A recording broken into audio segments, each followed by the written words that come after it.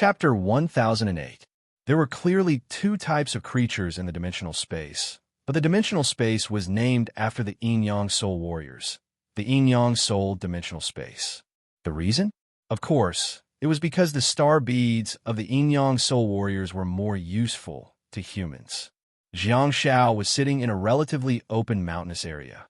In the distance, he could see the undulating mountains and rivers. Weeds were growing beneath his feet, and the blue sky was clear. However, the scenery seemed a little desolate. Jiang Xiao carefully sized up the Yin-Yang Soul Warrior and couldn't help but be amazed. Is this guy's skin really made of jade? Jiang Xiao had seen such skin texture before. It was in the Central Plains, where the auspicious beasts had colorful skin that was as warm as jade. They also looked like jade. However, the auspicious beasts only resembled jade, but the skin of the Yin-Yang Soul Warrior was really jade. It was as black as ink and so dark that it was shiny. Is this black jade? Jiang Xiao kicked away the bamboo hat of the Yin-Yang Soul Warrior and saw a pitch-black face that was completely different from that of the fair-skinned dancer. Although his eyes were also blood-red, his face was completely pitch-black. If one were to look at him from afar with his eyes and mouth closed, he would look like an uncarved pitch-black jade. Lin Wanyin put down the jade flute, and her eyes gradually turned red. In the blink of an eye, the sky was filled with dark clouds. Clearly, Lin Wanyin also had the star technique Rain of Tears from the 8 provinces. Of course, such star techniques were not accessible to ordinary people, but as a light chaser of the Guardians of the Night, she still managed to apply for such a star bead. Over there, the creatures over there are obviously denser. It's very likely to be closer to the holy ground, Lin Wanyin said while pointing in a direction. Let's go. Jiang Xiao pressed his hand on Lin Wanyin's shoulder and said, My star map can increase the quality of star techniques and further amplify their abilities. So, my space-time rift can bring people along. Lin Wanyin froze for a moment before nodding. Of course, she knew that Jiang Zhao's Big Dipper star map could increase the quality of his star techniques. Long ago, when Jiang Xiao was carrying out missions, he had repeatedly used the excuse that the star map could enhance the effects of his star techniques to explain the special effects of his high-quality star techniques. The classic example was Jiang Zhao's Bell star technique. Bell could only affect the human body, but Jiang Zhao's Bell could heal their minds and make them calm down quickly. That was something that everyone knew. Ever since Jiang Xiao advanced to the Starfall stage and turned into a martial artist, he became even more unbridled. The star map was indeed very effective, but what really surprised Lin Wanyin was that apart from the star map that could enhance the star techniques, the other two effects of Jiang Zhao's star transformation martial arts were actually related to time and space. Lin Wanyin didn't know much about space. The information didn't mention it, and it wasn't convenient for her to ask. However, during the mission with Jiang Xiao this time, Lin Wanyin had a shallow understanding of the use of time in Jiang Zhao's star transformation martial arts. After all, the two of them had come here to trace back time and catch criminals. That was why Lin Wanyin had come into contact with this information. A single star atlas had 3 effects of transforming stars into weapons. It's simply a god-level auxiliary star map. Jiang Xiao pressed one hand on Lin Wanyin's shoulder, and the two of them shuttled through the dense forest. As soon as the two of them appeared, a musical note sounded. Kacha! It was the sound of jade shattering again. In the forest in front of them, a figure suddenly had a change of expression and retreated hurriedly. Jiang Xiao raised his hand abruptly, and a ray of blessing landed. The gold-quality Yin-Yang Soul Warrior shouldn't have been so weak, but in the midst of panic, it didn't dodge the beam of blessing. All of a sudden, the Yin-Yang Soul Warrior fell to the ground. Lin Wanyin clearly wasn't interested in slaughtering the Yin-Yang Soul Warrior. With tears in her eyes, she looked around and pointed in a direction again. It might be over there. Okay. Jiang Xiao ignored the black jade figure and pressed his hand on Lin Wanyin's shoulder again. It's really a love-hate relationship. I heard that this sound-type star technique only works on special targets and doesn't cause much damage to ordinary creatures. Whoosh! The two of them stood on the top of a mountain again. Lin Wanyin closed her eyes to search and confirm the distribution of creatures while explaining. Yes, I'm using an ordinary star technique, soul-crushing flute. It's only of silver quality. Lin Wanyin continued.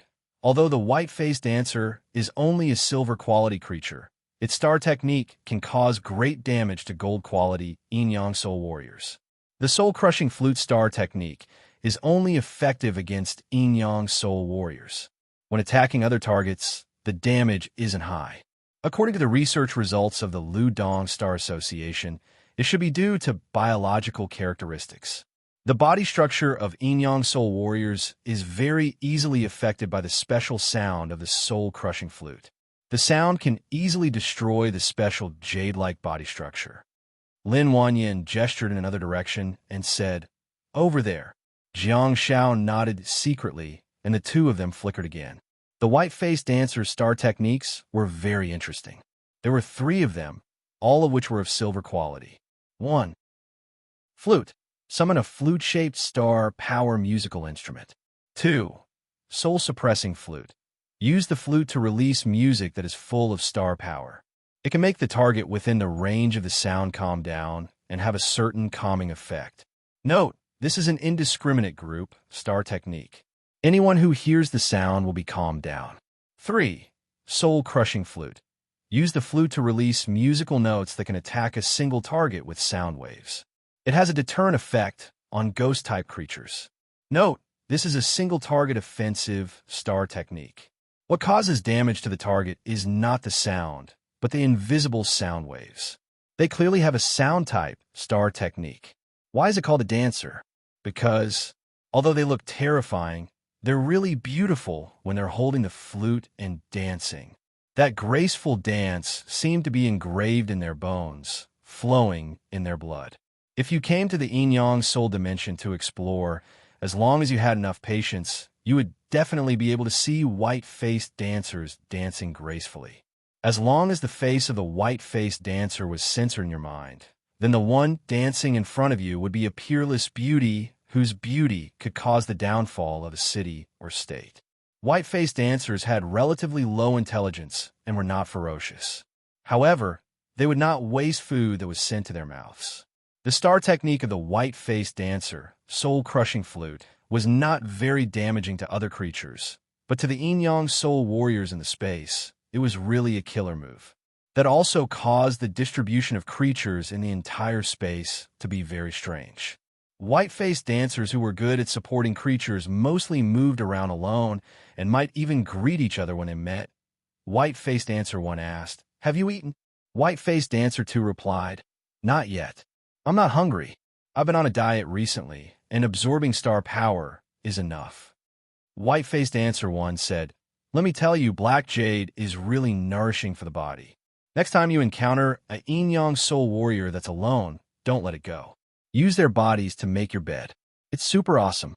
White-faced dancer 2 said, "Really? Let me try." The yin-yang soul warriors here were relatively intelligent, but most of them appeared in groups.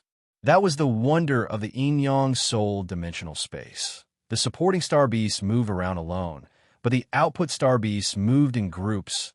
The poor warriors were supposed to be lonely kings, but they were forced to live in groups by a group of flute-playing assistants. The yin-yang soul warriors were more brutal and aggressive, and their intelligence allowed them to suppress their nature. However, they would always have to vent their pent-up anger.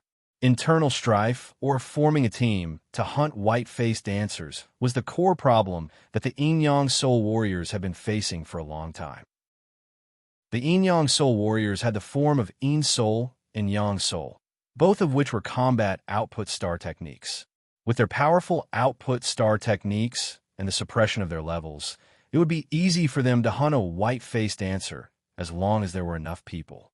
As for the price, there were no healing star techniques in this dimensional space, and the black jade's body would shatter upon contact with the musical notes. Hence, the output star techniques of the yin-yang soul warriors were basically the standard for melee and shield warriors in Ludong province. It had 3 star techniques. 1. Soul, silver quality. It could transform the physical body into the form of yin soul and yang soul for 2 seconds. 2. Een, silver quality. In the form of Een soul, it can release Een souls to attack the target with a certain amount of impact and slight damage to the soul. 3. Yang, gold quality. In the form of Yang soul, it can enhance the various attributes of the body and increase the defensive power to a certain extent. In other words, when in the form of Een soul, the soul warriors would basically be in a state of panic once they were attacked by the dancer's musical notes. In the form of Yang soul, no matter how much one's defensive power was increased, the essence of the body structure would still be there and it would still shatter. For humans, at least in the state of Yang soul, there would be no need to consider so much. After all, humans were made of flesh and blood and would not be shattered by the musical notes. Logically speaking, Ludong's combat system should be able to fight its way out with such a special star technique and occupy a place in China. However, it depended on who you were competing with. Were you going to compete with the Ghost Monk clan in the Central Plains? Were you going to compete with the Shadow clan in Tianjin? Were you going to compete with the Desperados in Yanzhou? The 2-second reel man restricted Lu Dong's men. In terms of the effectiveness of the star techniques, the Yin Yang soul was indeed inferior to the Shadow clan and the Desperados. The star techniques of the Yin Yang soul warriors were barely comparable to those of the Ghost Monk clan in the Central Plains. The star techniques of the Ghost Monk clan in the Central Plains were also inferior to those of the Ghost Monk clan in Tianjin and Yanzhou. However, why was the phrase, the melee combat system of the Central Plains, recognized by the entire China? It was because the Ghost Monk clan was a true master of weapons and combat techniques. Without a doubt, that was the problem with the quality of the star technique. Jiang Shao felt that if the duration of the star technique soul was not 2 seconds, the story would definitely be different if it was increased by 1 second to 3 seconds. Even if the quality of the star technique Yin was raised to the same level as the Sun Soul and reached the gold quality, the story would definitely be different as long as the impact and damage output were increased. Whoosh! In a flash, Jiang Shao saw Lin Wanyan beside him, and pieces of white paper suddenly appeared on her body. With a solemn expression, Lin Wanyan said, "It's right in front. Let me do it. Shall I?"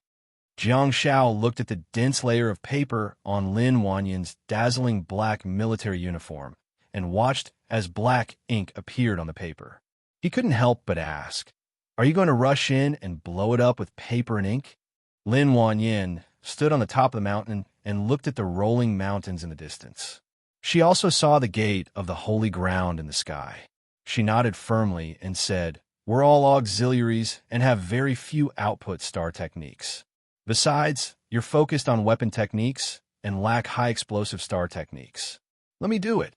The gate of the holy ground is extremely unstable. You just have to detonate it around the gate. You guard me. After I play a song, I'll start a rain of paper and ink." While speaking, Lin Wanyan, who was wearing a paper and ink gown, picked up the jade flute in her hand again, and the ink on the layers of paper had already outlined the pattern of a pine and cypress.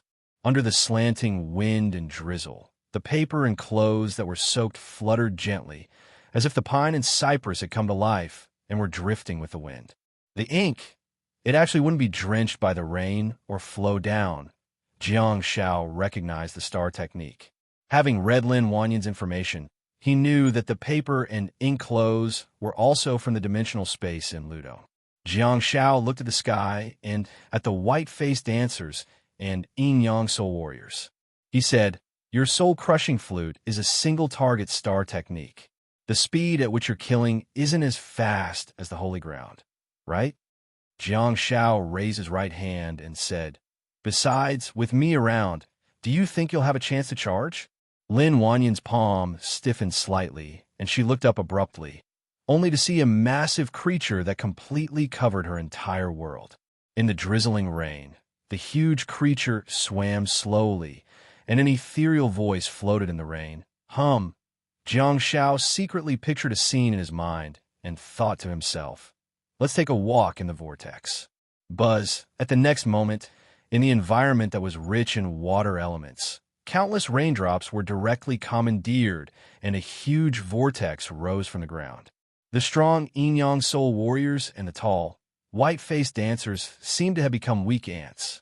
In the face of such a natural disaster, they had no ability to resist and could only flee frantically in all directions or passively endure the wrath of the heavens. The huge vortex rotated rapidly and engulfed the holy ground instantly. After just 2 seconds, the entire space suddenly trembled. The mountains and rivers shook and the ground was torn apart. Jiang Shao flashed and sat on the humming whale's head. He touched its soft skin and said, "Thank you. I'll play with you when we get back." Buzz whoosh. The massive figure that could blot out the sky quietly disappeared, and layers of rich star power surged into Jiang Zhao's body. Lin Wanyin looked up at Jiang Shao, who was falling freely. As the endless star power finally surged into Jiang Zhao's chest, he immediately flashed and returned to Lin Wanyin. "Let's go." Looking at the young man in front of her, Lin Wanyin couldn't help but laugh. "I almost misunderstood my position. This is the legendary god of skin. Recently, every chapter has been about 4,000 words. I've been trying my best. I'm begging for some tickets." Chapter 1009. Jiang Shao and Lin Wanyin came out, and Jiang Shao even obtained a yin-yang soul warrior star bead. From the moment the dimensional space was open to the moment it was destroyed, it took no more than 6 minutes. This efficiency was truly astounding. The various troops present also knew that that was the strength of the light-chasing brigade's high-ranking generals. Although there were only 2 of them, Colonel Jiang, who was the leader, had killed his way through the Dragon Cave twice. In the eyes of a small number of soldiers who knew of Jiang Zhao's achievements, the little toxic healer was famous and deserved to be called the god-level light chaser. Although it was fast to destroy the dimensional space, it would take 15 to 20 minutes for the door of the dimensional space to close. Some of the spaces would even take 30 minutes to close. Of course, Jiang Shao couldn't stay there. He and Lin Wanyin got into the military vehicle and immediately rushed to the assembly point. In the vehicle, Lin Wanyin kept sizing up Jiang Shao secretly, seemingly still reminiscing the memory of the behemoth swimming in the rain. Lin Wanyin was considered a sound-type star warrior and was more sensitive to sounds. The sound of the humming whale was ethereal, as if it came from the sky. It was extremely beautiful. Lin Wanyin was mesmerized and loved it. She really wanted to record the whale's sound and savor it when she went back. However, she didn't dare to say it. After all, they were still in the process of carrying out a mission. Jiang Shao didn't care. Ever since the battle in the Dragon Cave, his humming whale had been reported to the higher-ups, and he had revealed a part of his strength. However, that part was enough to make people take him seriously. Of course, Jiang Shao dared not reveal all his star techniques. Although the star organization was no longer active on Earth, there was no need for it. Simply put, it's right to be humble, to achieve results, to survive, to have a future. At this moment, Jiang Shao was also puzzled. There were many troops in the town. How could the criminal still hide in the city under such high pressure? To Jiang Zhao's surprise, the military vehicle drove directly onto the beach. In November, no one went into the water to play on the beach. There were also a few teams of soldiers stationed on the beach, and there were no ordinary people around. The vehicle slowly stopped in front of the tent, and there were several soldiers standing in the cold wind at the entrance of the tent. Jiang Shao hurriedly got out of the car and said, "Apart from those who are on sentry duty, go and rest." However, none of the soldiers moved. The leading female soldier did not step forward to greet or salute them. Instead, she raised her wrist and looked at her watch. Jiang Shao. That attitude of hers at this moment, there were only 3 words in Jiang Zhao's mind. The female soldier finally stepped forward and stood at attention. Reporting, "Sir, the members of the 12th Light Chasing Regiment of the Northwest Guardians of the Night have assembled. 7 of them are cooperating with the Guardian Corps and searching the nearby sea area. They have not returned yet. Please give your instructions." Jiang Shao said, "Dismiss." Female soldier, "Yes." Following her order, the soldiers dispersed on the spot, but no one entered the tent. Instead, they went to their respective guard positions and scattered on the beach. The female soldier pointed to the beach not far away and said, "The nearest surveillance camera can only roughly determine that the criminal came here. He disappeared on this beach." Through the audiovisual data, although the man looked different from the criminal, his height was similar and his gait was the same. He must have used some sort of disguise. Jiang Shao came to a sudden realization and thought, "No wonder I went missing on the beach when you asked me to come. Could it be that he has already gone into the sea?" Jiang Shao frowned slightly and asked, "When did this happen?" The female soldier looked down at her arm and replied, 7 hours and 36 minutes ago. Jiang Shao hooked his finger at her and said, "Photos. I've seen his face. I want the photos from the surveillance camera." Shoot, the female soldier whistled to the soldier beside her, and the soldier hurriedly sent a package over. Jiang Shao flipped through the photo and looked at the man wearing a cap and a black woolen coat. However, the man was not wearing a sporty cap, but an old-fashioned one. Hence, it was easy to distinguish him. While looking at the photo, Jiang Shao memorized the clothes and appearance of the other party. He asked casually, "Are you Lingjiu Qi Lingjiu?" "Yes." The female soldier puffed up her chest. Although she looked ordinary, she had an excellent temperament. She should have been trained in the army. Jiang Shao humphed and said, "Fu Hei said that you're not good with words and communication, but your body language is very sharp." Clearly, Jiang Shao was referring to the fact that she looked at her watch every time they met. Qi Lingjiu remained silent and looked straight ahead. At the side, Lin Wanyin couldn't figure out what Jiang Shao was up to. In private, Jiang Shao was very easygoing and easygoing. However, under such circumstances, Lin Wanyin definitely didn't dare to interrupt. Jiang Shao handed a stack of photos to Qi Lingjiu and said, "Wait a moment." While speaking, Jiang Shao bent his fingers and pushed his black training cap up. His eyes instantly turned into nothingness, and there were no longer any pupils or sclera. Then, the stars that were shining with cold light were arranged in an orderly manner in Jiang Zhao's eyes, forming a beautiful 9 stars formation. The world in Jiang Zhao's eyes spun rapidly, and he also saw the Guardians of the Night retreating rapidly. At the break of dawn, there would occasionally be images of the Guardians of the Night patrolling backwards. All of a sudden, Jiang Shao stretched out his finger and pointed in the air, and a figure froze on the beach. He bent down and looked around vigilantly. Judging from his movements, it was obvious that he wanted to go into the sea. Jiang Shao frowned slightly and moved his finger gently, after which the image was played normally. The man quickly dove into the sea and disappeared. Jiang Shao, who was standing on the beach, suddenly felt waves of star power surging around him. Whoosh! A sea-devouring soul cloak suddenly appeared and covered Jiang Zhao's body. The people around them had been watching Jiang Zhao's tricks. Fortunately, Jiang Zhao's position and rank were clear, and his 9 stars eyes were rather intimidating too. Hence, they were patient. The sudden appearance of the sea-devouring soul seemed to be telling them that Jiang Shao was going to go into the sea. Jiang Shao said, "I've seen your star technique. Qi Lingjiu, you can't go into the water. Just wait here. Lin Wanyin, you can't breathe underwater either, right?" Lin Wanyin felt bitter. Back when she was young and ignorant, she had absorbed a brass-quality star technique that came from the coastal area of Ludong Province. The brass-quality coastal star technique gave her a weak ability to breathe underwater, but she couldn't survive underwater for a long time. Besides, the effects of the ability to breathe underwater would fluctuate to a certain extent, and the effects might be weakened. If she were to choke a mouthful of seawater at that time, she might really drown. Of course, if Lin Wanyin's Tear Star technique was upgraded to a high quality, she would be able to go into the sea. However, where would there be high-quality Tear Star beads on Earth? The quality of the star beads and Tear Star techniques in the alien balls probably wouldn't be up to standard. Qi Lingjiu was about to call for help, but Jiang Shao stopped him. He said, "Be prepared at all times. This criminal is a melee fighter.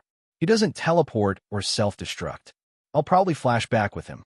While speaking, Jiang Shao flew out in a beautiful parabola and plunged into the sea, while wearing the sea-devouring soul cloak. Damn it, it's really cold.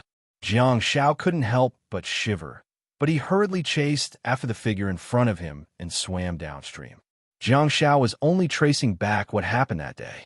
He didn't expend much energy to turn star techniques into martial techniques, but he couldn't be too reckless and had to end the battle quickly. Several hours had already passed. Who knew where the criminal had gone? With the help of the sea-devouring soul cloak, Jiang Zhao's eyes could function normally, and he could see his surroundings clearly. However, as he swam deeper and deeper, the surroundings were already dark, which greatly interfered with Jiang Zhao's pursuit. In a flash, he returned to his home in Jiangbin City, Beijiang Province. He then opened the door of the Calamity World and quickly barged in. He then flashed to the bottom of the lake in front of the stone villa, picked up a sea soul lamp, and flashed back. After walking out of the door of the Calamity World, Jiang Shao flashed again and returned to the sea along the northeast coast of Ludong Province. Jiang Shao, who was carrying the sea soul lamp, was illuminated by the soft blue light, and everything around him was reflected in his eyes. He also saw the figure of the criminal who continued to dive. Swim. Yes. Swim with all your might. Damn it. Swim to the bottom of the sea. Jiang Shao thought to himself. Escape? You're definitely serious about it. Are you really going to dive? Can you see the creatures around you clearly? However, Jiang Shao discovered that the illusory figure would open its mouth from time to time and seemed to be making some sounds. Is this also a sound-type star technique? Is it used to detect the surrounding situation? Without a doubt, it should be incomparable to the detection-type star technique of the buzzing whale. Jiang Shao chased after the figure and swam down at a 45-degree angle. With the help of the sea-devouring soul lamp, he dove down frantically, but his body suddenly stopped. Jiang Shao let out a nasal sound, and the sea-devouring robe fluttered along with Jiang Zhao's sudden stop, forming a beautiful melody. Why did Jiang Shao stop? Because in Jiang Zhao's 9-star eyes, a space door suddenly opened in front of him. In the real sea, there was also a space door in front of Jiang Shao. What's going on? In Jiang Zhao's 9-star eyes, the illusory figure also came to an abrupt stop. However, it seemed like he wasn't skilled enough. The space door that suddenly opened actually sucked the figure in. Jiang Shao pondered for a moment and quickly let time flow. However, the time in his 9-star eyes had already passed, and the figure actually didn't come out. What's going on? Not only is there no one coming out, but there are also no star beasts coming out. Jiang Shao frowned and dove in as well.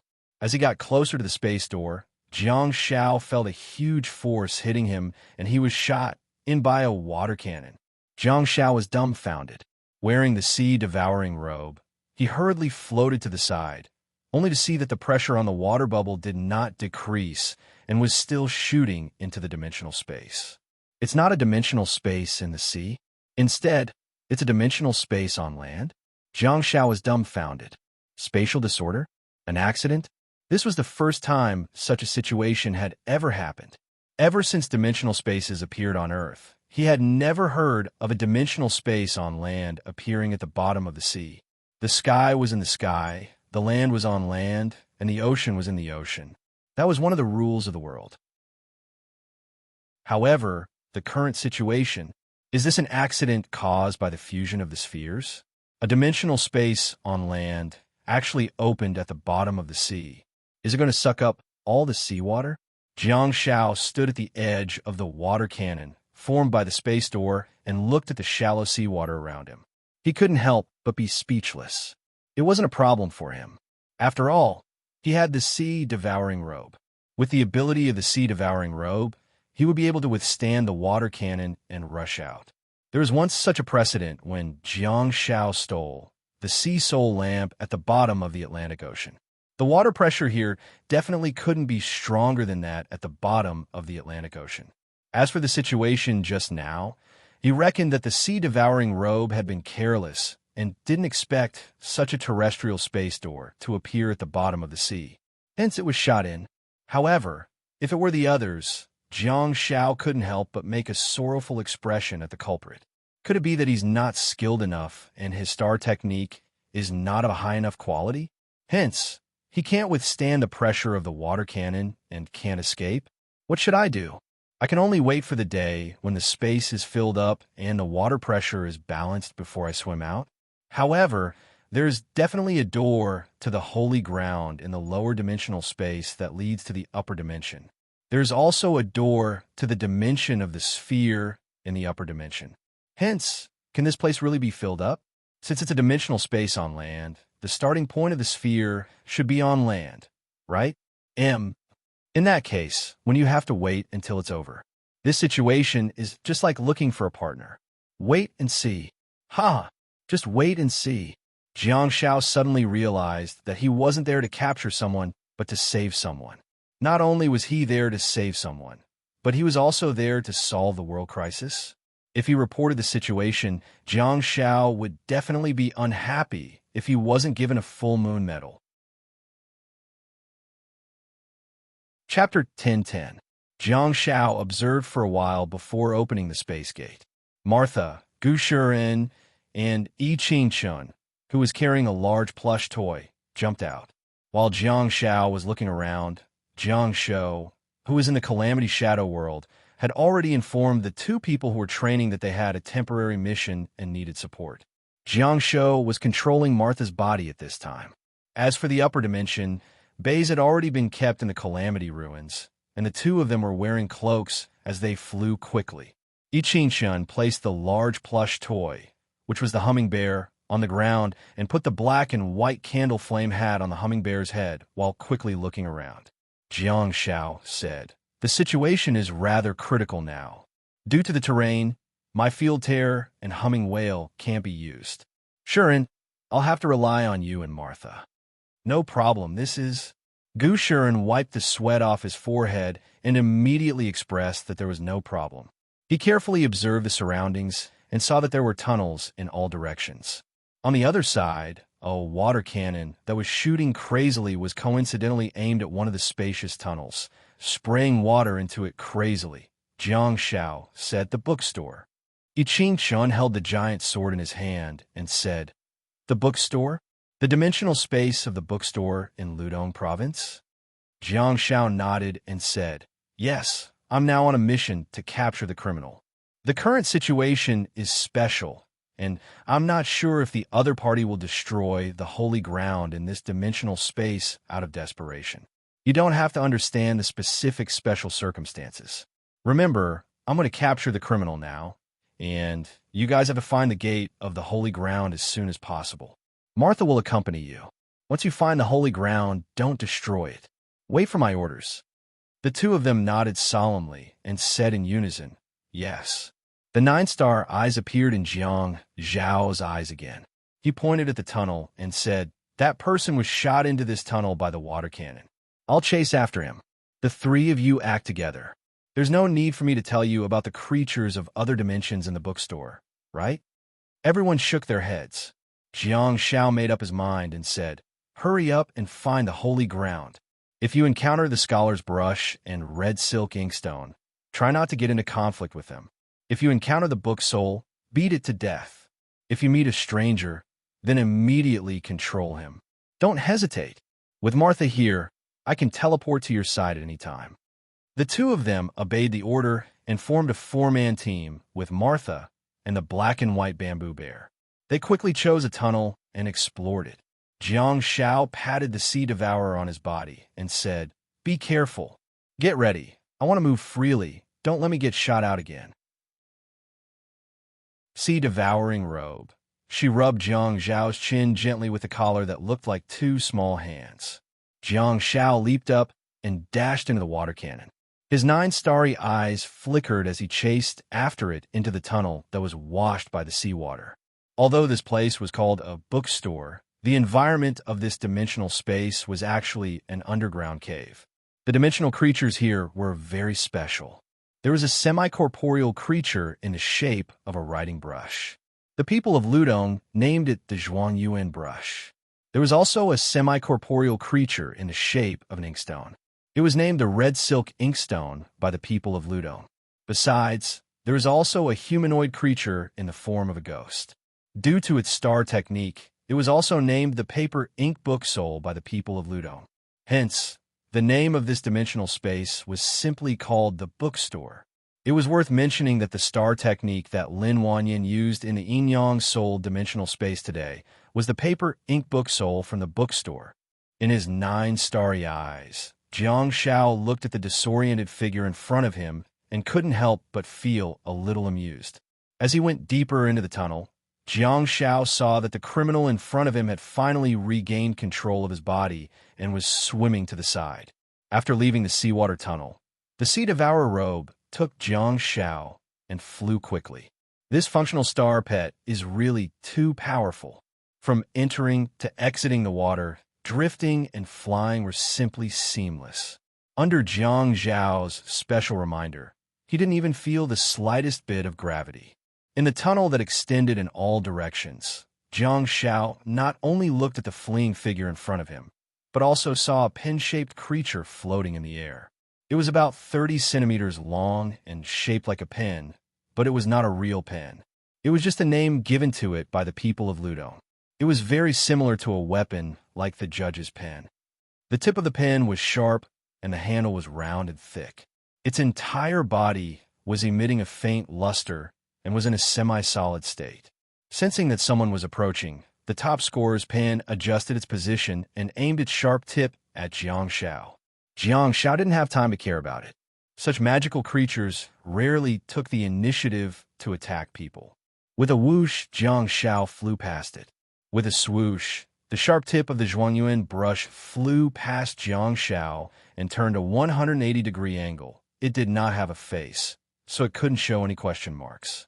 However, its mental activity should be, what the heck did I just was past? The top scorer's pen had 2 star techniques that were also given beautiful names by the cultured people of Ludon. 1. Pen marks. Penetrate the back of the paper and penetrate the wood. Tens of thousands of pen marks that can repel the enemy. Silver quality. The tip of the brush was sharp enough to leave streaks of astral power traces in the air. 2. Pen folding. The ink is exhausted and the pen is folded. When the top scorer's pen dies, a large number of pen marks will appear around it. Gold quality. At the moment the top scorer's pen is destroyed, a large number of sharp star power marks will appear around it. Although it's a sad story, well, everyone who has seen it said that it's beautiful. Jiang Shao chased through several tunnels and saw the top scorer's pen, as well as the semi-solid red silk inkstone that floated in the air. Fortunately, he did not see the ink scholar who liked to stir up trouble. Jiang Zhao's body also stopped abruptly. Found it. You're actually sleeping? I rushed all the way from the northwest just to catch you. Yet you're sleeping here? Aren't you afraid that the ink scholar will blow you up? Without hesitation, Jiang Shao raised his hand and cast Sound of Silence. The star sound of silence that had shrunk to a diameter of 1 meter was almost a single target control. Jiang Shao quickly flashed towards a figure who was leaning against the stone wall and sitting on the ground. He then pulled out a flower blade from his chest and slammed it against the person's head. Dong! Jiang Shao imagined that the person couldn't make any sound in the star sound of silence. Jiang Shao discovered that this person was really miserable. Not only did he vomit blood after being smashed by the star of silence, but he was also knocked unconscious by the flower blade. Most importantly, there were still traces of tears on his face. Jiang Shao was speechless. Obviously, he had wiped his face after escaping from the water cannon. The undried tears on his face also showed what kind of psychological activity he had gone through. Jiang Shao didn't have to guess because he could see it with his 9-star eyes. Jiang Shao put away the flower blade and switched back to the star map of his 9-star eyes. He found that the person had been sitting there and crying for a long time. He was probably in complete despair and knew that he couldn't get out, right? He cried and fell asleep. You're a man in your 40s and 50s. You're really something. I was afraid that you would destroy the holy ground in despair and enter the upper dimension, but I didn't expect you to be such a person. But come to think of it, this traitor must have been under too much psychological pressure recently. He's at the end of his rope and is on the run for his life. Sigh, he really deserves it. Jiang Shao wasn't appeased yet and was still worried. Hence, He punched the back of the man's head again. It feels so good, huh? Jiang Shao turned around and saw a semi-solid, reddish-yellow stone brick that looked like an inkstone floating in the air. At this moment, the red silk inkstone emitted a beautiful jade-like luster and was clearly healing the man. The red silk inkstone was the only creature in the bookstore of the lowest quality. It was a silver quality star beast that also had 2 star techniques. 1. Stone Eye releases a unique greenish-black beam of light that shrouds the target and recovers the target's star power. Silver quality. 2. Jade Smooth emits a jade-like luster and heals the target's body and mind within the range of the light. Silver quality. Jiang Shao was displeased and immediately opened the door of the Calamity World before kicking the middle-aged man in. The red silk inkstone floated in the air, and it was difficult for ordinary people to find its front and back. However, it had the so-called Stone Eye. Yes, it had the same name as its star technique. The so-called Stone Eye was the only greenish-black spherical piece on the reddish-yellow inkstone, which barely allowed people to tell which direction it was looking in. Jiang Shao smiled and said, "What a kind creature. Come with me. This place will be destroyed in a while." The red silk inkstone rotated slowly and sized Jiang Shao up with its stone eye. Jiang Shao arrived in front of it and slowly extended his hand towards it. However, he did not touch it or grab it. A few seconds later, the red silk inkstone actually landed in Jiang Zhao's palm, and the semi-solid inkstone turned into a solid object that Jiang Shao held firmly. Jiang Shao weighed the red silk inkstone that was slightly larger than his palm and felt warm and smooth, as if he was stroking a piece of beautiful jade.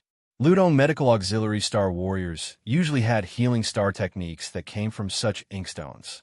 However, due to the fact that the healing star technique was a light-type star technique, it would heal both enemies and allies indiscriminately. Besides, it could easily be obscured by other things. Hence, most people in Ludong would look for medical star techniques in the surrounding provinces. The reason why Beijing medical star techniques were famous was largely due to the local specialty star techniques, especially Bell.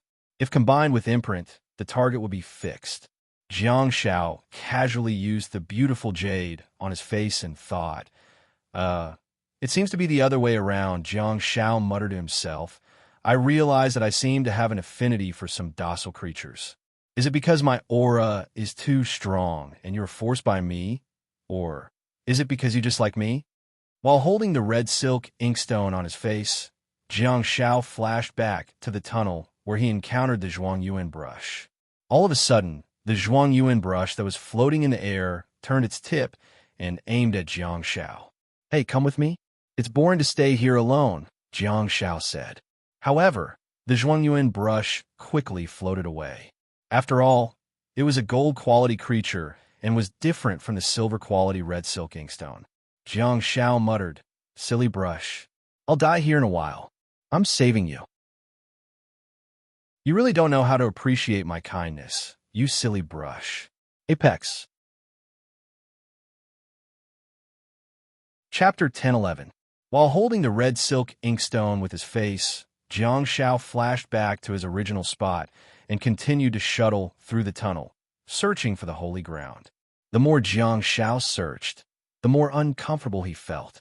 The tunnel extended in all directions, and he had no idea where the damned holy ground was. In the world of the Calamity Shadow, Jiang Shao, who was walking crookedly, tried his best to overcome the difficulty of operating on 2 fronts and open the door of the Calamity Shadow training space. Hai Tianqing walked out of the door with a pair of star power handcuffs and a black headgear. In fact, Hai Tianqing was a little dumbfounded at this moment. He was nursing his child at home when he was suddenly dragged here. Jiang Shao's face stiffened, and he pointed at the man who had fainted on the ground. He's the criminal. Cuff him. Hai Tianqing took a few steps forward. Although he was a little dumbfounded, he carefully dragged the middle-aged man further away before handcuffing the criminal with star power. As the handcuffs were locked and a blue luster lit up, Hai Tianqing turned to look at Jiang Shao and said, Send me back. Jiang Shao stammered. What's the hurry? Teacher Fong is feeding him, not you. drag him further away from the opening of the space door, and put the headgear on him. Hai Tianqing scratched his head frantically, grabbed the back of the man's collar, and dragged him away. Jiang Shou placed his hands on his hips and thought to himself, on the surface, it seems like I'm carrying out the mission alone, but I have a world. There are a bunch of star warriors in my world. Hai Tianqing advanced to the Starfall stage 2 years ago, and Fang Xingyun is a Shaolin sweeping monk. She has long been a Starfall stage great Dharma deity. While Jiang Shao was frantically searching for the holy ground, Martha also encountered an unexpected situation. In the spacious tunnel illuminated by the black and white candle bear, an illusory figure suddenly floated out of the stone wall beside them. It's not alone. It's holding a pen, a top scores pen. Both Martha and Gu Shi had perception-type star techniques. Hence, they immediately turned around to face the enemy. The ink book spirit was about 5 to 60 centimeters tall, and its entire body was made up of illusory lines. There was also a Zhuangyuan pen floating in the illusory hands. It was as if the pen was being manipulated from a distance. The 30 centimeters Zhuangyuan pen wasn't considered long for humans, but it was considered big for the little ghost, who was only 5 centimeters or 60 centimeters tall. The ink book spirit didn't have any facial features. No, it wasn't accurate to call it that. It had a pair of illusory eyes that were big and round, giving off a strange feeling of cuteness. This scene was indeed terrifying. Its body structure was very close to that of a human, but its face, the soul of the ink paper book, didn't even say a word and chose to attack. It held the brush in a strange posture and swung it down, as if it was writing in the air. However, the Zhuangyuan brush didn't leave any ink marks. Instead, it left a sharp star mark. Almost at the same time, pieces of white paper gathered on the book spirit's body. The pieces of paper formed a set of paper clothes that wrapped around its body, and on the white paper, spots of ink quickly appeared. The ink book spirit was a gold-quality creature. In this book house, it could play as much as it wanted, provoke, and toy with any opponent. But this time, it had hit a snag this time. How the body of the Ying bear suddenly expanded. Its body that had already grown to 210 centimeters suddenly expanded again. The Ying bear actually activated the ancestor's body. Accompanied by the ancestor's body was the earth-shattering roar of the Ying bear. The structure of the book house was originally an underground tunnel that extended in all directions. Hence, the terrifying roar of the iron-eating legend exploded in the empty tunnel. It even had a huge echo. When the bear roared, it classified the few people around it as friendly units and did not frighten the team members. However, the violent and explosive roar of the bear still shocked Yi Qingchen quite a bit. His head was buzzing then. There was no more then. The ink book spirit that had scattered tens of thousands of star power strokes turned around and fled, only to be controlled by a fair and tender palm that emerged from the ground. Slowly, Martha, who was standing beside everyone, suddenly turned into a pool of water and slapped onto the ground. In the path of the ink book spirit's escape, Martha's figure that looked like water and mist slowly emerged from the ground. A water ball converged above the ink paper soul's head. The 4 streams of water drew a perfect arc and converged at the ink paper soul's feet. A spherical water prison completely imprisoned the ink paper soul. TSK, TSK. Even Martha was secretly in awe. Her sea soul prison star technique is really too powerful.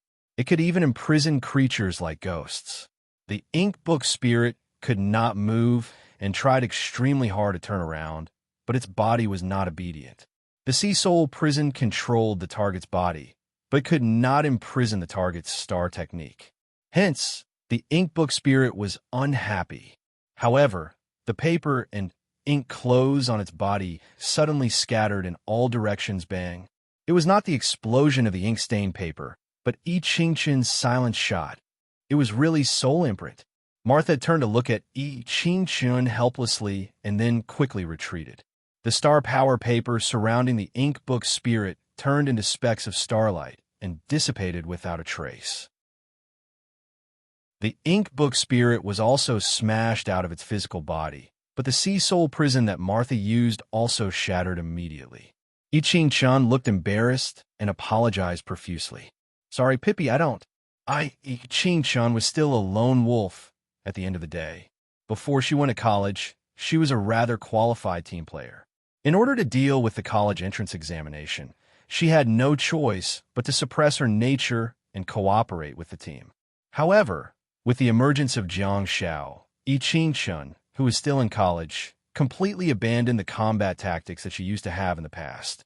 Instead, she turned herself into a solo fighter. Throughout the journey of the World Cup, including the years of preparation for the World Cup and the years of fighting at the top of the ancient tower, she had always been in a solo state and had already gotten used to it. This kind of thinking could be changed normally, but in a dangerous situation, her body's subconscious reaction made her do something inappropriate. Phew, phew, phew. Gusts of astral force wind whistled through the air. Gu Shiren swung his shadow hammers at the ink book spirit one after another. Blessing, Martha commanded loudly. I Ching-chun subconsciously raised her hand, and a beam of blessing shone from the tunnel and enveloped the ink book spirit. What happened next was a little cruel. Gu Shiren used his shadow hammer to smash the little book soul into pieces. The top scorer pin that used to float in front of the ink book spirit had already disappeared when Martha used the water prison to imprison the ink book spirit. Hence, there was no explosion of star power. After all, every time a top scorer pin died, there would be a pin break, and a large amount of star power would be released around the pin. Chirp! The Ying bear grinned and looked adorable. Lying on the ground, it placed its front paws on the ground and stood up, seemingly wanting to put its hands on its waist so that everyone could praise it. It was the first to shock the enemy, but, however, the Ying bear in the ancestor's body state was about 5 meters long. Although the tunnel was spacious, it was only about 5 meters high, so dong. Chirp, the Ying bear's strength and body were obvious, so it definitely couldn't be stopped by the stone wall. It stood up abruptly and slammed its huge head into the stone wall above. Everyone turned around hurriedly, only to see a huge, headless, plush toy standing in the middle of the tunnel with its paws on its waist. The scene was extremely strange. It's okay. We just need to get used to it. Martha put away the star bead and strode towards I Ching-chun's side. She then stretched out her fingers and gently pinched I Ching-chun's face. TSK, TSK. This feeling is indeed worthy of being called a little bun face. Chirp, the Ying bear returned to its normal form, but Black and White Candle was the one suffering. It had smashed into the top of the tunnel together with the Ying bear's head. Little Candle was feeling bitter, but it didn't say anything. Not only that, but the White Candle also burned even more vigorously. The Ying bear finally tasted the bitter fruit. Little Candle was really naughty. It used the ice-cold star technique in a frenzy, causing the Ying bear's head to feel cold and a little overwhelmed. I Ching-chun lowered her head slightly. She wasn't used to Martha's teasing gaze.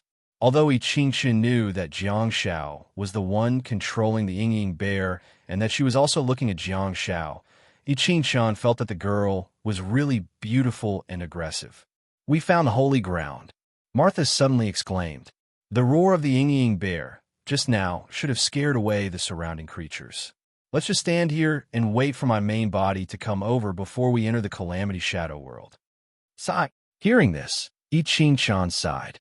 She really wanted to help Jiang Xiao, and if it was possible, she hoped that this team would be the first to find holy ground. However, due to the fact that they had chosen the wrong route, Jiang Xiao's team was the first to find the holy ground. Her sigh perfectly described Gu Shiren's feelings. He also wanted to do something within his power, but things turned out contrary to his wishes. Swoosh! Jiang Xiao appeared quietly and opened the door to the Calamity Shadow World at the same time. The team hurriedly entered, but Jiang Xiao grabbed the Ying bear's short tail and dragged it back as it tried to follow them in. Chirp! The Ying bear turned its head and blinked at Jiang Xiao. However, Jiang Xiao directly closed the door to the Calamity Shadow World and flashed away with the Ying bear.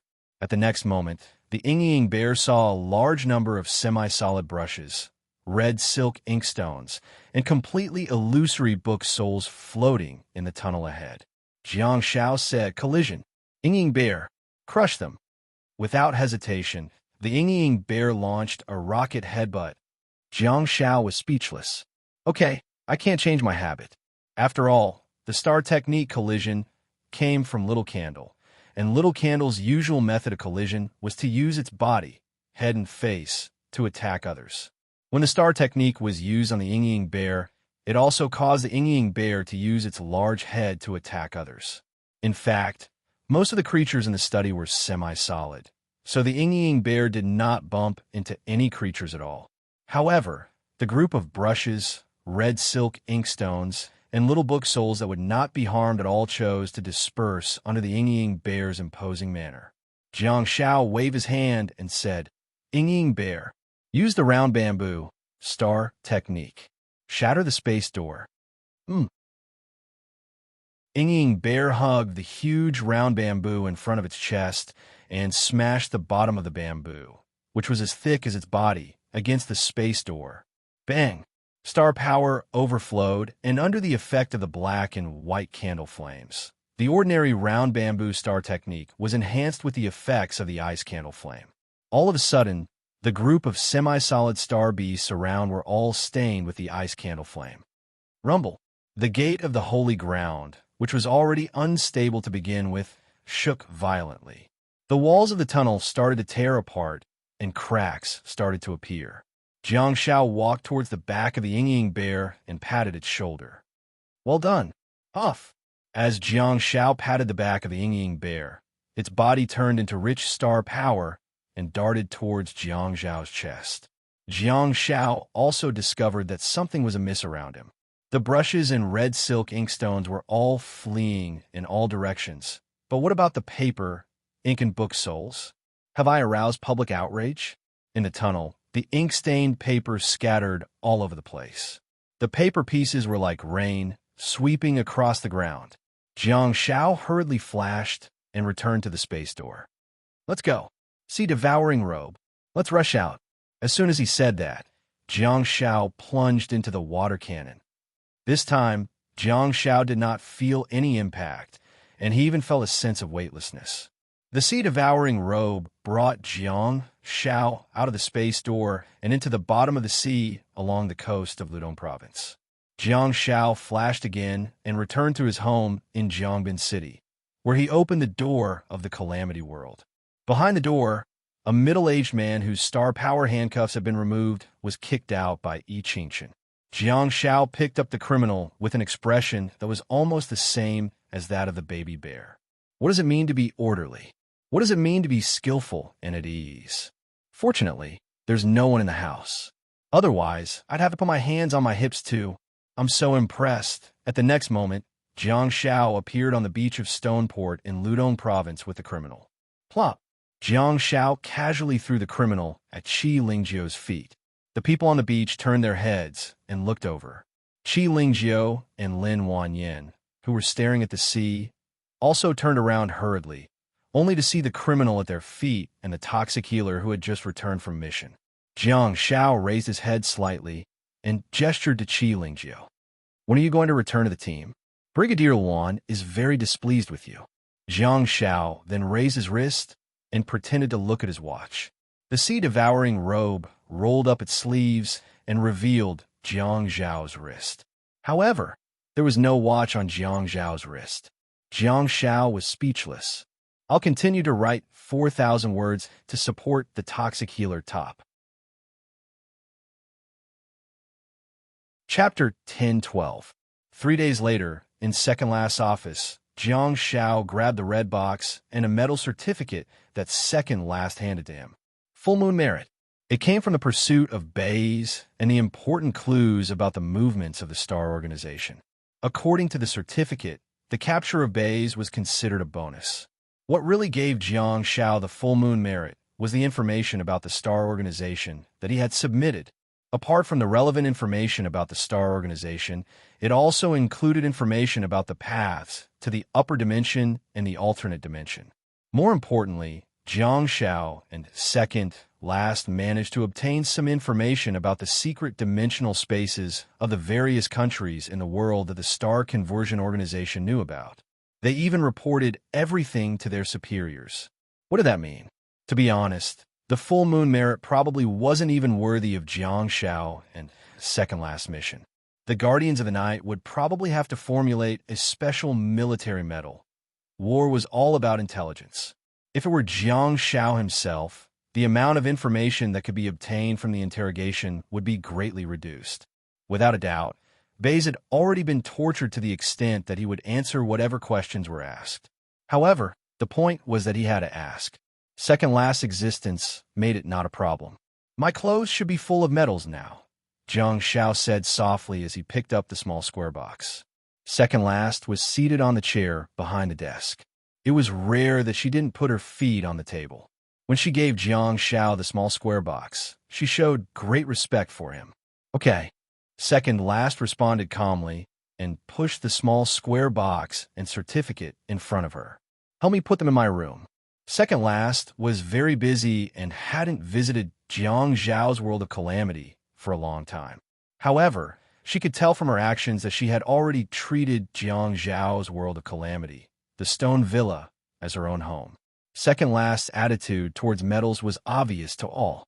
She also had a world of calamity that could store items, but she chose to place meaningful and valuable items in the room of the stone villa. Hence, the meaning behind her actions was self-evident. No problem, Hong Ying. You have to work hard. Mine could be used to open an exhibition hall. You have to work hard, Jiang Shao said earnestly. Second last looked up and glanced at Jiang Shao. Although she had a cold expression on her face, she didn't hide the smile on her lips well. She admired and even felt proud of Jiang Zhao's current achievements. Jiang Shao muttered, "After January, once the half-year exhibition period is over, I'll go to the Star Association in Beijing and ask for my championship trophy back." The colors in the exhibition room will definitely be great. Lingjiu is here to report, second last said, all of a sudden. I know. Wasn't it yesterday? Jiang Shao said with a nod. Second last looked up at Jiang Shao and humphed. Yeah. When I asked her what she thought, she first said that she would obey the organization's arrangements unconditionally, but if possible, she wants to be your assistant. Jiang Shao, second last said, it seems that she admires your attitude towards missions and your efficiency in carrying them out. No, I don't want to. Let her be the captain of Light Chaser. Don't mess up your idea of building a team. Jiang Shao waved his hands. He didn't want such an impressive woman. Jiang Shao was Qi Lingjiu's future superior, but Qi Lingjiu actually looked at his watch the moment they met. Ha! Second last snorted. As Jiang Shao took the box and certificate away, she placed her long legs on the desk and leaned back against the chair. She rested her elbows on the armrest and clenched her fists to support her cheeks. She then tilted her head and looked out of the window. It could be seen that she really liked this position. In the words of Sichuan and Chongqing, it was very comfortable. Second last continued. I've already reported to the higher-ups about the crisis in the bookstore that you mentioned and the opening of the dimensional space on land and the sea. Besides, with the testimony of the criminal, it'll be easy to prove that what you said is true. Of course, even without the criminal's testimony, we'll still choose to believe you. But you know, things are serious. We still have to. Jiang Shao interrupted second last and said, Okay, you don't have to explain so much. I know, I won't have any thoughts about it. After staying silent for a while, second last suddenly said, You've become more capable. How dare you interrupt me? Jiang Shao was stunned for a moment and scratched his head. I've long become more capable. Haven't I told you to shut up a long time ago? Second last was dumbfounded. Feeling that something was amiss, Jiang Shao frantically said, By the way, my 2 decoy mechas and bays have already entered the dimension of the alternate sphere. Oh, soon? Second last said with a hint of intonation in her voice, which was rare for her. Jiang Shao nodded repeatedly and said, Yeah, I entered the upper dimension this time and teleported to a place very close to the portal of the alternate sphere. Besides, my 2 decoy mechas and bays all have the star techniques of teleportation and space packaging. Hence, they're really fast. After Jiang Shou took Martha's mecha offline, he switched back to Baze's mecha. Strictly speaking, during the battle in the bookstore previously, Jiang Shou was not only operating on 2 fronts, but also on multiple fronts. If he was only controlling Martha, Jiang Shou would have been able to adapt to operating on 2 fronts. After training in the star map for a long time, Jiang Shou would be able to move freely, at least when Martha was fighting. However, at that time, Jiang Shou was not only controlling Martha, but he had also allocated a portion of his energy and star map to Baze. It was impossible for Jiang Shou to control Baze and Martha at the same time, and the sea-devouring soul star map wouldn't allow it either. However, he could still leave a mark and maintain contact through the star map. Back then, Liana should have taken this route on the star map. She had been immersed in the sea-devouring soul star map for a long time, so she should be able to do it more skillfully than Jiang Shou. After all, Liana didn't just have to complete her career on Earth, such as snatching Martha's body. She also had to take care of the upper dimension and the puppets in the alternate sphere. Liana definitely had to communicate with the members of the Star Organization in the alternate sphere in real time. There was no doubt about that. Given her level of understanding of the star map, she should be able to leave a weak connection with many of the bodies of the Star Organization in order to quickly activate the puppets scattered everywhere. At that time, since Jiang Shou had chosen to switch to the melee mecha, Martha, he had to consider how to switch back to the rules mecha base.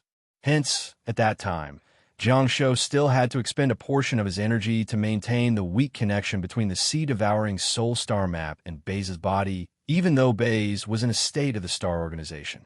The feeling of being disconnected at any time did not feel good, but he had no choice. The situation was urgent, and his life was more important than the mission. He believed that in the future, as Jiang Shou's understanding of the sea-devouring soul star map deepened, he should be able to leave a trace of connection on multiple mechas with ease, so that he could immediately activate every puppet scattered in every corner of the world. Upon hearing his words, Second Last was indeed led astray by his train of thought. She asked, "What's the current situation?" Jiang Shou said, "Jiang Tu has already flown off alone to meet up with the mutated team. Jiang Sun is in Baze's Ocean Ridge shelter, and Baze is about to enter the White Birch Forest tribe soon." "Okay, go ahead." Second Last nodded and said, Hee, you're so considerate." How considerate?" Jiang Shou chuckled. He didn't even have to apply for leave. All he had to do was to explain a little, and Second Last already knew what he needed the most. Silence, synesthesia, and sorting out his thoughts were what Jiang Shou needed the most at the moment.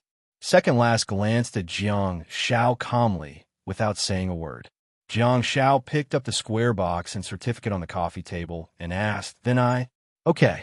Second Last turned to look at the snowy scenery outside the window and waved her hand. Jiang Shou immediately opened the door of the Calamity World and walked in. At the same time, in the White Birch Forest. As they got closer to the White Birch Forest tribe, Baze opened the door of the Ocean Ridge shelter, and Jiang Sun quickly flew out while wearing a circle mask and the sea-devouring soul.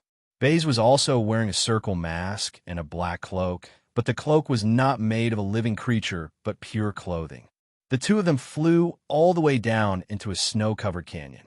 In the familiar White Birch Forest, the two of them floated above a huge tree and flew rapidly. All of a sudden, Baze hurriedly reached out and grabbed Jiang Sun, who did not have any star technique of perception. At the same time, Jiang Sun and Jiang Shou, who was controlling Baze, immediately activated synesthesia. Jiang Sun immediately realized something and looked down, only to discover that there was an incredible creature under the dense branches that were covered with snow and were about to be crushed. Ice Demon? Jiang Sun was dumbfounded. Ice Cave Clan? What the heck? How did such a creature enter the White Birch Forest? The Ice Demon was still manageable, but the key was the Ice Soul of the Ice Cave Clan. Back then, When Jiang Shao first entered the alien sphere, he transformed into a crow and was targeted by an ice soul. The massive ice soul was definitely a tyrant. Its ice roar was of platinum quality, and once it was thrown, it would not be inferior to Han Jiangshue's ice roar. However, most of the Ice Cave clan were in Liaodong, and there were some in Zhongji, but not many in number. How did they enter Beijiang? Of course, strictly speaking, the White Birch Forest clan was located at the junction of Beijiang and Zhongji. Hence, it was acceptable to encounter the Ice Cave clan. What Jiang Sun could not accept was why the Ice Cave clan would appear in the White Birch Forest. Could it be? Jiang Sun's expression, which was hidden behind the circle mask, changed, and he couldn't care less about the illusory, beautiful ice demon below. He and Baze quickly flew towards the White Birch Forest clan. Woo! Woo! The sounds of crying could be heard from the dense forest below. The sounds were shrill and a little ear-piercing. As the cries sounded, the white birch forest under the blue sky and white clouds gradually began to snow. The snowstorm was getting stronger and stronger, and it seemed like it was about to turn into a blizzard. Ice Demon's second star technique, Snowstorm, condenses star power, combines it with natural snow, and creates a huge blizzard in a specific area. Whoosh! An ice spear suddenly pierced out of the dense forest. It was extremely fast and powerful. However, due to the height and Jiang Sun's reaction speed, the two of them managed to avoid it safely. At the next moment, dozens of ice spears flew out of the dense forest. They were densely packed and overwhelming, just like the javelins thrown by the warriors in ancient wars. Jiang Zhao's expression was extremely sullen. What does the scene in front of me mean? The White Birch Forest has actually been occupied by the Ice Cave clan? What about the savages here? What about my comrades? What about Hu Wei and Songlan? What about Lord Zheng Zhang Songfu? Circle. Circle. Where? Jiang Shao raised his hand and cast sound of silence. There was no need for any communication between him and Baze. Their figures flickered rapidly, and a purple electric current flashed across Baze's eyes.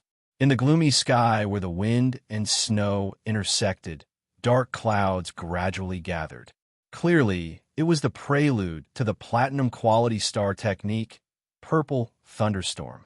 The two of them flashed rapidly, but they stopped right above the White Birch Forest cemetery. The two of them were stunned. They were all ready to charge into the White Birch Forest tribe, but they saw a few savages there to pay their respects. Instructor Jiang? Jiang Shao looked down to see that the huge savages kneeling below were also looking up at the figure in the sky. Is it Instructor Jiang? A swordsman stood up and looked at the circle mask on Jiang Zhao's face, after which a smile of joy appeared on his ugly face. You're that. Jiang Shao was stunned for a while before taking off his mask to let the other party see his true face. Jiang Shao looked at the giant sword beside the swordsman and was very sure that he should be one of his disciples. The swordsman clearly had his own Chinese name, and he was also waiting for Jiang Shao to say his name with anticipation. However, Jiang Shao stuttered and couldn't say anything. The swordsman was extremely embarrassed. Jiang Shao couldn't care less and asked, "Did something happen in the White Birch Forest?" The swordsman hurriedly shook his head and said, "No. After you left, the White Birch Forest tribe developed even better." Jiang Shao was speechless. Although Jiang Shao knew what the other party meant, he still felt that his words were so harsh. The swordsman said, "Mr. Huwei and Ms. Pale Blue led us to eat magical human food, and Instructor Zhang Songfu taught us combat skills. In the past year, the number of newborn tribesmen has reached 104, and the White Birch Forest tribe has become stronger. The White Birch Forest tribe has 1,000 people, including some old and young savages, and the number of newborns in a year has reached 104. Damn, these savages, this is the White Birch Forest tribe so lacking in leisure and entertainment?" The swordsman clenched his fists, feeling extremely proud. He seemed to have contributed a little. He said excitedly, "Mr. Huwei and Ms. Pale Blue said that we need more tribesmen. We need a large number of tribesmen.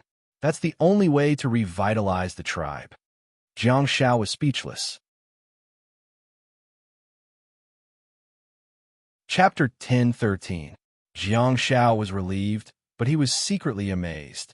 This swordsman speaks Mandarin very well. He's especially fluent. Is it the credit of Hu Wei and Song Lan? Jiang Shao hurriedly asked. What's going on with the Ice Cave clan over there? Ice demons and frozen walkers? The swordsman said, there is a subsidiary tribe of the White Birch Forest clan, the Ice Prayer Forest clan. Jiang Shao was dumbfounded. Since when did Xia Yin come here? Ice cream?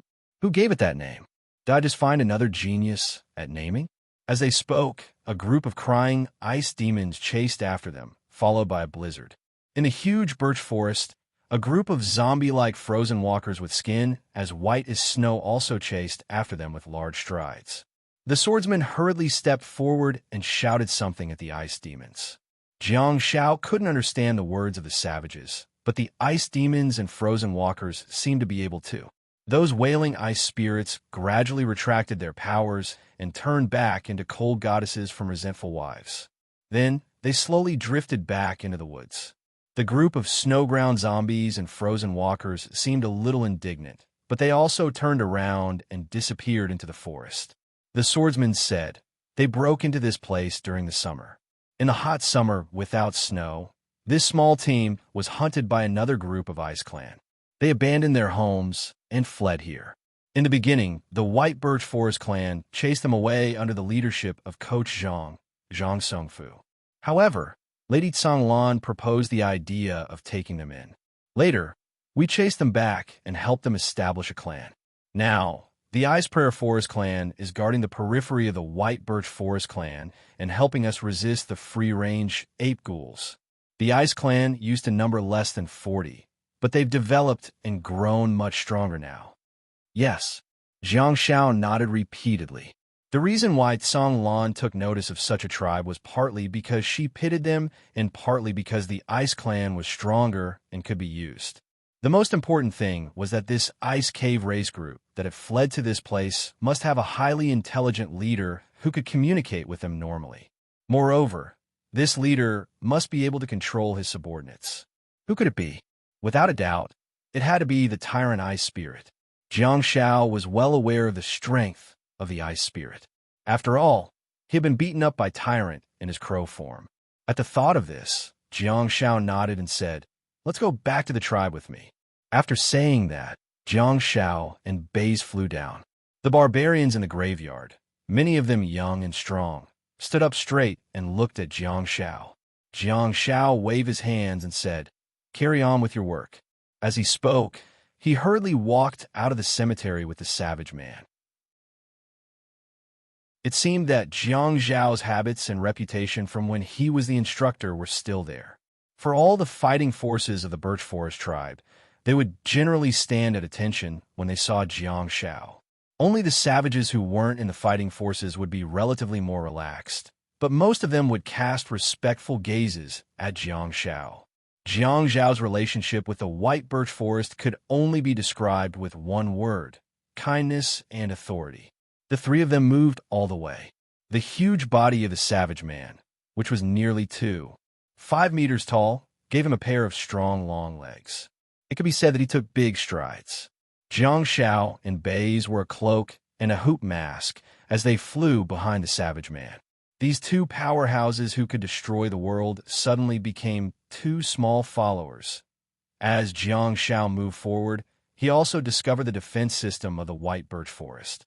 The Ice Prayer Forest tribe was on the periphery, and the closer they got to the White Birch Forest tribe, the more savage guards appeared. As the White Birch Forest tribe entered Jiang Zhao's eyes, he couldn't help but admire it. It was so beautiful. It was no different from the Snow Village, except that the red lanterns in front of the gates had turned into tribal flags. Occasionally, he could see the frozen meat hanging in front of the gates. This was once a primitive tribe, but there were no longer any tents or other residences. Instead, there were only wooden buildings, and all of them were large wooden houses. In front of the tribe's gate, there were 3 Chinese characters on the huge plaque that read, White Birch Forest. Instructor Jiang. A surprised female voice sounded. Jiang Shao immediately recognized who it was. Xiao Ti. The the leader of the female savage archers. Xiaowu was relatively easy to recognize because she was one of the few with a face that was more in line with human aesthetics. However, the Xiaowu that was in line with human aesthetics was extremely ugly in the eyes of the savages. Xiaowu was holding a huge hunting bow in one hand while her arms hung down naturally. The white ghoul fur coat made her the prettiest among the guards. The female archers who were standing guard with her were wearing the dark brown fur coats of the ape ghouls. Back then, when Jiang Xiao brought Hu Wei and Song Lan to the white birch forest, the clever Song Lan presented a few self-made white ghoul fur coats to the white birch forest tribe. Without a doubt, Xiaowu was qualified to receive one. Jiang Zhao's figure floated out from behind Savage Saber and waved at Xiaowu. To Jiang Zhao's surprise, the team of female archers guarding at the gate of the white birch forest tribe actually cheered and jumped. Oh, you're back. Welcome back. Instructor Jiang is back. Jiang Xiao and Bei's subconsciously floated back by a meter. It was not a big deal for this group of huge female savages to be cheering and jumping. The key was that most of their hairstyles were dirty braids. Hence, they really looked like a group of mob spirits. The abnormal society that Jiang Xiao was in was a society that valued appearance. So, attention! Jiang Xiao suddenly shouted loudly. In an instant, the elated mop spirits stood firmly, puffed out their chests, and raised their heads as they looked forward. Jiang Xiao nodded in satisfaction and floated over slowly. Another advantage of having the sea-devouring soul was that he could look directly into the eyes of these savages and did not need to raise his head to communicate with them. Jiang Xiao took off his circle mask and asked politely, "How is old Chief Brew doing recently?" "Chief is doing well," Xiao Wucha said. Looking at Jiang Xiao floating in front of her, she could not help but whisper, "You should put on the mask. It will look better." Jiang Xiao bent his finger and knocked on Xiao Wucha's forehead. "That is a problem of your aesthetics. In my hometown, I'm the most handsome." Xiao Wucha curled her lips.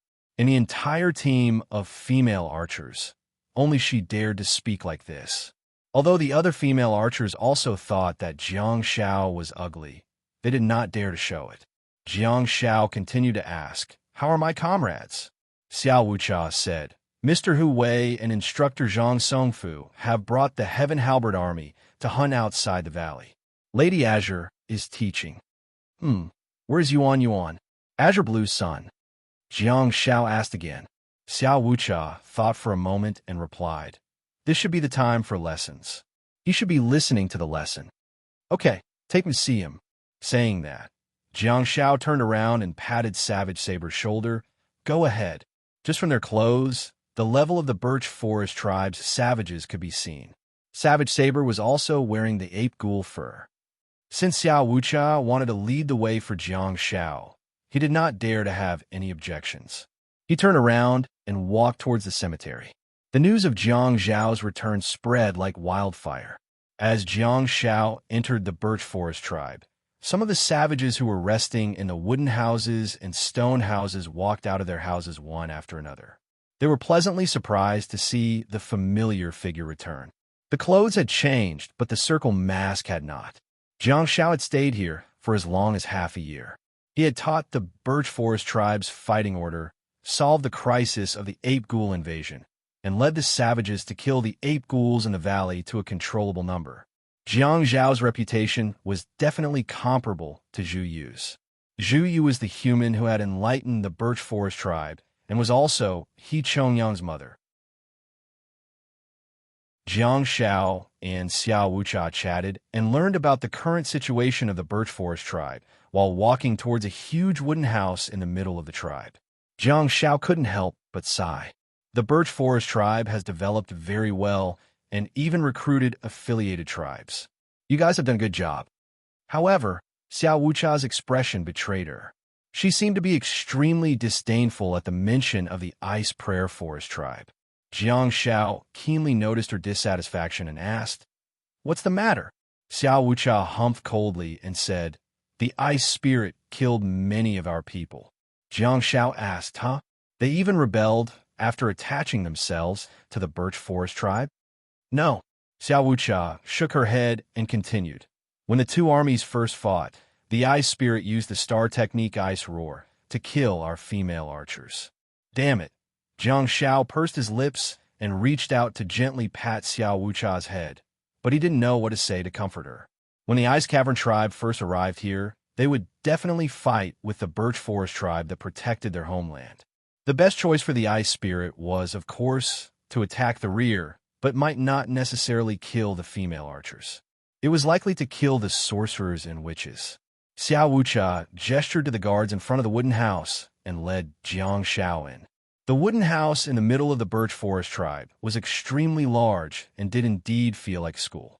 As Jiang Xiao moved forward in the courtyard, he got closer and closer to the wooden house and also heard the Mandarin voices inside. The crescent moon is small. The two ends of the small boat are sharp. Jiang Xiao's heart softened when he heard the childish voices, and a smile appeared on his face. He slowly landed on the ground. His feet stepped on the thin layer of snow, which made crunching sounds as he walked towards the school. The guards on both sides did not disturb Jiang Xiao under Xiao Wucha's instructions. The news of Jiang Xiao's return should have spread throughout the birch forest tribe. Jiang Xiao could clearly hear the messy sound of footsteps coming from behind him. It might be the fighting sequence savages rushing back from the training ground. But at this time, Jiang Xiao did not look back. Instead, he looked into the school through the crack in the door. On the rows of wooden tables and chairs, huge savage children were sitting. Of course, there were some teenagers among them, but the small tables and chairs that were specially made did not fit their bodies, so these teenagers could only sit cross-legged on the ground. The classroom was brightly lit and warm like spring. There were two special fireplaces, one in front and one at the back. The flames were burning in the fireplaces, accompanied by the crackling sound of sparks from time to time. Everyone had a few pieces of ape ghoul parchment in their hands. They were looking down at the ape ghoul parchment and chanting along with the teacher. In front, Song Lan stood on the podium, and there was a wooden board behind her, on which were written sentences that looked like poems and nursery rhymes. Song Lan's hair had grown longer again. The last time they met, she had to walk with her long hair, otherwise it would touch the ground. Now, Song Lan, who was standing on the podium, had her hair tied up in two folds, but it was still past her waist. Her expression was gentle, and her voice was even gentler. I'm sitting in a small boat, only to see the twinkling stars and the blue sky. As her gentle voice sounded, dozens of children shook their heads and recited along with her.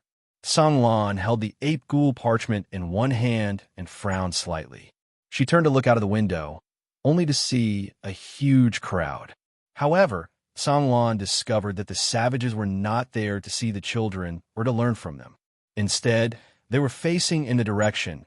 Song Lan followed the gaze of the savages outside the window and turned to look at the door.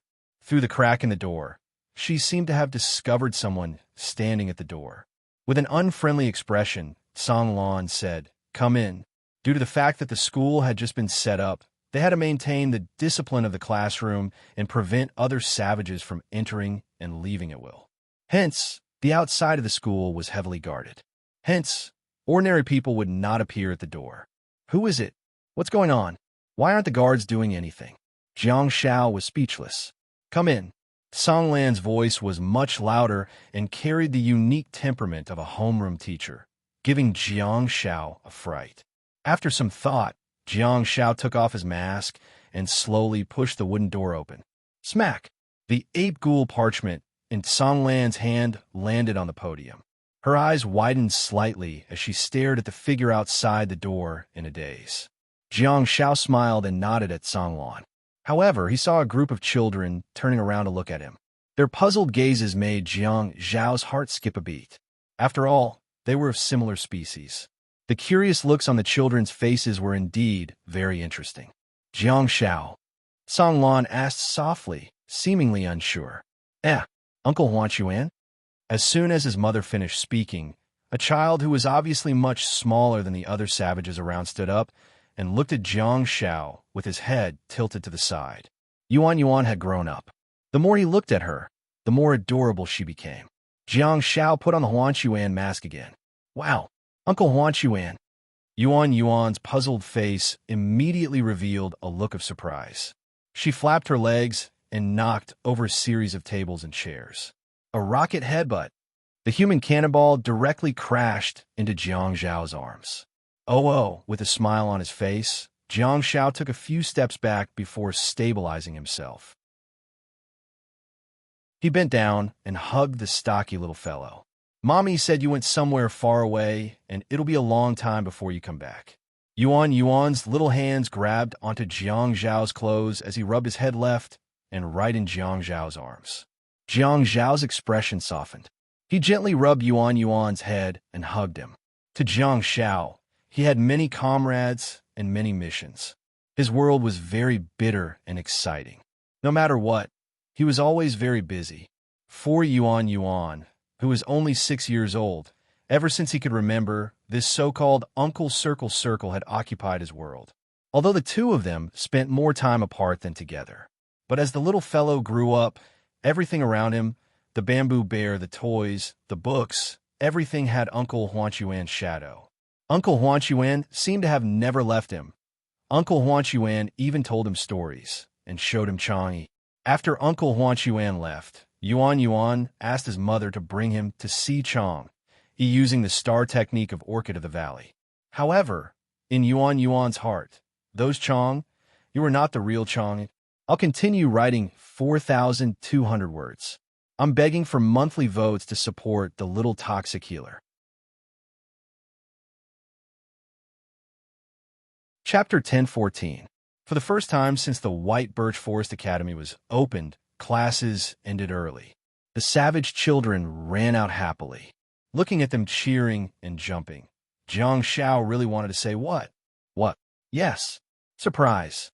When Jiang Xiao walked out of the academy with Yuan in his arms and Songlan talking and laughing, the courtyard was filled with snowflakes. It was not because the Ice Cavern tribe had come, but because the savage children were having a snowball fight. The physical fitness of the savage children was absolutely unparalleled. A snowball fight was not a simple game. A savage child actually jumped more than a meter high in order to dodge a snowball.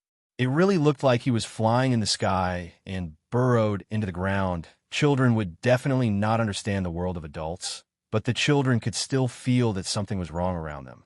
Especially when Jiang Xiao and Songlan walked out. Countless savages outside the tightly surrounded academy courtyard looked at Jiang Xiao with burning gazes. The savage children initially thought that the adults were looking at them, so they were very eager to show off and played happily.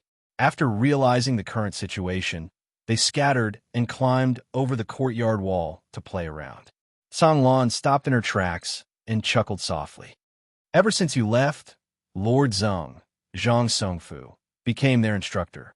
However, even now, Lord Zhang has not been able to get rid of your shadow. Jiang Xiao tightened his grip on Yuan in his arms and adjusted to a comfortable position. He then looked at Songlan curiously. Songlan covered her mouth and chuckled. Although the savages didn't say anything, everyone can feel that they don't really appreciate Lord Zhang's combat skills. It can't be helped. You've taught them before, so naturally, the apprentices will compare their masters. Jiang Xiao pondered awkwardly for a moment, then nodded to the savages outside the courtyard and said, "Go back to your work. Tomorrow, I'll check on your skills and see if you've slacked off in your training over the past year." The group of savage swordsmen and spearmen responded loudly and only dispersed after Jiang Zhao's repeated urging. Jiang Xiao clicked his tongue in wonder and asked, "Your school is a forbidden area? The barbarians have surrounded this place tightly, but no one dares to step in. This is the order I gave them. Do not disturb Lady Pale Blue's teaching of knowledge to the children." An old voice rang out. Jiang Xiao turned around, only to see Patriarch Brew striding towards him while wearing a white ghoul fur coat. Beside Chief Brew, who had a huge body, was another huge creature. That creature was almost 3 meters tall, comparable to the barbarian witches and barbarian witches. Jiang Xiao froze for a moment and thought. Isn't this the tyrant that's masturbating me? Ice Soul. Although Jiang Shao knew that this ice spirit was not the tyrant for back then. After all, Jiang Shao had encountered the ice spirit for the first time in Liaodong province. But, to be honest, Jiang Shao was a little traumatized by creatures like the Ice Soul. In the form of a ghost, the illusory Ice Soul floated beside Chief Buru. Its body continued to condense, gradually revealing lines of ice crystals, turning into an ice crystal body. The huge body stood in the pure white snow, and under the sunlight, it shone with a beautiful luster. Jiang Shao was secretly amazed.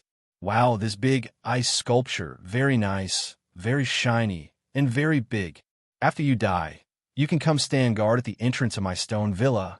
However, compared to the Ice Soul, Jiang Shao already had many crystal dragon statues, so the structure of the dragon race was naturally more exquisite.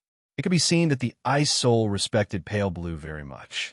It lowered its head and nodded at Pale Blue in a friendly manner. Come to think of it, the White Birch Forest must have chased away the Ice Cave team, but under Pale Blue's suggestion, the White Birch Forest took in the Ice Tribe. After understanding the cause and effect, the Ice Soul was especially friendly to Pale Blue. Jiang Shao said with a smile, "Old Chief, how have you been?" Bru's understanding of Mandarin had improved greatly. With a wrinkled face, he replied with a smile, "Mr. Jiang, how have you been? Your people have led the White Birch Forest Tribe to better and better development. I'm glad that the White Birch Forest Tribe has met such kind humans like you." "Don't say that," Jiang Shao said. "We've also come here to seek refuge. So far, it seems that my comrades are living very well here. We have to thank Chief Bru for taking care of us." Chief Bru smiled and did not respond. Instead, he changed the topic and gestured to the Ice Soul beside him. "This is the Ice Prayer Forest. Instructor Zhang named it."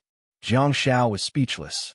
Pale Blue obviously knew what Jiang Shao was thinking and whispered, "Qi as in prayer, Lin as in forest." Jiang Shao, huh? This was out of Jiang Zhao's expectations. He really thought that this guy was called Ice Cream. Pale Blue whispered, "The name already represents the story of the Ice Cave tribe. I'll tell you about it when we get back." Hearing this, Jiang Shao recalled the previous introduction of the male swordsman and came to a sudden realization. So it was this Ice Prayer Forest. The Ice Cave tribe sought a place to settle down, which was why Zhang Songfu named the Ice Soul in their tribe. In that case, should the word Qi become beg? However, Jiang Shao did not see the cold and aloof ice demons praying every day. Otherwise, he would not have struggled with this word. The ice demons in the alien ball were different from the blurry and pixelated ice demons on Earth and in the lower dimensions. The lines of the ice demons here were clearer, and their facial features were more exquisite. Any random ice demon would be above average in terms of appearance. Coupled with their weeping and praying looks, no matter if it was a man or a woman, as long as one was a kind-hearted person, they would probably not be able to stand their injured looks. Jiang Shao greeted the two tribal chiefs and said, "I'll visit the two of you in the afternoon. I'll go home first." "Okay, Mr. Jiang, go back and rest," Bru hurriedly said. The Ice Soul on the side was silent and did not say anything. Under Pale Blue's lead, Jiang Shao carried Yuan Yuan to a stone house. In the Birch Forest tribe, most of the buildings were made of wood. There are fewer stone buildings, and most of them belong to humans. A typical example would be Lady Zhu Yu's former residence. Another example would be Tsang Lan and Hu Wei's own courtyard. They had already settled here. When they first came here, they stayed at Zhu Yu and little Chongyang's house for a while before building their own home. "That's Lord Zheng's house. He's our neighbor," Tsang Lan introduced as she opened the courtyard door. Jiang Shao felt Yuan Yuan struggling in his arms. He let go, and Yuan Yuan landed steadily on the ground, splashing snowflakes. She quickly ran in and shouted, "Xiong, Xiong." Jiang Shao quickly walked in and saw Yuan Yuan pouncing on a plush toy in one of the bedrooms. Bamboo Bear, who was sleeping soundly on the ground, was also startled by the shell and woke up. When it saw that it was Yuan Yuan, Bamboo Bear smacked its lips but did not get angry. It continued to lie on its back and fell asleep with its head tilted. It seemed that it was already used to such a scene. Songlan leaned against the doorframe and looked at Yuan Yuan lovingly. She said softly, "Thank you for bringing Bamboo Bear. It's very lazy and docile. It grew up with Yuan Yuan." It's my duty," Jiang Xiao said casually. He was in a good mood when he saw such a heartwarming scene. "By the way, this is—" In her own home, Songlan finally asked the question that had been bothering her along the way. Jiang Xiao knew that she was asking about Base. He explained, "This is my other self." "Oh." Songlan looked at Base behind her. Although they were both wearing cloaks and masks, Base was slightly taller than Jiang Xiao. Jiang Xiao added, "He's just a body, a shell without a soul. He's under my control." Songlan's breathing stopped for a moment. She looked at Jiang Xiao in shock, and all of a sudden, countless thoughts flashed through her mind. However, she soon got over it. Her mother's identity forced her to consider more, but her friendship with Jiang Xiao made her feel at ease. At this point, Songlan really could not raise her guard against the sincere and warm young man beside her after receiving so many gifts from Jiang Xiao. In fact, she did not even have any doubts or suspicions about him. Jiang Xiao suddenly said, "By the way, is little Chongyang back?" Songlan pursed her lips. She wanted to ask the same question. Back then, Jiang Xiao transformed into a crow and flew far away, all for the sake of finding the lost child. Half a year had passed, but it seemed that Jiang Xiao did not succeed. Songlan's silence gave Jiang Xiao his answer. Jiang Xiao sighed softly and said, "I've traveled all over Beijiang, Zhongji, Liaodong, passed through the eastern part of Great Ming, crossed the Sanjin province, and found the Central Plains." Songlan's jaw dropped. These familiar names were not written in simple characters. They represented extremely dangerous regions, and Kanglin found it hard to imagine what Jiang Xiao had encountered on such a journey. Jiang Xiao said, "In the Central Plains, my team and I tried to march north to Yinzhou, but we were forced to retreat time and time again." Songlan said softly, "You have a team." Jiang Xiao said, "Yes, the team is strong, but it's still not enough for us to dominate Yinzhou." Songlan said, "We can help you." Jiang Xiao was taken aback. He smiled and said, "No need, no need." Songlan grabbed Jiang Xiao's arm and said sincerely, "Let us do something for you, even if it's just a little." Jiang Xiao was stunned. He was used to giving. To others, Jiang Xiao might not have received anything, but he did not ask for anything in return. To Jiang Xiao, however, he had received a lot. His teammates who were still alive and had found hope, and Yuan Yuan who had grown up healthily. Everything had enriched Jiang Xiao's life and made it more valuable. Jiang Xiao smiled and patted the back of Songlan's hand. He said, "I've advanced to the Star C stage. My star conversion martial art can turn back time. I've come back this time to see where little Chongyang has gone." Songlan was completely stunned. She had received too much information in just a few minutes, and Jiang Zhao's star conversion martial art was the straw that broke the camel's back.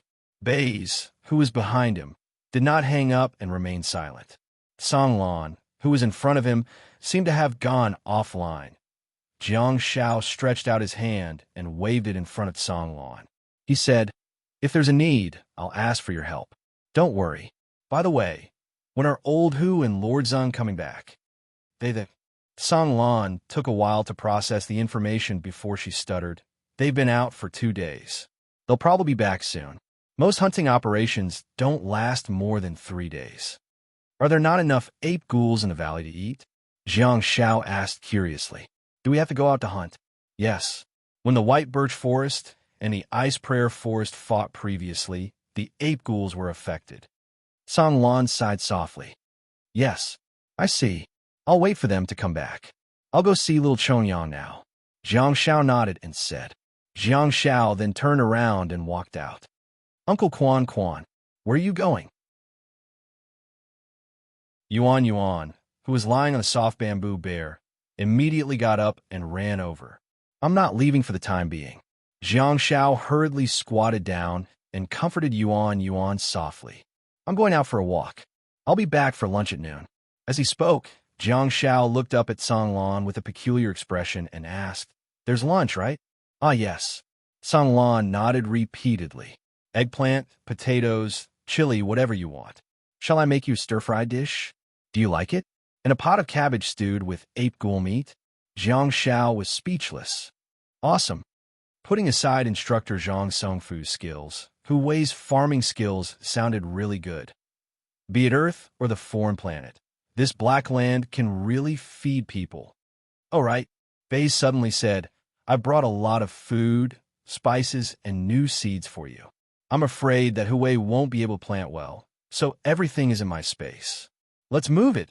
As soon as Bays opened the door of the hailing shelter, a big-headed doll emerged from inside. It stuck its head out and observed the situation. "Ah!" Yuan Yuan screamed in surprise and went forward curiously. Song Lan was so shocked that she grabbed the back of Yuan Yuan's collar and dragged it back. Yuan Yuan was grabbed by the back of Fate's neck, and he was lifted into the air by Song Lan. His little hands were clawing at his collar, and his legs were flailing. His little face was flushed, and he was having difficulty breathing.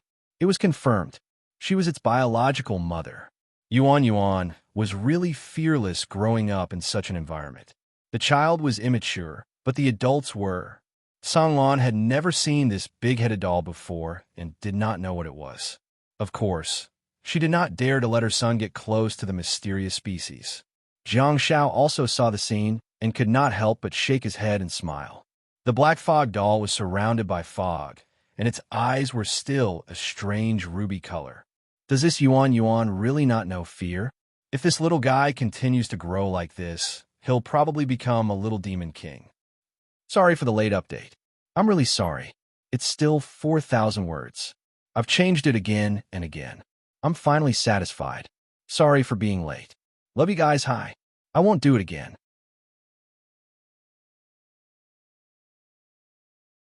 Chapter 10:15.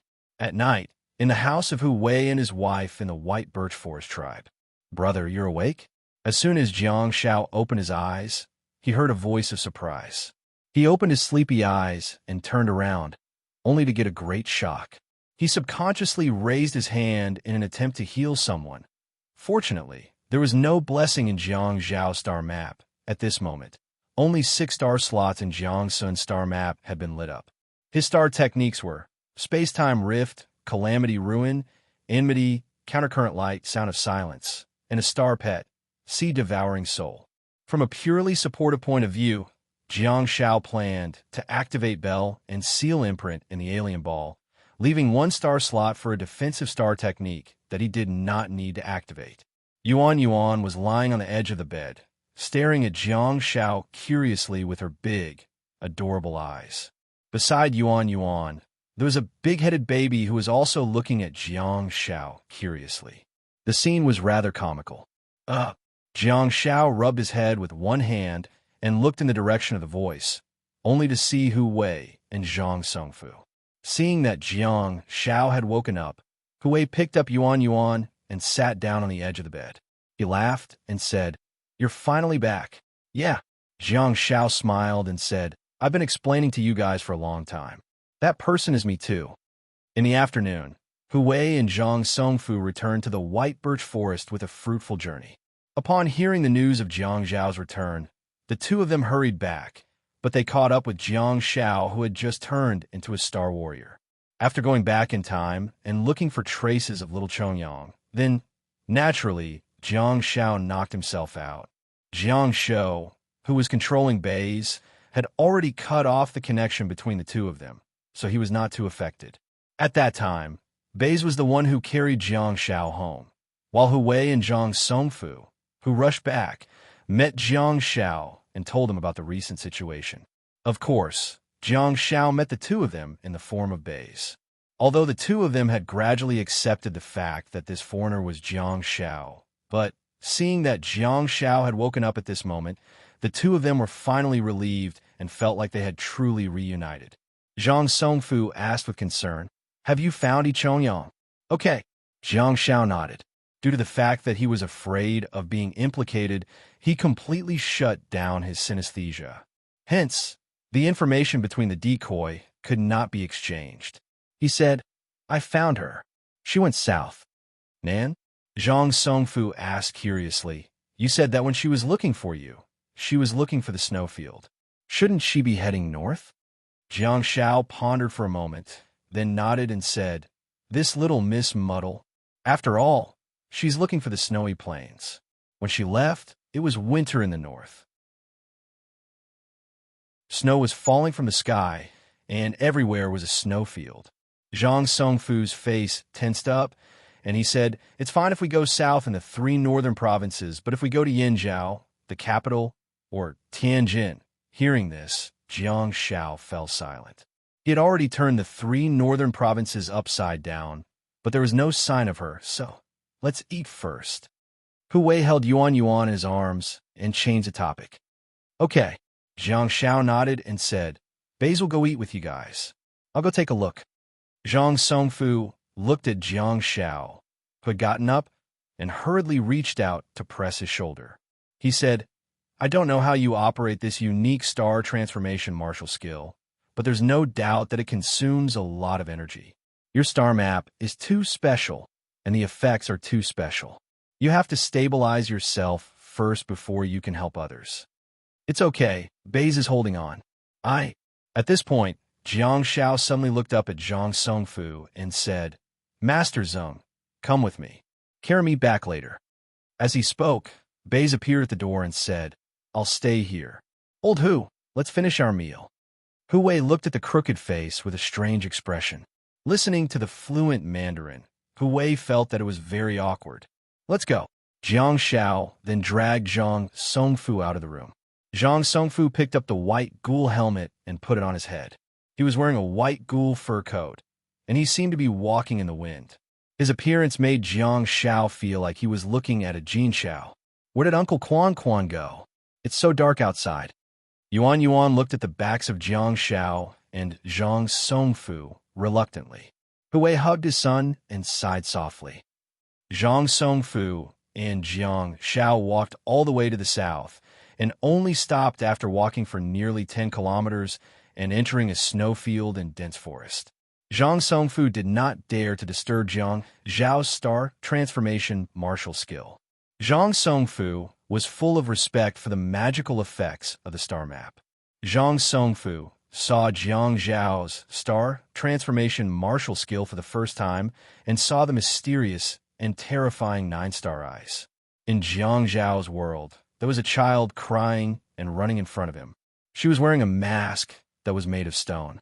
Moreover, the mask was engraved with swirling circles. The bone necklace on her neck swayed back and forth, and there was a small stone slab on the necklace that looked more like a sticker.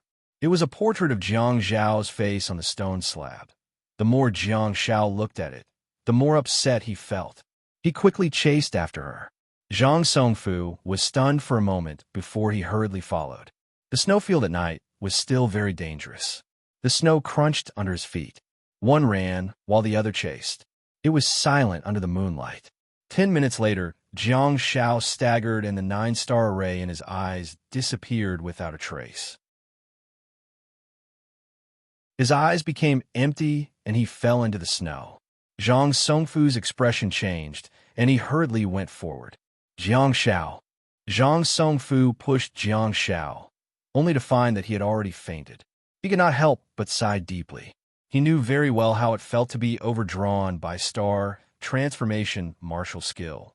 In the silent snowy night, Zhang Songfu carried Jiang Shao and turned to walk towards the birch forest. When Zhang Songfu returned to the birch forest and returned to Hu Wei and his wife's home, they had already finished eating and were coaxing Yuan Yuan to sleep. Zhang Songfu carried Jiang Shao into a separate room and threw his body on the bed. He turned around and walked out. Before he reached the door, he saw Baze walking in. Zhang Songfu grabbed Baze and said, Brother, you can't do that. Baze nodded and said, After all, it's a scene from more than half a year ago, so it consumes a lot of energy. Zhang Songfu continued, I'll go with you to find her. Baze asked, Huh? Zhang Songfu said, The further south you go and the further away you are from the birch forest tribe, the more dangerous it will be. There are all kinds of creatures on the alien ball. If you encounter a large group in this state, it will be very troublesome. Zhang Songfu then gestured to Hu Wei and said, Hu Wei and his wife have to stay here to accompany the child and teach. I'll temporarily take leave from Chief Brew and guard you all the way to the south. That's fine, but the key is that my speed might get faster and faster. Baze rubbed his chin and said, the first few times after confirming little Chongyang's route, general direction, and speed, I had to jump back to retrace it. Both of my bodies have star techniques that allow me to teleport. At this point, Baze smacked his head in annoyance and said, by the way, I brought 100 space element star beads. Jiang, too, took 70 of them with him to meet up with the team from the mutants in the Central Plains and gave them to them. I still have 30 star beads here. You guys can absorb them to increase your strength. As soon as he said that, not only was Zhang Songfu stunned, but Hu Wei and Song Lan were also stunned. Song Lan said softly, you still have bait? To the Central Plains? Bei scratched his head and said, yes, I still have bait. It's currently on its way to the Central Plains. Are you going to form an army by yourself? Zhang Songfu asked with a dumbfounded expression. Looking at their incredulous gazes, Bei smiled embarrassedly and said, ever since I advanced to the galaxy stage, I've indeed been taking off. Taking off? Zhang Songfu pursed his lips and said, you've only just taken off from the galaxy stage? When you were in the galaxy stage, you flew quite high too, didn't you? You opened up the path of the alien ball and brought us here from the upper dimension of the snowfield. I also heard from Song Lan that you've traveled all over the 3 northern provinces, Great Ming Dynasty, the 3 Jin dynasties, and the Central Plains. Bei shook his head and said, it's all thanks to the support of my benefactor. My teammates are just more powerful. When you see them in the future, you'll know what a true god is. Without them, I wouldn't have been able to travel so much. Do you guys still remember Old Master Hien? Of course. Zhang Songfu nodded and said matter-of-factly, damn it, that old man is so damn powerful. The star transformation technique actually has an orange-red bell shield that can make his teammates invincible for a certain period of time. Don't you think he's strong? Baze said while gritting his teeth. Although Baze had an ugly face, his expression was simply too lifelike, allowing them to see some of Jiang Zhao's charm. Baze continued, there's also my soldier, codenamed Three Tails, who's a great Taoist to the Starry Sky stage. The Star Transformation Technique. TSK, to put it bluntly, I'm a burden in the team. Zhang Songfu was speechless. Hu Wei and Song Lan were speechless. Looking at Baze's frightened expression, Hu Wei suddenly said, Jiang Xiao, Lord Zeng, and I will accompany you. The more people, the safer we'll be. He's now in the middle of the Star Sea stage, and I've also entered the peak of the Star Sea stage. Ever since we entered the alien ball, our cultivation speed has been very fast. Although most of our star techniques are local star techniques in Beijiang province, the combination is very reasonable. No, Bei shook his head decisively and said, Lord Zeng can go with me. You stay in a base camp and don't go anywhere. Take care of the White Birch Forest and accompany Yuan Yuan. There were many things that Jiang Xiao didn't say. If little Chongyang had really gone to Yanzhou, Tianjin, or the capital, then he might not be able to return from this search. Zhang Songfu could accompany Jiang Xiao, but Hu Wei and Song Lan definitely couldn't. In that case, Bei said, tomorrow morning, after Song Lan takes Yuan Yuan to class, the 3 of us will set off. You 2 take good care of little Yuan Yuan. We'll try to come back as soon as possible. Hearing this, Zhang Songfu clenched his fists. Jiang Xiao had finally agreed to his suggestion. After so many years of receiving gifts and kindness, he finally had a chance to repay them. Baze pointed at Jiang Xiao, who was lying on the bed, and said, the star bead is in that body. When he wakes up tomorrow, you can take it out. You 2 still have empty star slots, right? You're both melee fighters and suitable for absorption. Don't feel the pinch and don't keep it. I'll give you more when you've used it up. Everything can be negotiated on Earth. Although I can't ask for the star bead directly, there will always be star beads if I can get the chance to enter the void dimensional space. Hu Wei and Song Lan were from the Guardians. while Zhang Songfu was from the Guardians of the Night.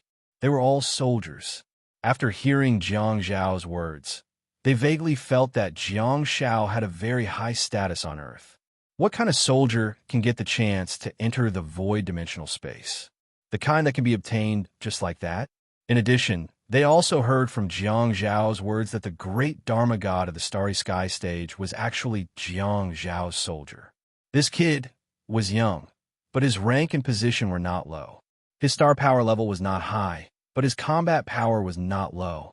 This was a very magical person who had been doing very magical things. Even Hu Wei, a melee fighter who was at the peak of Star C, dared not say that he could defeat this medical support. Zhang Songfu smiled and teased. Commander Jiang, I'm afraid you've also made great achievements on Earth, haven't you? Baze chuckled and said, It's time for you to update your information. Please call me Brigade Commander Jiang. Zhang Songfu froze for a moment and said, There's a light-chasing brigade now. Yes. Baze nodded. It's the only one in China. I'm mainly following the right person. I might not be good, but my teammates are awesome. She's a senior colonel, and I'm a colonel. She's a brigade commander, and I'm the deputy brigade commander.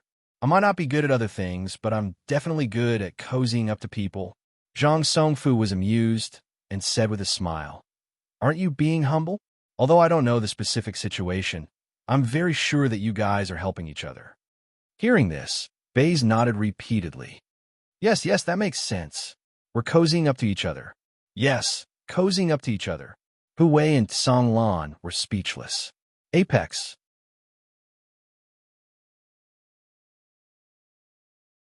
Chapter 1016. 3 days later, in the alien sphere, Zhongji Province, Samping City, at the foot of the volcanoes. Zhang Songfu wore the white ghoul helmet and stood guard beside Baze. He stared dumbfoundedly at the fight scene in front of him. The purple electric summon creature was indeed an eye-opener for Zhang Songfu. Even though Lord Zhang had seen this kind of battle a few times, he still could not get used to it. The purple thunderbolt centipedes were huge, at least 5 meters tall. They were simply a replica of the fireworks centipedes. Their bodies were flickering with purple electric currents, perfectly illustrating what it meant to have electric eyes.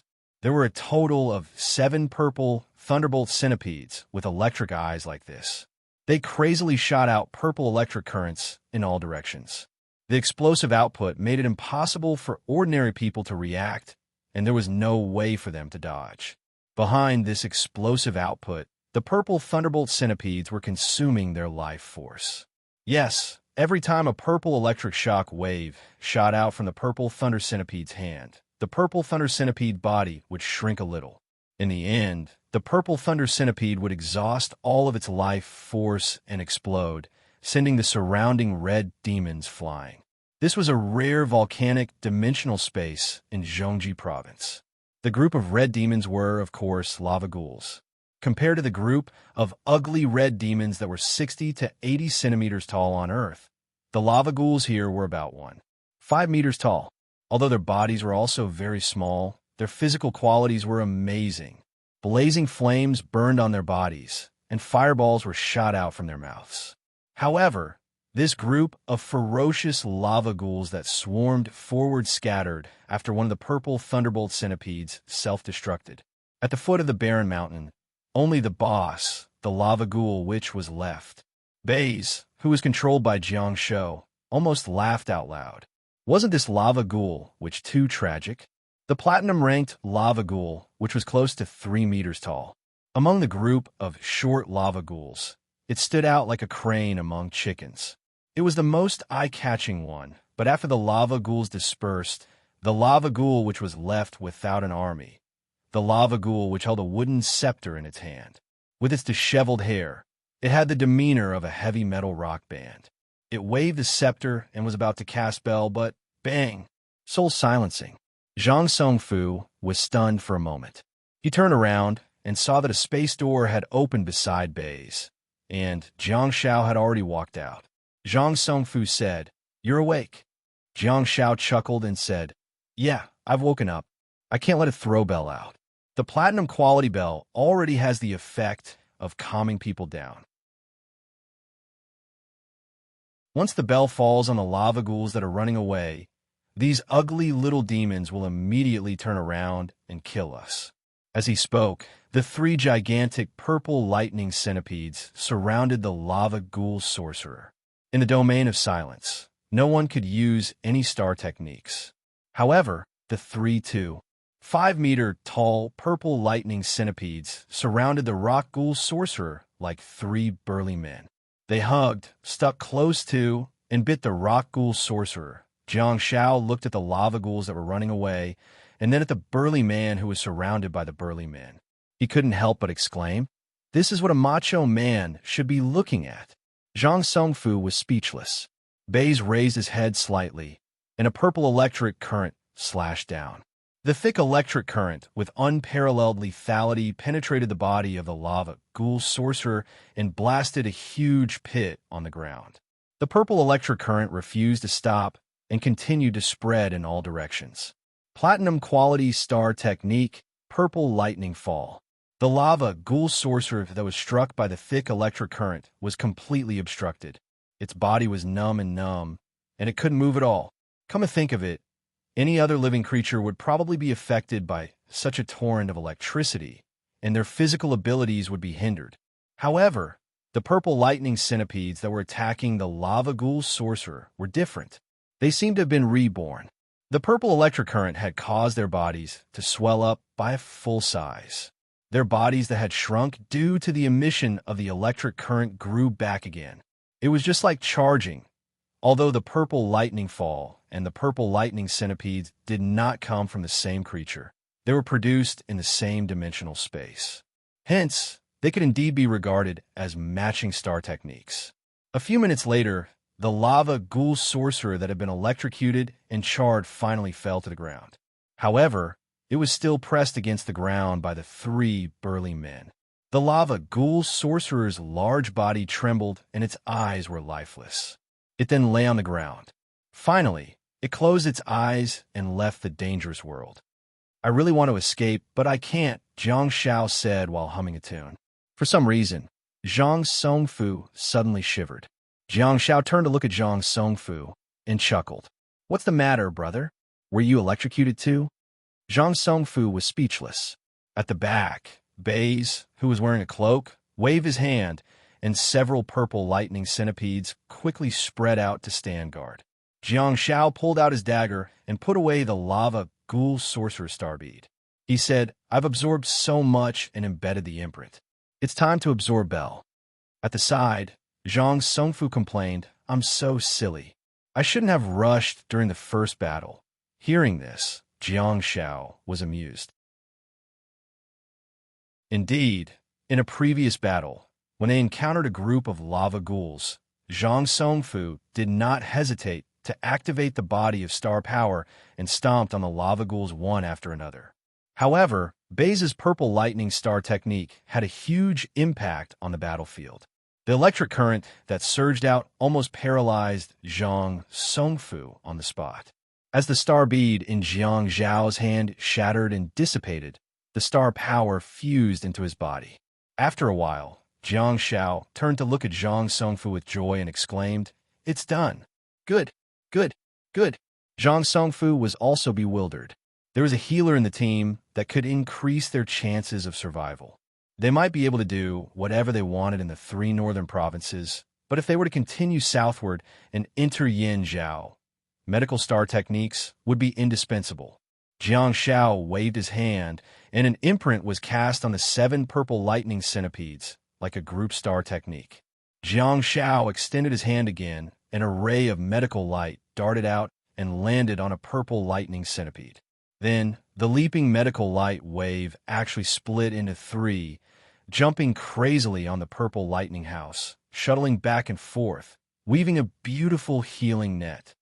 Ring, ring, ring. The crisp bell sounds were extremely pleasant, and Jiang Shao secretly nodded. "That's great. There's still 1 empty star slot left. I'll leave it for the body of Desperado, star technique." The kind of defensive star technique that doesn't require active activation was what Jiang Shao needed the most at this moment. Besides, if he were to absorb the star bead of the patriarch of the Desperado clan, He might even be able to absorb the body of Desperado, star technique of the highest quality. It was done in one go. It would greatly enhance his defense, strengthen his resistance to explosive-type star techniques, and make him immune to dizziness. With such a star technique configuration, the probability of success in conquering Yin Zhao would definitely be greatly increased. Senior He Yin was getting on in years. Although he was still strong and healthy, his energy was not as good as before. If Jiang Shao were to join the team again as a medical awakened star warrior, it would be a huge improvement for the entire team. Not to mention, there would be an explosive great mage like Baize joining them. Third last was indeed very strong and was a great mage of the Starry Sky stage. However, from a pure output point of view, she was more inclined to control the field, which was different from Baize's. Let's go. Let's continue chasing, Jiang Shao said. At the same time, Baize waved his hand, and the 7 giant purple lightning centipedes dissipated into thin air, leaving only purple electric currents hanging in midair.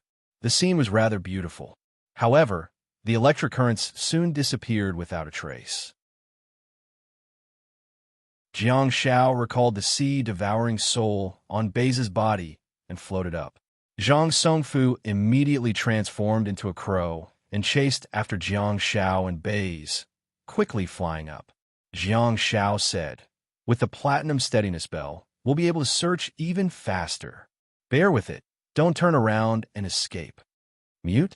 The one-eyed crow that Zhang Songfu transformed into flapped its wings and flew behind Jiang Shao and Baize while blinking its lonely eye. It didn't understand what Jiang Shao wanted to do. All of a sudden, they heard an extremely strange and terrifying roar coming from Baize's mouth. Platinum quality, Song of the Seas. It would disrupt the target's mind and make the creatures within the range of the song stay away from the singer. Ring, ring, ring. As soon as Baize spoke, Jiang Shao threw out bell, which immediately made the two of them calm down. Roaring techniques were different from roaring techniques. The classic example was the iron-eating legend of the bear. The roaring technique could also make the surrounding targets flee in all directions. At the same time, the bear could also distinguish between friend and foe and treat some targets as allies. However, the Song of the Seas from the Sea Thief Sorcerer was different. It was a sound-type star technique that attacked indiscriminately. There was no way for Baize to classify some targets as allies. Perhaps that was because of the characteristics of living creatures. To the cunning and treacherous Sea Thief Sorcerer, it was no friend at all. Hence, there was no need to distinguish between enemies at all. Why do I suddenly feel a little cool? Jiang Shao and the rest flew in the sky without restraint, no longer afraid of the creatures below suddenly attacking them, because the song had spread far and wide. The creatures there should be far away from them. Jiang Zhao's 9-star eyes flickered, and in his world, there was a girl who refused to rest for even a minute.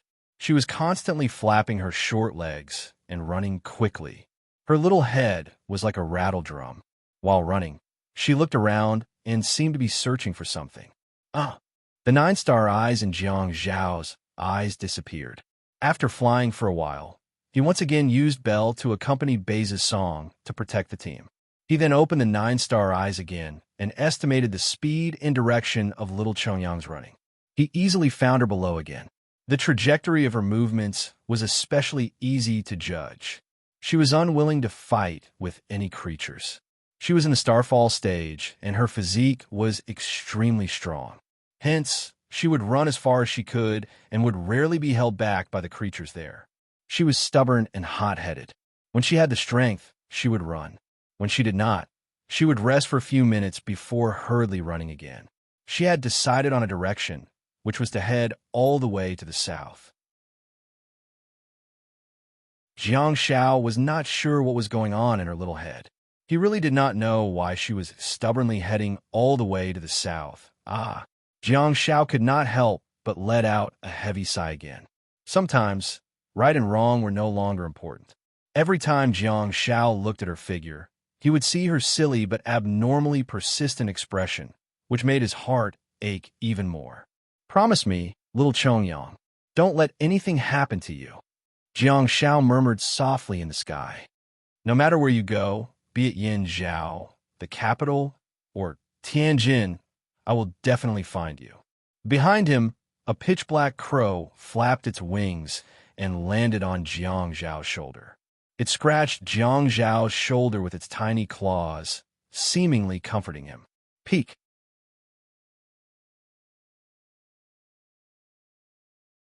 Chapter 1017.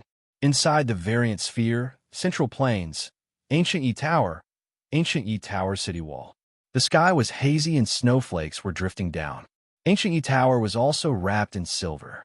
Li Haoge wore a bamboo hat and a straw raincoat. He stepped on the stone bricks of the city wall and looked at the ghost monk clan below with a strange expression. He turned his head and looked at the beautiful figure behind him. The blind lady wore a white robe and her eyes were covered with a white cloth. Her long black hair was draped over her shoulders and gently fluttered in the wind. She looked like she was aloof from the world and was about to ascend to immortality. Her whole body was filled with the aura of an immortal. Li Haoge had a curious expression and asked, "What do you mean?" As he spoke, his eyes floated towards Yu Yuchen, who was beside the blind lady. In the past, Yu Yuchen was his teammate. But ever since Yu Yuchen joined the team and attacked Yin Zhao again and again, Yu Yuchen's position in the team had changed to a certain extent. At this time, Yu Yuchen was silently standing behind the blind lady without saying anything. "It's just the Ghost Monk clan. Accept them." The blind lady's voice floated over. Her indifferent words seemed to be without any emotion, giving everyone absolute confidence. "Be careful." An old voice suddenly came. Li Haoge turned his head and saw He Yun's figure climbing the city wall. Li Haoge's attitude was clearly a lot more respectful. He turned and said, "Old He, you're finally here." "Haha, I overslept. I'm old. I can't compare to you young people." "Haha." He Yun laughed and waved his hand to Li Haoge. Then he changed the topic. "There are thousands of Ghost Monk clan, and they're migrating here. We need to find out the ins and outs." Yes. Li Haoge finally heard what he wanted to hear. His thoughts were the same as He Yun's. Not to mention thousands. Even if there were dozens of ghost monks, as long as they encountered a light pillar, they would definitely stay there and immediately build a home. But this huge group of ghost monks, their behavior was clearly not in line with their biological characteristics. Don't worry about where they came from. Li Haoge didn't believe that they didn't encounter a light pillar along the way. While he was deep in thought, the Ghost Monk clan at the bottom of the city wall had already approached. Compared to Ghost Monk's team in Yigu Tower, Ghost Monk's team outside was a lot less disciplined. Hoarse roars could be heard incessantly. People could feel the fierce atmosphere. It seemed that the team below was in an extremely violent state.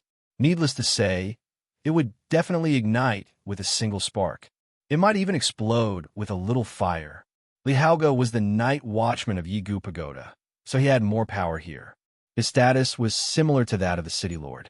He looked around and called out to one of the golden companions, Jin Sanyang, "Come here." A golden couple strode over. As they walked, their wide straw cape fluttered in the wind. They stood beside Li Haoge, and the straw cape almost wrapped around Li Haoge. Jin Sanyang was Jiang Zhao's second-generation golden companion disciple. The first generation's Jin Hui had already lost her life during the conquest of Yinzhou. After Jiang Shao and the others returned to Yigu Pagoda, Jiang Shao made an open selection and added another 4 golden companions. There were a total of 7 golden companions in this generation. In order to commemorate the 4 golden companions who had died, Jiang Shao didn't use the general star titles of 3-6 heavenly spirits and 7-2 earthly fiends. Instead, he named them directly. This Jin Sanyang was Jin Hui's replacement. Jiang Shao had searched for a long time before he found a golden companion with a similar personality. "Translate for me," Li Haoge said. Then, he raised his voice and said loudly, "State your name." Jin Sanyang lowered the brim of her bamboo hat. Her hoarse voice penetrated through the layers of snow and reached the camp of Ghost Monk's team. Below the city wall, ghostly wails and wolf howls could be heard.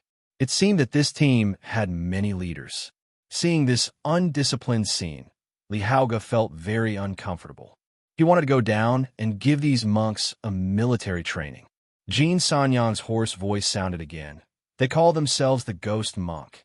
Li Haoge was speechless. Ask them where they came from, Blind Lady said calmly from the back.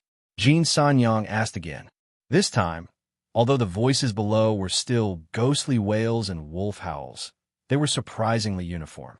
Jin Sanyang translated, the east. They came from the east. As she spoke, Jin Sanyang stretched out her dark and slender finger and pushed the brim of her hat. Then, she continued, someone has taken their home. They are not a single force. They are the forces of drunken ancient pagoda. Then, Jin Sanyang's dark, ghostly face became even more ferocious. Her huge eyes glowed faintly as she said, the people who drove them out of their home are foreign creatures. They are not from the Central Plains. At this point, Jin Sanyang suddenly shouted angrily. Even the ghost monk on the city wall roared as if they were refuting something. Li Haoge frowned. His long and narrow eyes narrowed into slits. What's going on? Jin Sanyang said, they are cursing you. Li Haoge was speechless. He Yun was amused. He asked curiously, cursing us? Why? After a long while, as the ghost monk on the city wall and the ghost monk in the snow below the city wall conversed, Jin Sanyang explained, among the creatures that invaded their home, a few of them are you humans. As soon as the word humans was mentioned, the quiet peregrine falcon Yu Chen finally spoke.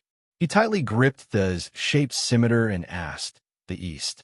Asked them if they came from the northeast or the southeast. According to the provinces of China, the east of the Central Plains province was bordered by two provinces. One was Ludong province, and the other was Baoan province. Since the ghost monk clan said that there were foreign creatures invading their home, then it must be the star beasts in these two provinces. Think carefully before you ask. Blind Lady suddenly said. Yu Chen was stunned. She looked at the slender figure in front of her, but she did not refute. She pondered for a moment and said, let's change the way you ask. Ask them what creatures drove them out. Hearing this, Blind Lady nodded lightly. It was so subtle that Yu Chen could not see it. It seemed that the commander was quite satisfied with this way of asking. The commanders of the alien team had always been Blind Lady and He Yun. As they attacked Yin Zhao again and again, the team's teamwork became better and better. In the end, the title of commander fell to Blind Lady. Come to think of it, she was the only one in the world. Your team's commander is the type that can hear and see, right? The type that can see and hear in all directions. You might not believe it, but our commander is blind. As Jin Sanyang negotiated with the other party, she explained, specters, white people, black people. Hearing this, He Yun was stunned. He said, the ink and paper spirits of the Ludong province, the white-faced dancers, and yin yang soul warriors? How could the ink and paper book soul mix with dancers and soul warriors? Oh, right. He Yun slapped his forehead and answered his own question. Without humans, they wouldn't have been able to kill their way out of the Ludong province. Blind Lady was also puzzled. She said, when did the two of us pass by the Ludong province before?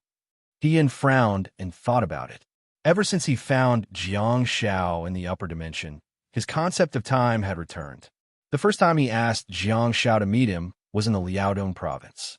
At that time, He Yun wanted to take Jiang Shao to the Ludong province to broaden his horizons, but Jiang Shao was eaten by a big fish at sea. He Yun remembered that period of time quite clearly. He said, early 2018. The Blind Lady nodded and said, it's the end of the 19th year.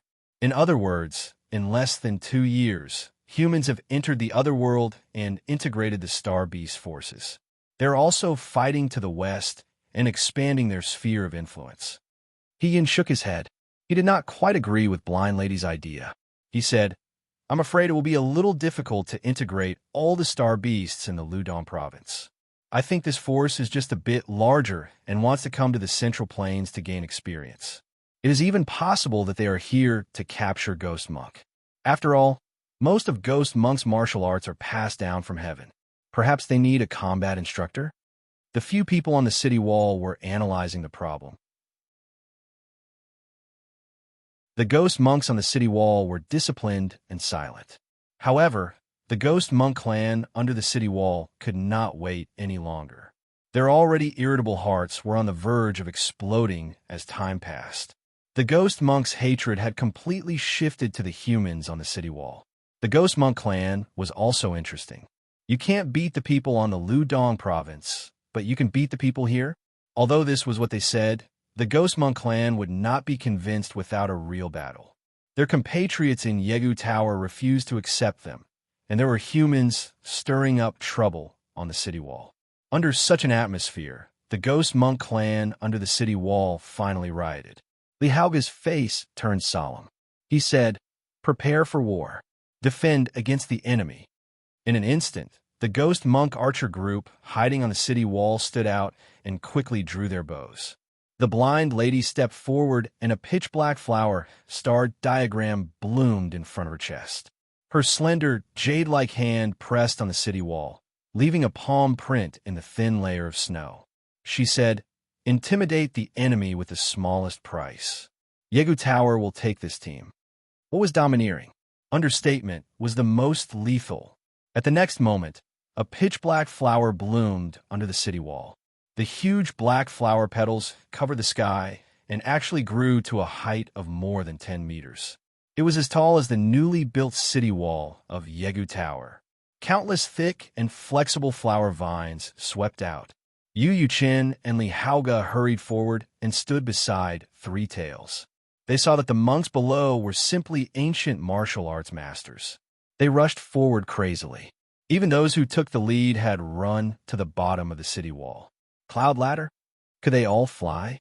The uneven stone bricks of the city wall gave the ghost monk clan a foothold. The ghost monks really flew up. They climbed the wall crazily. Pung, pung, pung. The thick flower vines swept wildly and instantly sent the ghost monk climbing the city wall flying. However, the price was that the city wall was also smashed. The blind lady star martial art was too ferocious. In an instant, the front gate of the Yi ancient pagoda was swept away. Countless monks were sent flying by the flower vines that were even thicker than their bodies. "Let us attack."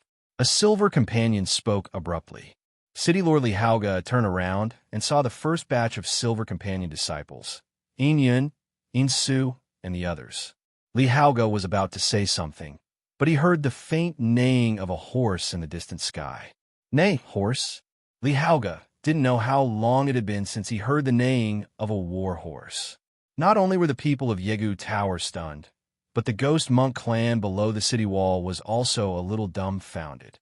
What kind of creature is that? Of course, just their shouts alone weren't enough to stop the charging ghost monks' forces. What really slowed down their charge was a ferocious fire tornado that directly exploded in the middle of Ghost Monk's team after the faint neighing of horses. For a moment, countless Ghost Monk clan were swept up into the sky and submerged in the fire vortex. The blind lady pressed one hand on the city wall and looked up as if she had found something extraordinary. A few seconds later, the blind lady's lips curled up slightly, and she murmured softly, "You still know to come back. Damn this young man. Damn this young man." Ian slapped himself on the forehead as he looked at the charcoal-red Pegasus in the sky. He also saw the figure sitting on it, as well as the heavy and long heavenly halberd. Countless fire tornadoes spread out and fell in front of the city wall, forming a fire wall arranged by the fire vortex.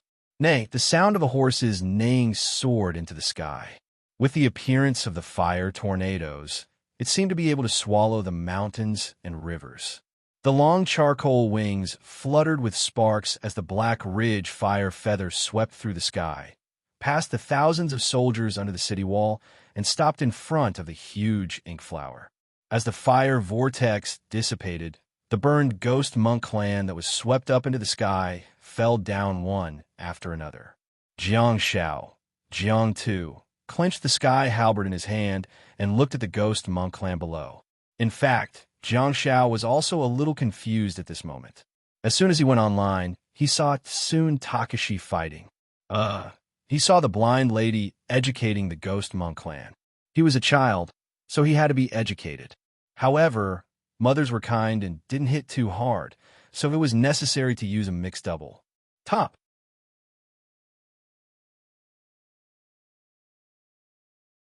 Chapter 10:18. Jiang Shao rode on the Black Ridge fire feather and flew beside the ink flower. He also flew in front of the city wall. He turned his head slightly and glanced behind him. What's going on? Before the humans could speak, the ghost monks on the city wall exploded. The golden, silver, grass, and clothing companions all shouted, "Master! Master is back! Finally! I can learn martial arts again! Master, what are you riding? Give me one too!" Jiang Shao was furious. "You're a ghost monk from the Central Plains, yet you speak in Beijiang dialect. Did that fool teach you?" "Oh, right, I think I did." Jiang Zhao's tone became heavier, and he shouted, "What's going on?" Blind ladies said they were driven out of their homes and wandered here. Now, Yigu Pagoda is going to devour this ghost monk group. "Oh." Jiang Shao nodded and said, "Retract your martial star conversion and save some energy. Someone translate for me." Jiang Shao held the heavenly halberd and pointed at the black mass of ghost monks below and said, "Someone in charge." Jin Sanyang immediately shouted and transmitted the message. However, there was no response from the ghost monks on the battlefield. "Huh," Jiang Shao sneered and said, "the ghost monks are all brave and ruthless. Without the guidance of an expert, it's unlikely that they would escape. You were driven out of your homes? What a joke. Why didn't you die in your homes? Tell me, who gave you the idea and helped you escape?" Jin Sanyang translated word by word. For a moment, a small number of ghost monks looked in one direction.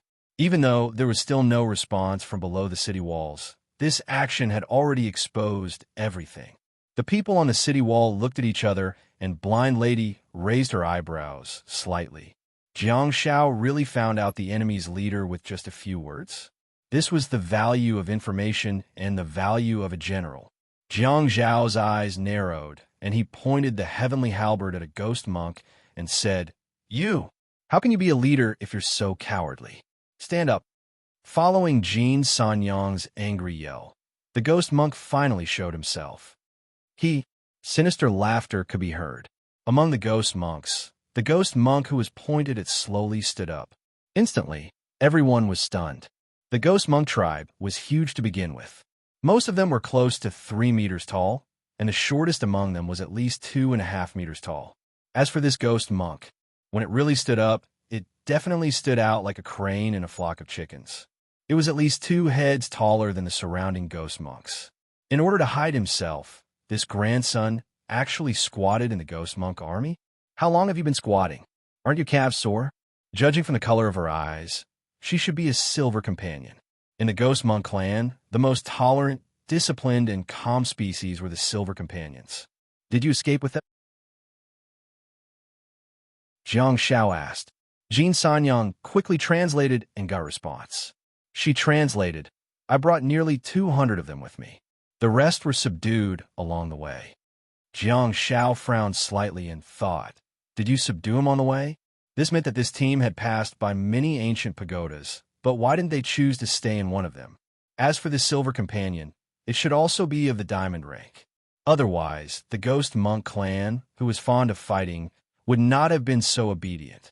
The ghost monks of Yi Ancient Tower had been civilized and educated by humans, so they were bound by strict discipline. The only thing that could make this group of wild ghost monks so obedient was level suppression. Perhaps a simple level suppression was not enough. A certain amount of wisdom and means were needed. Moreover, judging from the size of this silver companion, it should also be diamond ranked. It should be noted that when humans broke through the 5th rank, which was the star rank, their physical attributes would greatly increase. This was also the second time since the galaxy rank that their physical attributes had skyrocketed. It was the same for the star beasts. They did not transform into stars. Therefore, in the platinum rank, star rank, they did not seem to have any growth benefits. However, in the diamond rank, star rank, their physical attributes and other aspects would usher in a qualitative leap. After a few exchanges, Jiang Shao clearly felt that the other party was not stupid. "Come, Silver Liao, Silver He." As he spoke, Jiang Shao controlled the Black Ridge fire feather to slowly land on the snowy ground. His legs gently clamped the horse's belly, and he walked forward. On the city wall, Silver Liao and Silver He, who were suddenly called, did not hesitate at all. They jumped down the wall and ran forward. On the city wall, Heian was shocked. He hurriedly stepped forward. If the situation was not right, he would immediately activate the star transformation. This roar! The group of ghost monks made a path, but they bared their teeth at Jiang Shao and roared. Jiang Shao did not seem to be affected at all. Among the thousands of soldiers and horses, he walked all the way to the Silver Companion hiding in the center. Behind him, Silver Liao and Silver He also followed. Interestingly, the path that had been made closed again, surrounding the ancient tower's group of 3 in the crowd of ghost monks. Seeing this scene, in such a tense atmosphere, Li Haoge could not help but laugh. He stepped on the city wall and smiled. It's Commander Jiang after all. Interesting. Hearing this, the nervous Heian also smiled. Let's not talk about anything else. This kid has good taste. The Sky Halberd and the Red Rabbit horse are really a good match. Blind Lady suddenly asked, the horse is red? Heian froze for a moment and said, yes, charcoal red. It's the kind that's burning red. It's even a little dazzling. Yes. Blind Lady frowned and said, judging from the form of the star technique and the shape of the body, this should be the Black Ridge fire feather from the border between the North and Great Ming. A dazzling charcoal red color. It's suitable for shield warriors to attract enemies to attack. Peregrine Falcon, you can ride it next time when you need to. Yu Chen was speechless. I'm a melee fighter, okay? You want me to mock the fugitives? Do you really think my life is worthless? The tense atmosphere on the city wall eased a little. Below the city wall, in the midst of the ghost monk army in the snow, Jiang Shao was communicating with the diamond gray high-level creature. What was more perfect was that although the Black Ridge fire feather was still a cub and would only reach adulthood in half a month, it was already a huge horse with a shoulder height of more than 3 meters. That allowed Jiang Shao, who was riding on horseback, to look at the diamond-grade silver companion at the same level. At this moment, Jiang Shao did not absorb the Black Ridge fire feather as a star pet. He had the sea-devouring soul and could go to the sky and enter the sea. In terms of functionality, it was more or less enough. On the other hand, Jiang Shao was also worried that the absorption of the star pet would fail. Probability was unreasonable. I'll ride it for now. Anyway, the target that the black and white candle attached to doesn't care about the other party's growth stage. Of course, Jiang Shao actually had his own plans too. He thought that if he could find little Chongyang within half a month, the Black Ridge fire feather would be a good gift. Since he was coaxing a child, wouldn't he have to pick his favorite toy? On the other hand, the Black Ridge fire feather would definitely increase little Chongyang's strength greatly. Jiang Shao said, "You've subdued so many ghost monks along the way and must have passed by many ancient pagodas. Why don't you stay there?" While the Diamond Silver companion spoke, the Silver he translated in real time and informed the other party's response. "We need to go further and deeper into the hinterland of the Central Plains, away from the east." Jiang Shao asked, "Why here?" The Diamond Silver companion said, "The city walls here are very well built. They must be very strong. Maybe they can resist the attack from the east." Jiang Shao asked, "Who drove you out?" The Diamond Silver companion said, "Human, ghost, white, black." Black and white? Judging from the categories mentioned by the other party, the white and black should not belong to the category of humans. Jiang Zhao's heart skipped a beat, and he said, "Human? What are the names of humans? Are their skin, eyes, and hair colors the same as mine?" The Diamond Silver companion said, "I only saw 3 humans, the same as you." "Same as me? Huaxia?" Jiang Shao frowned and said, "Do you know their purpose?" The Diamond Silver companion said, "Kill them." Jiang Shao nodded. "Lu Dong, is there an expert here?" "I see." Jiang Shao thought about it and said, "We are different from those humans. We are close to the Ghost Monk clan. In this Yi Gu Pagoda city, there's a large number of your Ghost Monk clan's clansmen. We humans live in harmony with them. Yigu Pagoda City welcomes you. As the leader of this group of ghost monks, you have to control your subordinates and explain to them clearly that we are friends with the ghost monk clan, not enemies. Fortunately, Inhe had followed Jiang Shao for a long time and had learned quite a bit. But even so, the series of translations still exhausted him. The Silver Companion thought about it and nodded. Let me see, friendly human. Speaking up to this point, Jiang Shao suddenly said with a smile, I plan to take you as my disciple. What do you think? Hee ha ha. The Silver Companion was stunned for a moment and then laughed softly. A few seconds later, it turned into a maniacal laughter. Not only was the laughter eerie and terrifying, but it was also full of disdain and disdain. The gaping mouth made Jiang Shao worry that its head would split open from laughing too hard. A diamond-level creature splitting its own head from laughing so hard would definitely leave a good story. Yes, that must be it. Before Jiang Shao could say anything, Silver Liao and Silver he did not want to. They roared loudly and were very protective of their master. Jiang Shao did not know what the two of them were talking about with the Silver Companion. However, the Silver Companion's laughter suddenly stopped. This made Jiang Shao feel that the situation had taken a turn for the better. The Silver Companion looked at the charcoal red Pegasus in front of her and then at the human on the horse. She said, Are you very strong in martial arts? Jiang Shao also laughed, revealing a set of white teeth. Unfortunately, it was not as eerie as the ghost monk, but it still looked a bit fierce. You will see. Jiang Zhao's many trips to Yin Zhao had caused Jiang Zhao's disciples to suffer heavy losses. Among the Silver Companion's disciples, only one died in Yin Zhao because of his fighting style, and that was Yinbu. With that, it seemed like the name Yinbu had been inherited by someone. However, the Silver Companion in front of him was so intelligent, so patient, and had the means to lead his clan to the west. It did not seem to fit the name Yinbu. What should I call it? Whatever. I'll take it first and think about it later. In the vast Huaxia, there were many famous generals. How could I not find a suitable one? 10 minutes later, the people on the city wall saw Jiang Shao, Silver Liao, and Silver he walk out of the army with the Silver Companion. They walked towards the gate of Yigu Pagoda. Jiang Shao raised his head and shouted, Open the gate. Li Haoge was indeed bold. As soon as Jiang Shao spoke, he directly let people open the gate. It should be known that the number of ghost monks outside the city was not less than the number of ghost monks inside the city.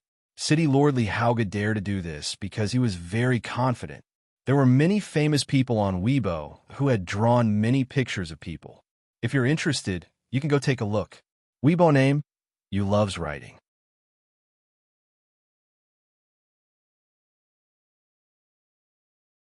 Chapter 1019. Under the leadership of Li Haoge, Yigu Pagoda arranged a house for the new members of the Ghost Monk clan. After confirming the time with Jiang Shao, they informed the foreign Ghost Monk clan of the time that Instructor Jiang would be teaching. As soon as they heard that there would be a human teaching, the Ghost Monk clan became interested. Curiosity, doubt, contempt, disdain, and all kinds of thoughts spread among the Ghost Monk clan. But in any case, the Ghost Monk clan, who were brave and fierce, undoubtedly had a strong desire for skills. Therefore, when Jiang Shao was teaching, they would definitely come to watch. The real problem was the rules of Yigu Pagoda City. No private fights. All of a sudden, the foreign Ghost Monk clan was in an uproar. No private fights? Are you kidding me? I was born to fight, yet you tell me that I have to farm, build houses, and train peacefully? Fortunately, the Diamond Silver Companions were very intelligent and had high prestige among the wild Ghost Monk clan. Thus, they temporarily suppressed the voices. While Yigu Pagoda City was busy accepting new blood, Blind Lady and He-Yun found Jiang Shao to learn about the recent situation. Before the Explorer skin was reset to Jiang Tu, he had already told Blind Lady and He-Yun about the news that happened on Earth, including the news about the members of the Star Conversion Organization. He-Yun said with a smile, his eyes full of love and appreciation, How is it, Xiao Jiang? I see that you have changed a lot after going back this time. Jiang Shao felt a little uncomfortable. He felt that he was looking at his grandson. He was indeed born on December 28th, 2000. Although it was 2019, it was not his birthday yet. At this time, Jiang Shao was not even 19 years old. As for being a grandson, who wants to be a grandson? Well, my body is a decoy, is already at the starfall stage, Jiang Shao said with a nod. Well, not bad, not bad. In this way, the power of your star conversion martial skill can be further improved. He nodded and said with a smile. The three of them supervised the ghost monk clan to move into the empty houses on both sides of the street while discussing. By the way, Jiang Shao suddenly said. Jiang Shao suddenly said, you told me a theory before. If you don't have any spatial star techniques on Earth, you won't have any when you're in the alien sphere. He thought for a moment and said, yes, I did say that. Jiang Shao chuckled and said, so this time, I brought you 70 Void Scourge star beads. Huh? Yin was stunned. 70 Void Disaster Shadow star beads? You on Earth. Jiang Shao immediately understood what Yin meant and hurriedly said, don't worry, Elder He. I could do whatever I want on this alien ball, because there are no rules or order here. I speak with my fists. When I was on Earth, I was a law-abiding citizen. While speaking, Jiang Shao was amused. Besides, I'm a soldier after all. You have to believe in my qualities. Yes. He nodded with a solemn expression, which was rare for him. If we have a star technique related to space, it will be a qualitative improvement to the strength of the team. Jiang Shao said, it's just a pity that the two of you have empty star slots. You can absorb some spatial star techniques. However, Yu Chen and Li Haoge are in the starfall stage, and their star slots are already full. We'll eventually go to Starry Sky, Blind Lady said calmly. Yes, that's true. Jiang Shao stopped abruptly, and his face stiffened. Blind Lady frowned slightly and pressed her cold, jade-like palm against Jiang Zhao's face. Jiang Shao was dumbfounded. He snapped back to his senses and retreated while breaking free from Blind Lady's palm. What are you doing? Blind Lady said, confirming my expression. Jiang Shao was instantly displeased. Are you sure you still need to learn how to express your emotions? Can't you sense it directly? Tell me, are you trying to harm me? Did you leave some ink flower seed in my body? Blind Lady said, I sense shock and horror, but I think it's an error of perception. Why are you panicking? Ian asked with a sullen expression. Little Jiang, what happened? Did something happen to your main body?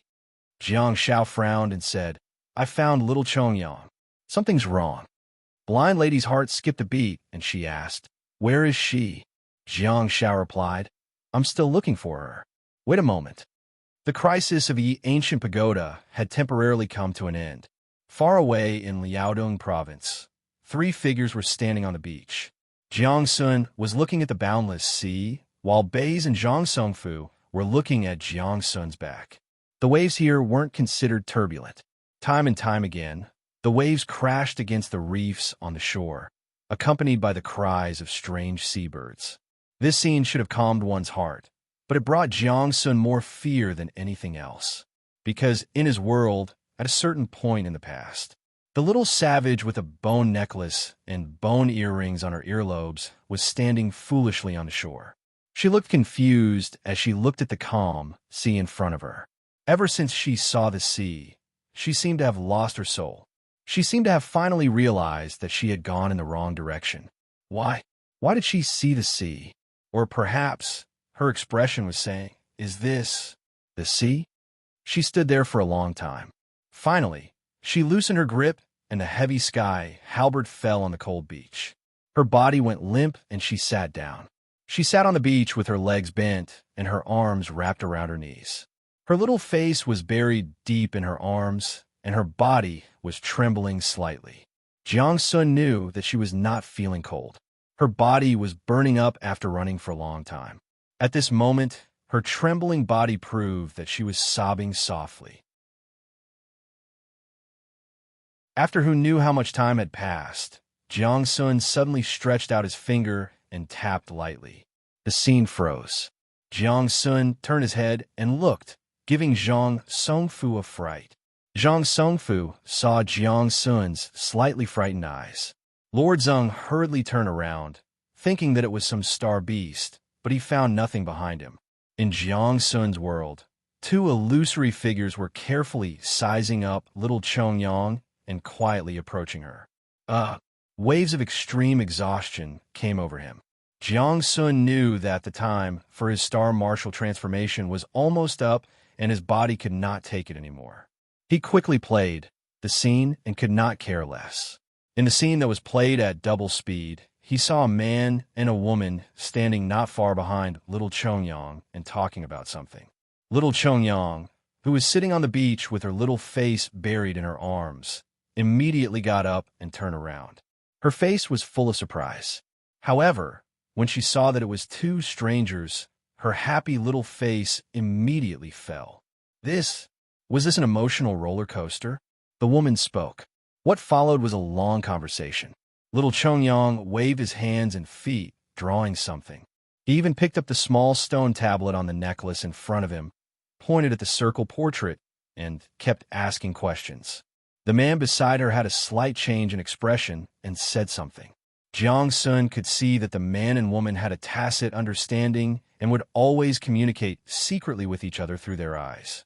However, little Chongyang, who was in low spirits, did not notice any of it. Then, little Chongyang's gloomy eyes suddenly lit up. She raised her tear-stained little face and mouth. Really? Jiang Xiao is with you? At this moment, Jiang Sun looked at the man's mouth and said, Yes, I'll take you to him. Jiang Sun turned around and saw the man walking towards the sea while the woman held little Chongyang's hand and walked towards the sea step by step. The three of them did not enter the sea. Instead, they seemed to be riding the wind and waves as they stepped on the surface of the sea and quickly headed south. Damn it. Jiang Sun cursed and felt the fatigue in his brain. He flashed and reappeared in the distant sea. Zhang Songfu was slightly stunned. Baze hurriedly said, Don't turn into a crow. Otherwise, you really won't be able to keep up. Just flash. Zhang Songfu looked at the fleeting figures on the surface of the sea in the distance. He hurriedly used the space-time rift that he had learned before to quickly flash away. The three figures flashed continuously on the surface of the sea until they were exhausted. Jiang Sun, who was wearing the Sea Devourer, retracted his 9-star eyes and stood in the air. He turned his head and looked at Baze and Zhang Songfu, who were rapidly flashing over. What Zhang Songfu did not expect was that Baze would directly open the Sea Ridge shelter and grab the Sea Devourer on Jiang Sun's body before throwing him in. The exhausted Jiang Sun fell into a deep sleep the moment he was thrown in. Baze grabbed Zhang Songfu, who could not fly, and put the Sea Devourer on him. He said, A man and a woman tricked little Chongyang away. Zhang Songfu's body was swaying as he stood in the air. He was still not used to the help of the Sea Devourer, but he did not slow down and said, A man and a woman. Zhang Songfu frowned and said, I can't see anything, but judging from Jiang Zhao's flashing trajectory just now, their destination is likely to be Ludong Province. We're crossing the Bohai Strait now. Yes, you guessed it right. It's Ludong Province. I saw their lips just now. Let's go. Baze said and flew forward rapidly. Zhang Songfu analyzed and said, Since the man and the woman's base camp is in Ludong Province, and they appeared in Liaodong Province, we can be sure that they've probably crossed the Bohai Strait before, regardless of whether they're here to seize the star beads or not. Zhang Songfu then suggested, Let's not deviate from their previous trajectory and just fly straight. The couple is experienced, and I think they'll try to choose the shortest route between the two sides. After all, the sea is different from land, and there are more dangers in the sea. They should be going ashore in the shortest amount of time possible. Baze nodded silently and said, That makes sense. Let's go. You just have to move your body in a certain direction, and the Sea Devourer will fly you. Baze and Zhang Songfu then followed their previous trajectory and flew forward rapidly in the sky, away from the sea. In the Central Plains, in the ancient Yi Pagoda city, Jiang Xiao suddenly squeezed his horse's abdomen. and the horse's hooves kicked against the uneven stone bricks. In front, Silver Companion, who accompanied Li Haoge and Yu Yuchen to settle down Ghost Monk, turned around and looked at Jiang Shao, who was walking over with a sullen expression. Tian and the blind lady quickly followed behind Jiang Shao. "Who are you?" Jiang Shao asked, pointing at Ghost Monk, who was beside Li Haoge. "Master." Ghost Monk made a traditional Chinese gesture and cupped his fists. "I'm Jin Song." Translate. Jiang Shao turned to look at the diamond silver companion again and said, "I'll describe the specific characteristics of the man and woman. If I'm right, nod. If I'm wrong, shake your head." Jin Song translated while the diamond silver companion nodded. Jiang Shao said, "They're the humans who drove you out of your home. The male human is in his early 40s, has short hair, is 175 meters tall, and is wearing a brown leather coat." Silver Companion nodded while saying something. Jin Song translated in the tone of Silver Companion, "The male human is wearing a brown leather coat." While speaking, Silver Companion stretched out her hand, lifted her raincoat, and gestured at the upper middle part of her thigh. Jin Song said, "The height is here." Jiang Zhao's gaze was sharp, and he pointed at the key point.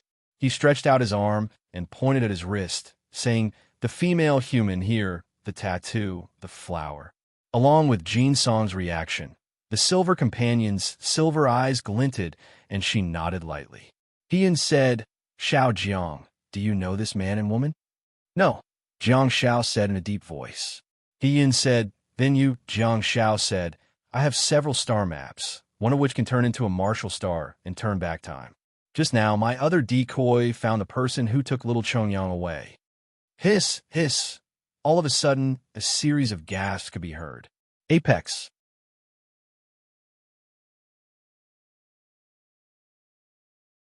Chapter 10:20. Hearing this, Tian looked at Jiang Shao dumbfoundedly. He knew that Jiang Shao had 2 star maps, one of which was the 9-star map, and the other was the flower blade. However, the effect of turning the stars into weapons that could turn back time. Jiang Shao explained, the effect of turning the stars into weapons in the 9-star maps can be used to locate the target and also turn back time. I'll talk about the specifics later.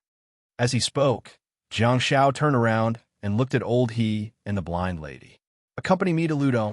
Out of habit, Jin Song translated this sentence as well. The Diamond Silver Companion had tried her best to lead the team to the west. Hence, when she heard that they were going back, she naturally wouldn't cooperate.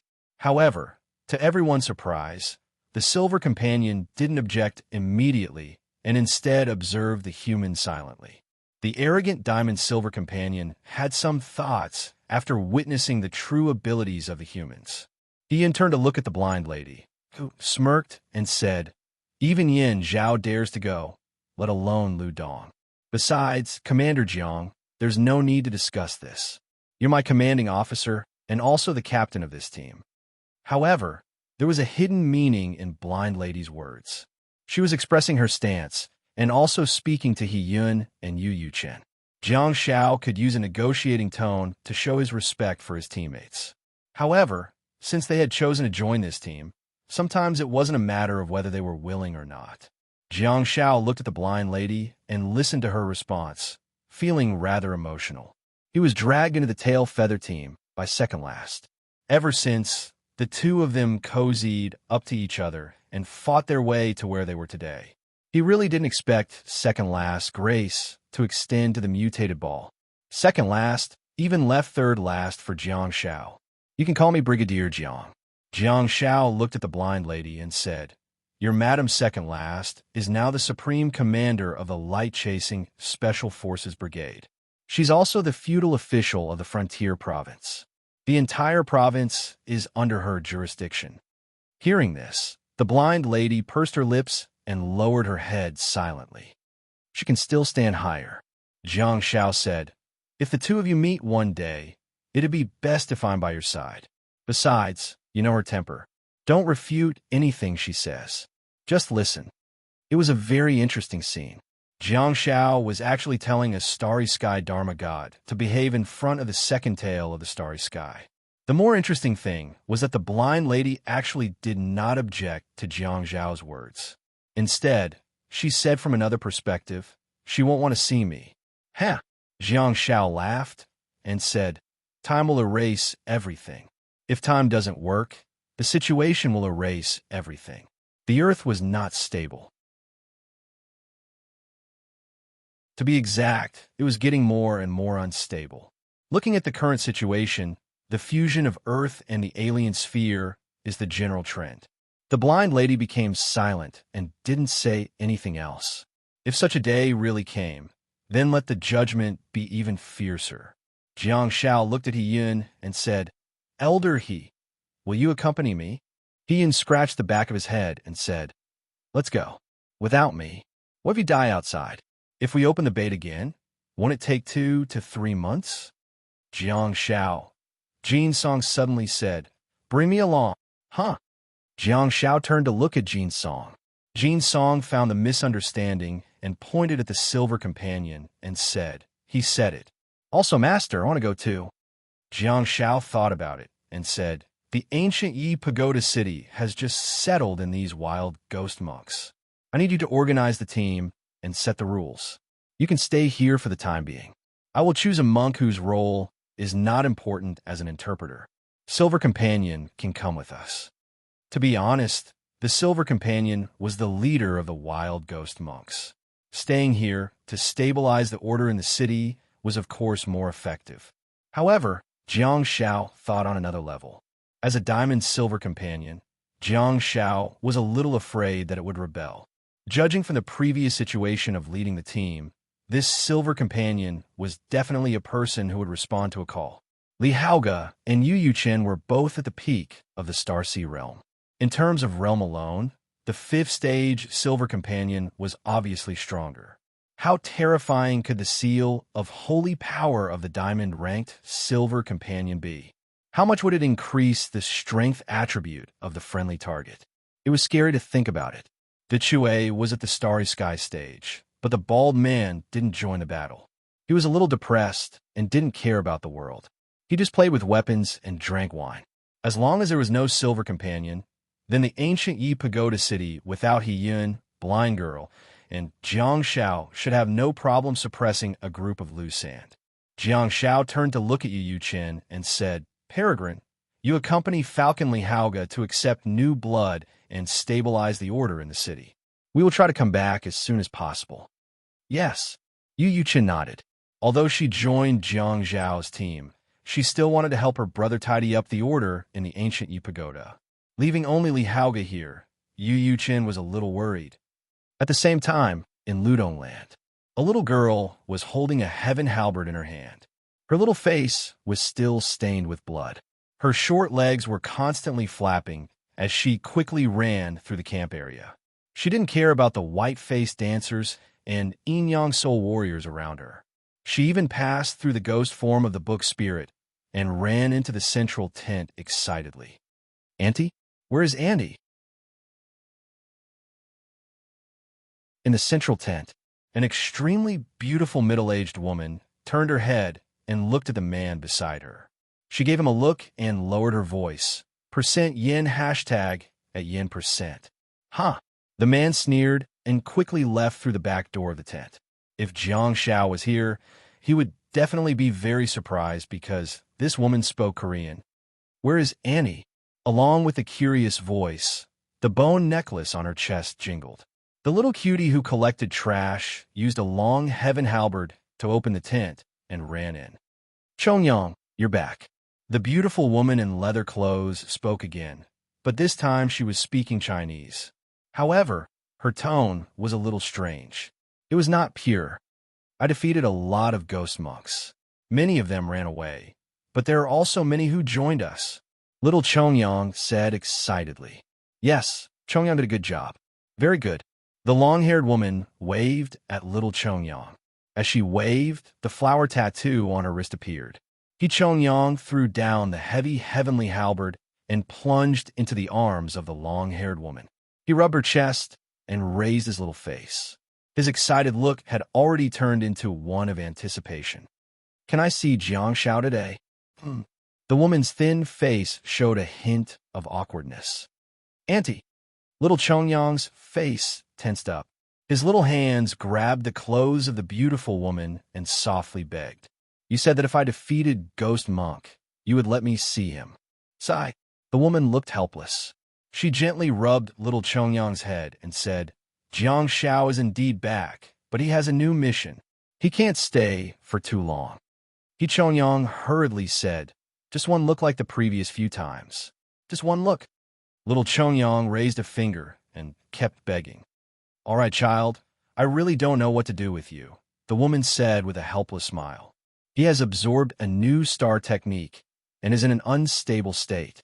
Don't go near him. You'll harm him." "Definitely, definitely." Little Chongyang nodded repeatedly like a chick pecking at grains. "Let's go." The woman stood up from the seat and held little Chongyang's hand before walking out of the tent. Along the way, the white-masked female dancers immediately stopped dancing. The Yin-Yang Soul Warrior also lowered his head and stood on the spot obediently. Even the mischievous book spirit, who was playing around with the Zhuanyuan brush and the red silk inkstone, immediately stopped when he saw the woman walking over. Wherever the woman and little Chongyang passed by, there was silence and respect. The two figures walked on the snowy ground and arrived at the foot of the mountain behind the camp. The woman held little Chongyang's hand tightly and walked into the cave, but she stopped far away. Little Chongyang shut his mouth nervously and widened his eyes. In the dim environment, he saw a familiar figure in the distance. The person was wearing a stone hoop mask and a black Guardians of the Night uniform. He stood with his hands behind his back and stared at the wall silently. The woman squatted down and looked at little Chongyang, whose eyes were wide open. She said gently, "The mission he's carrying out is to control his star technique. After a while, he'll be fine when he recovers." As she spoke, the figure in the depths of the cave suddenly turned around and revealed one side of the stone mask. He then glanced behind him with his peripheral vision. Under the mask, the gaze in his eyes was extremely impatient. He waved his hand forcefully and turned to look at the wall again. Little Chongyang was about to speak, but the woman covered his mouth with one hand. "Shoo!" The woman hushed him and dragged him out of the cave. "If you continue like this, you won't be able to see him again." He Chongyang panicked and hurriedly nodded obediently. Little Chongyang was dragged out. He looked reluctantly at the blurry figure.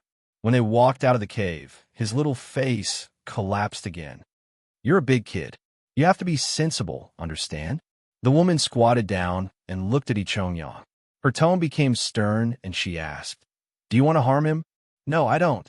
Chongyang lowered his head and twirled his fingers while his eyes were red.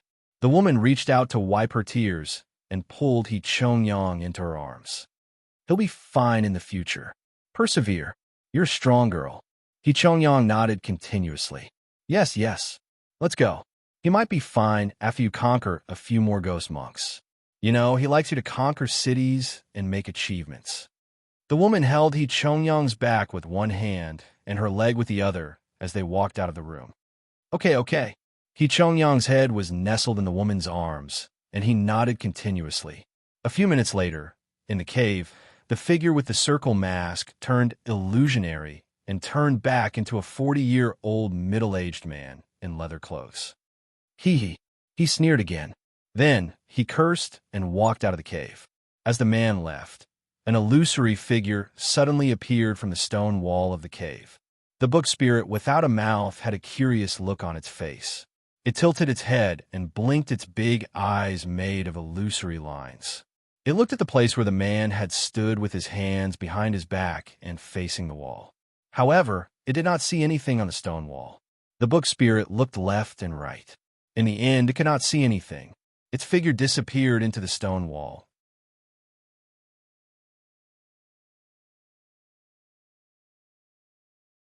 Chapter 10:21.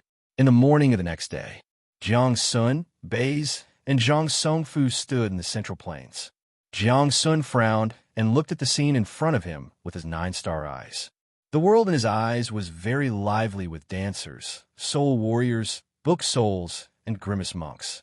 However, What Baze and Zhang Songfu saw was a real scene of a campsite in a mess. However, this place had long since been deserted. Jiang Sun's expression was sullen. He quickly adjusted the time and flew up again, while the other two hurriedly followed behind him. Baze explained, "This couple has little Chongyang running around in circles. They have been deceiving her all this time, giving her missions so that little Chongyang will fight for them. It didn't matter if they fought everywhere. The key was the deception. They lied again and gave little Chongyang hope, only to let her down again and again. Chongyang had been trying her best to be obedient and do her best so that she could see Jiang Shao. Jiang Shao was actually the man in disguise.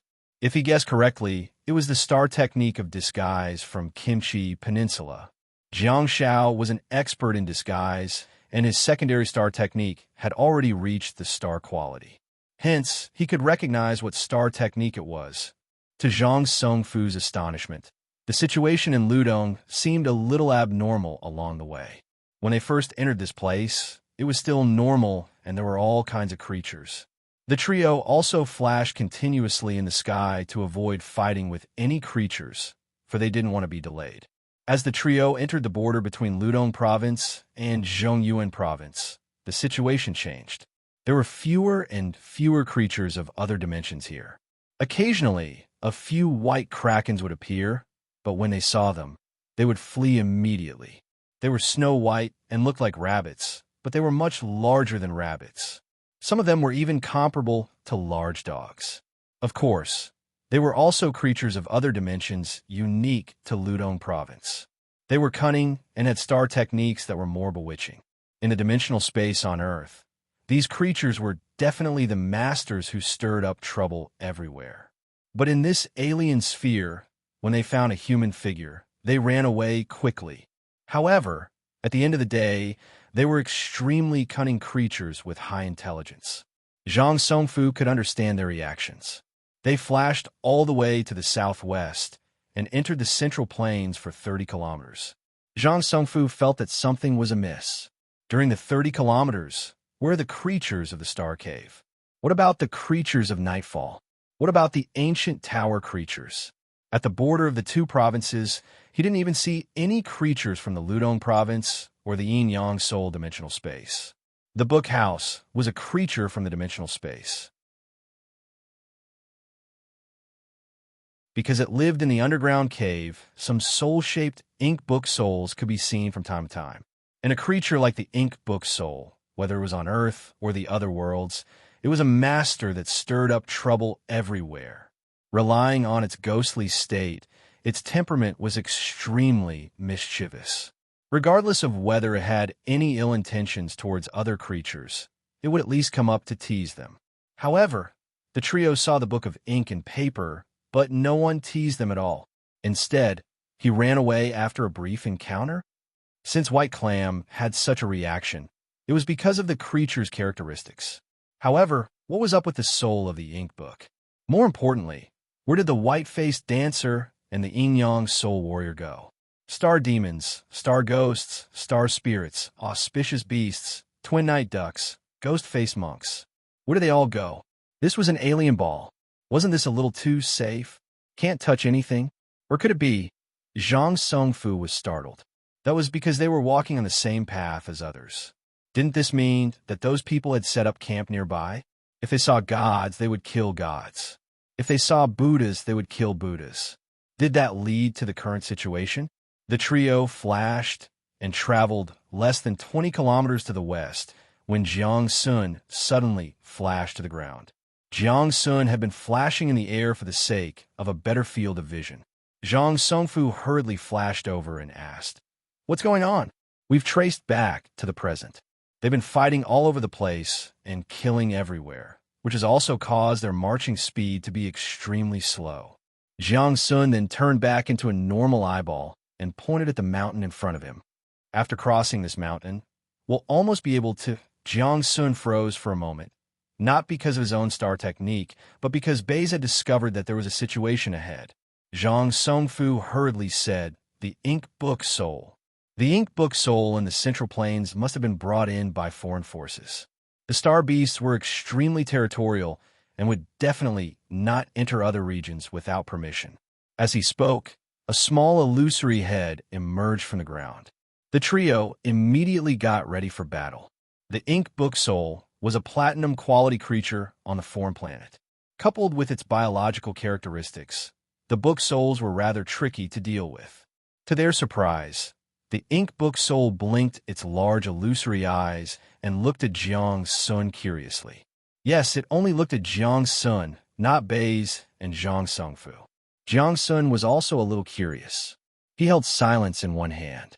After all, he could be considered to have joined the other party's camp. From a scene of time reversal, the man and woman had already formed an army consisting of dancers, spirit warriors, book souls, and ghost monks. They were in the Central Plains, so the ink book soul was definitely a member of the army. The soul of the book circled around Jiang Sun twice and pointed at Jiang Zhao's face under everyone's watchful gazes. Jiang Zhao got an idea and took off the circle mask. The ink book soul was obviously stunned for a moment. It floated on the ground and reached its hand into the ground. It then pulled out a Zhuangyuan brush from the ground. The ink book soul controlled the Zhuangyuan brush in the air and drew on the ground. The drawing skills are amazing. It's too damn lifelike. It's so lifelike. It's invincible. The image of a middle-aged man was drawn. How did he transform? What did he become? And how did he change back? While drawing, Jiang Xiao and the others were stunned. The ink book soul drew its own image, as well as the image of little Chongyang. It was in a large tent where the ink book soul drew the image of a man's transformation for little Chongyang. However, little Chongyang had a forced smile on his face and kept shaking his head while yelling angrily. He then used the heavenly halberd to try to poke the ink book soul out of the tent. An ordinary heavenly halberd would, of course, have no effect on the ink book soul. The halberd pierced through it without hurting the ink book soul. Most importantly, seeing that the ink book soul was not leaving and was going to continue drawing, little Chongyang suddenly transformed into his Yin spirit form and used his star technique to send the ink book soul flying out of the tent. Everyone felt like they were watching a comic strip. As the ink book soul drew rapidly, the picture was about to become animated. This! Zhang Songfu looked at Jiang Sun. The ink book soul threw away the Zhuangyuan brush. Although it did not have a mouth and could not pout, its large illusory eyes were full of grievance as it circled around Jiang Sun. "Thank you," Jiang Sun said. He didn't know if the ink book soul could understand him. Jiang Sun smiled and nodded at the ink book soul gratefully. Emotions and expressions were interchangeable. Realizing that someone finally understood it, the ink book soul stopped happily and pointed in the direction of the mountain with one hand while writing again with the Zhuangyuan brush in its hand. "Damn it, that's awesome." Zhang Songfu couldn't help but exclaim, because this paper ink book soul had drawn out the entire camp. The distribution of the various species, the distribution of the guards, and the tent where little Chongyang was. Jiang Sun nodded repeatedly and reached out to touch the head of the ink book soul, but his palm passed through its illusory body. The ink book soul tilted its head, and its illusory body gradually became solid. It blinked its large, adorable eyes. Jiang Sun smiled and gently patted its round little head. On Earth, Jiang Sun had fought with the ink book soul before. However, the ink book soul was of the gold quality and was mischievous. It attacked Jiang Xiao without hesitation. The platinum-quality book soul in front of him seemed to be very intelligent. Perhaps it had discovered that little Chongyang had been deceived a long time ago and had been trying to explain to her. However, the stubborn little Chongyang refused to listen. Such a scene reminded Jiang Xiao of the scene in the birch forest previously. That was the first time Jiang Xiao had seen little Chongyang. At that time, the Savage Army and the Ape Ghoul Army had a head-on confrontation. In the end, the Savage Army won, but suffered heavy casualties. Little Chongyang's third brother, who was a male savage, died in the war. When little Chongyang introduced the savages to Jiang Xiao, she realized that her third brother was gone. At that time, The savage sorcerer recommended a male savage to pretend to be her third brother, and little Chongyang smiled through her tears. Hence, the matter was put to rest. When Jiang Shao transformed into a crow and tried to leave, little Chongyang ran to her mother's grave and said, "You don't want me anymore, and neither does third brother." At that time, Jiang Shao realized that she knew everything. It turned out that she knew very well that her third brother had already died in the battle. However, this was the way this lonely child survived in the alien world. Perhaps this was also the way she had the courage to continue to live. Hence, when the savage sorcerer recommended a substitute, little Chongyang accepted it. Not only did she accept the fake third brother, but she also accepted the deception. Furthermore, while she willingly lied to him, she also lied to everyone present. Jiang Shao didn't want to explore what kind of twisted and contradictory mentality she had. He only knew that little Chongyang was not dead. After he brought little Chongyang back, he would never deceive her, nor did he want her to continue living with such a twisted mentality. Jiang Sun stretched out his finger and drew on the ground. The paper and ink book soul looked at Jiang Shao curiously and saw 5 figures. There was a tall ghost monk, a ghost monk of normal height, a man and a woman in fur coats, and a man riding on a flying horse with a heavenly halberd in his hand. The little book soul turned around and looked at Jiang Sun curiously with its head tilted. Jiang Sun smiled and waved his hand. A door to the shadow ruins opened. The little book soul hesitated for a moment and looked at Jiang Sun, gesturing for it to go in. Driven by curiosity, it really went in. Jiang Sun closed the door to the shadow ruins. Zhang Songfu was speechless. Jiang Sun said, "After we get to the top of the mountain, find little Chongyang's tent according to the map given by the paper and ink book soul. I will flash into little Chongyang's tent. Bays will control the situation here. Flash in with me." Zhang Songfu nodded heavily and said, "No problem." The 3 of them immediately flashed to the top of the mountain and searched carefully. The map, given by the paper and ink book soul, was too exquisite and accurate. They quickly found the independent tent. Jiang Sun and Zhang Songfu's figures flashed and disappeared. Bays, on the other hand, hid behind a tree. As the purple lightning flashed across his eyes, dark clouds gathered in the sky. Suddenly, a voice came from the tent. "Hey, little Chongyang, what are you doing?" The girl's back was facing the entrance of the tent. At this moment, she was sitting in front of a simple wooden table. Her elbows were on the table, and her hands were cupping her face. She looked at the small stone tablet in front of her. There was a circle mask carved on it. She said subconsciously, "I'm looking."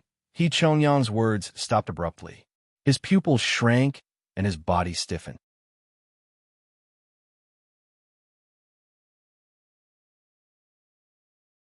Chapter 10:22. The girl who was not far away froze and slowly turned around, only to see a familiar figure. His height, figure, voice, mask, and the pair of familiar eyes behind the mask. Jiang Shao, Jiang Sun, said softly, "I told you to wait for me at home. Why are you here? Have you completed your mission? Have you adapted to your star technique?" He Chongyang stood up and said in a trembling voice, But Annie just said, she said, there was a man wearing a white ghoul helmet behind Jiang Shao. But at this moment, He Chongyang had completely ignored him. "You're not silly, little Chongyang." Jiang Shao stepped forward and walked towards He Chongyang, reaching out to pick up the circle stone plate on the necklace in front of her chest. He then looked at his own mask. Jiang Shao said softly, "Maybe you're not experienced enough, or maybe you're still stubborn. But, little Chongyang, you're not silly." He Chongyang stared at Jiang Shao in a daze. At this moment, she did not move at all and could not even say a word. The scene in front of her and the person in front of her made her feel like she was in a dream. Jiang Shao continued, "You know that's not your auntie. It's been more than half a year, and you've seen me many times, but you've never spoken to me. You've always been forbidden from approaching me. You've long discovered that something is wrong, haven't you?" Gulp. He Chongyang swallowed a mouthful of saliva, and her tiny brain seemed to have been stirred into mush. Jiang Shao pressed He Chongyang onto the wooden stool and knelt down, gently stroking her beautiful short hair. Jiang Xiao said softly, "You've already discovered that something is wrong with the situation, and even the paper ink book soul has drawn everything for you. But you refuse to accept it. You're willing to let them deceive you." He Chongyang did not respond. Instead, she stretched her hand out and pressed it on Jiang Zhao's mask. "Okay," Jiang Xiao continued. "I promise you that I'll let you see my true appearance when I see you again. I can't take off the circle mask because the face I've transformed into is that mask." He Chongyang took off Jiang Zhao's mask and saw a pair of unfamiliar faces, but a pair of extremely familiar eyes. He Chongyang hurriedly grabbed Jiang Zhao's palm and carefully identified the shape of his fingers. He then flipped his hand over and looked at the lines on his palm. Exactly the same. It was exactly the same. Little Chongyang pursed his lips. After confirming again and again, he did not show any excitement at the reunion. Instead, he lowered his head and said softly, "So sorry." The voice was very soft, so soft that it was frightening. Jiang Xiao put on the mask and pressed the cold stone mask against her forehead. "You want to see me so badly that you don't even have a hug?" Hot tears flowed out of He Chongyang's eyes like pearls falling to the ground and shattering. She kept sobbing, feeling wronged. She wiped her eyes with the back of her hands and arms, and in just a few seconds, she was sobbing so hard that she could not make a sound. Upon sight of this, Jiang Xiao subconsciously wanted to say, "Hold it in." But, yes, Jiang Xiao held it in. It was better not to use the demonic voice that had grown up with him during his childhood on Little Chongyang. "Yes, I won't use it today. I'll do it next time." Jiang Xiao hurriedly picked up Little Chongyang and comforted her softly. All right, don't cry." Who would have thought that this show would make He Chongyang stop crying instantly?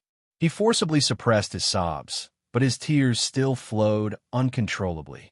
Jiang Xiao was stunned. What's going on? Why does it feel like a switch has been flipped?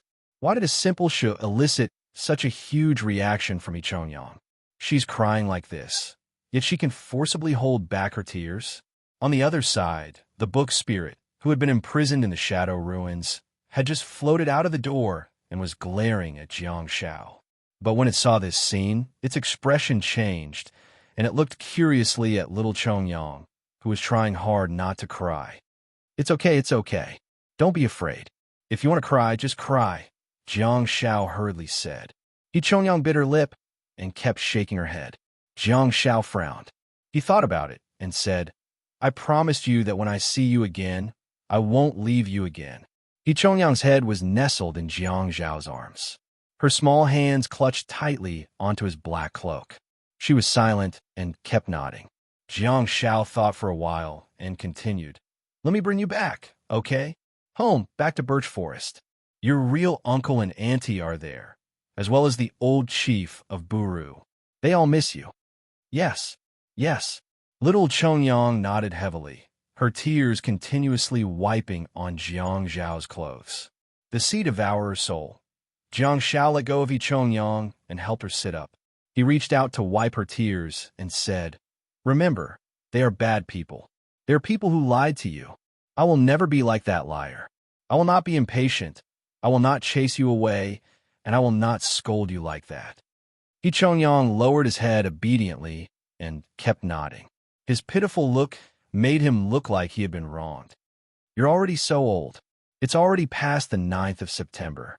You're already 15 years old, right?" Jiang Xiao chuckled and reached out to touch her little red nose. "You're still like a child." He Chongyang was enraged upon hearing that. She hurriedly grabbed Jiang Zhao's clothes and looked at him with teary eyes. I'll be obedient. Jiang Xiao was stunned. Unknowingly, he realized that there were some words that could not be said to He Chongyang. Those words seemed to be used to threaten and reprimand Little Chongyang. That also caused her to be terrified when she heard certain words. "Mom, damn it." Jiang Zhao's heart ached terribly. He really did not dare to say anything, nor did he dare to use a teasing or gentle tone to comfort her. Jiang Xiao said directly, "Since you know everything, I'll tell you now. I'll return everything they did to you. He Chongyang did not respond. She looked aggrieved, but she seemed to feel more guilty. Jiang Shao said, "Go into my space now. I'll go find the two of them." He Chongyang still did not speak. She just clutched Jiang Zhao's clothes tightly and buried her little head in Jiang Zhao's arms, as if she was afraid that he would leave again. Jiang Shao thought about it and did not insist.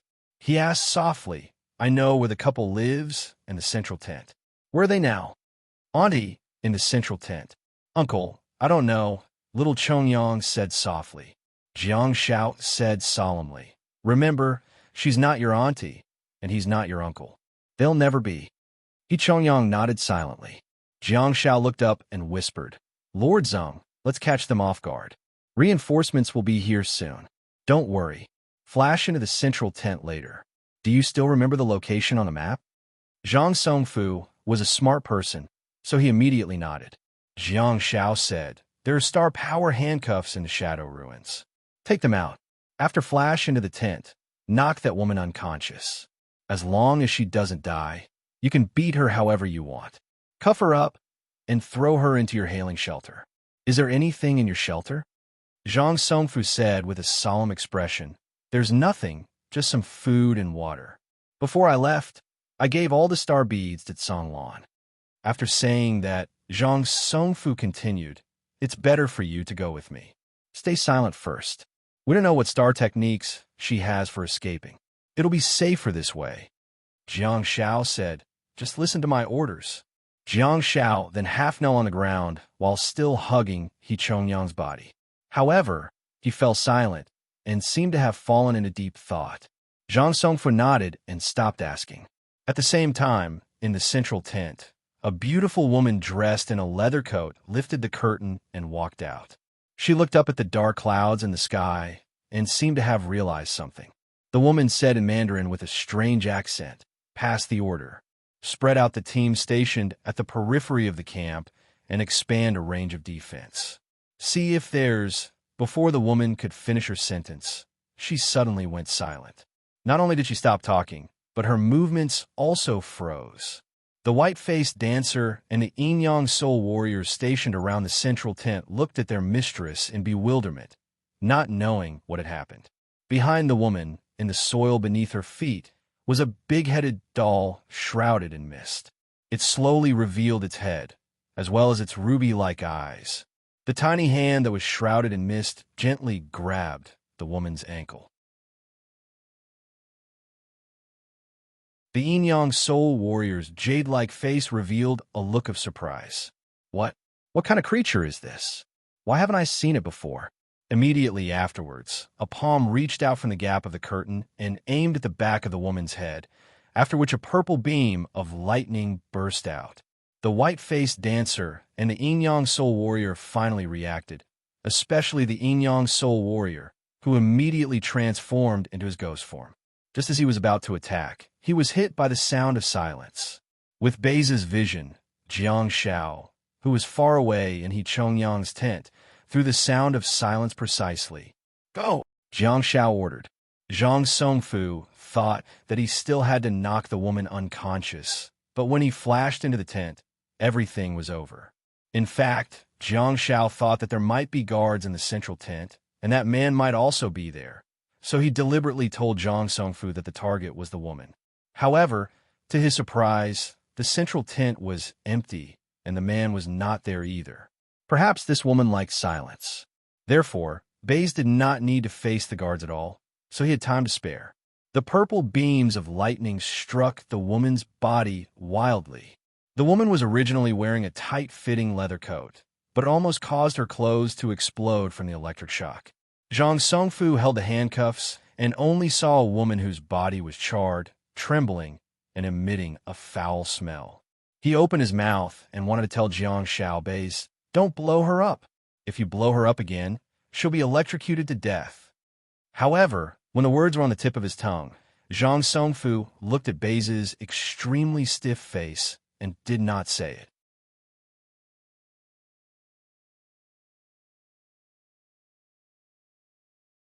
Chapter 1023.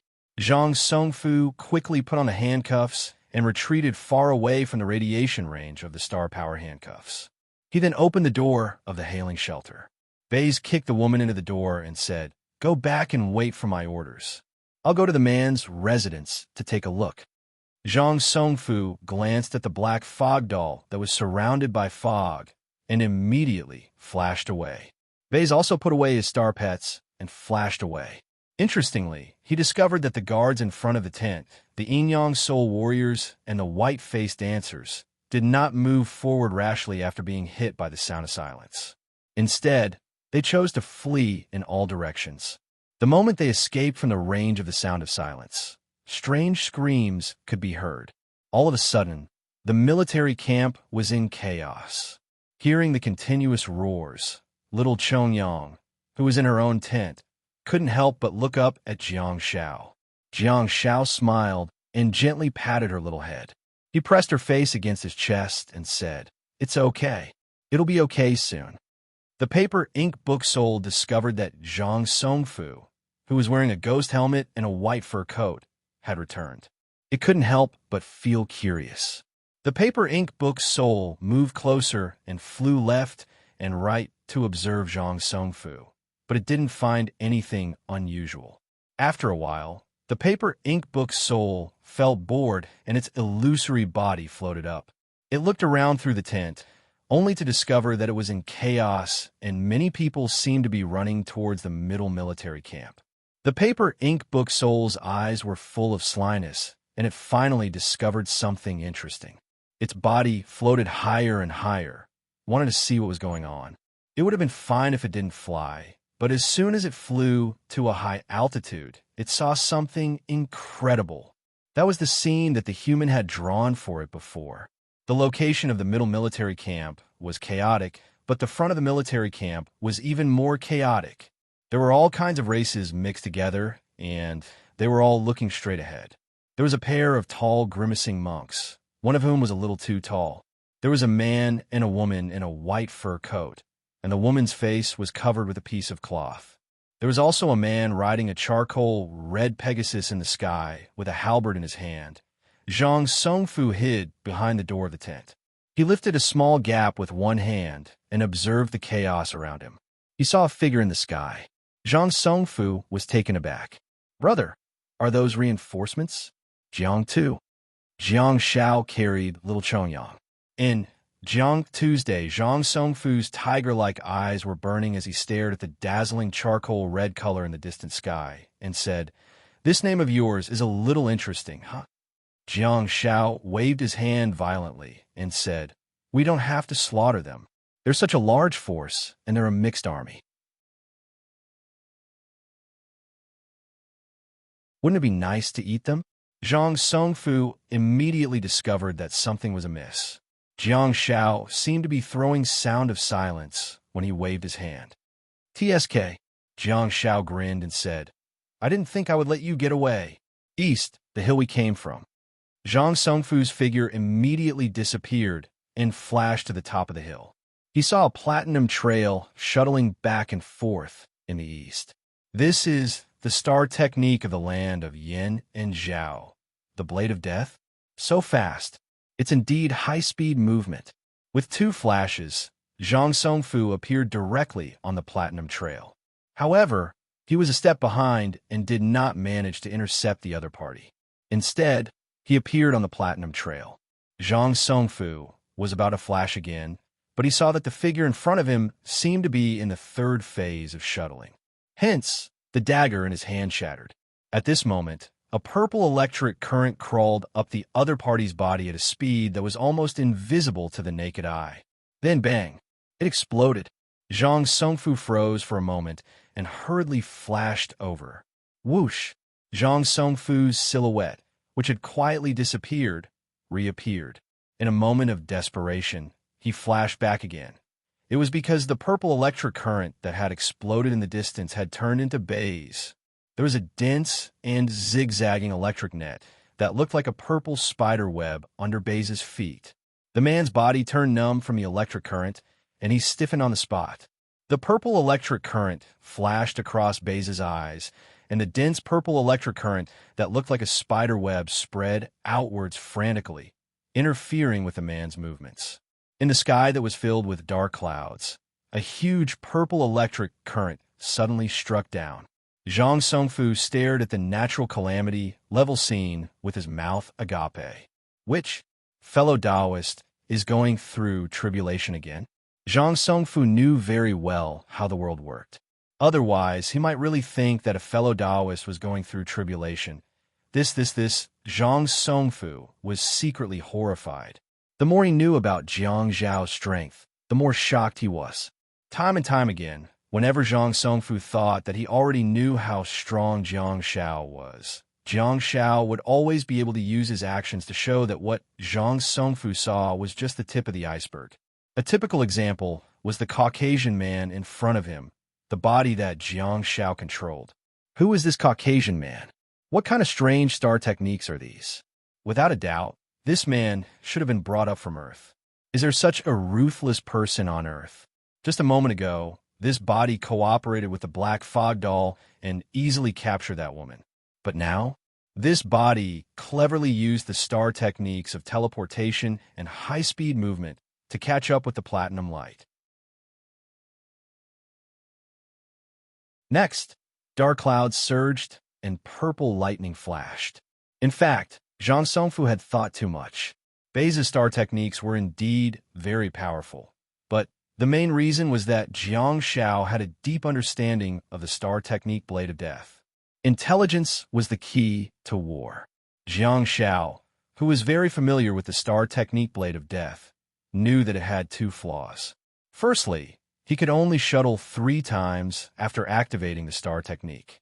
There would be a short pause after each shuttle because there would be a relatively short connection time between the first and second shuttle when he arrived at the target location.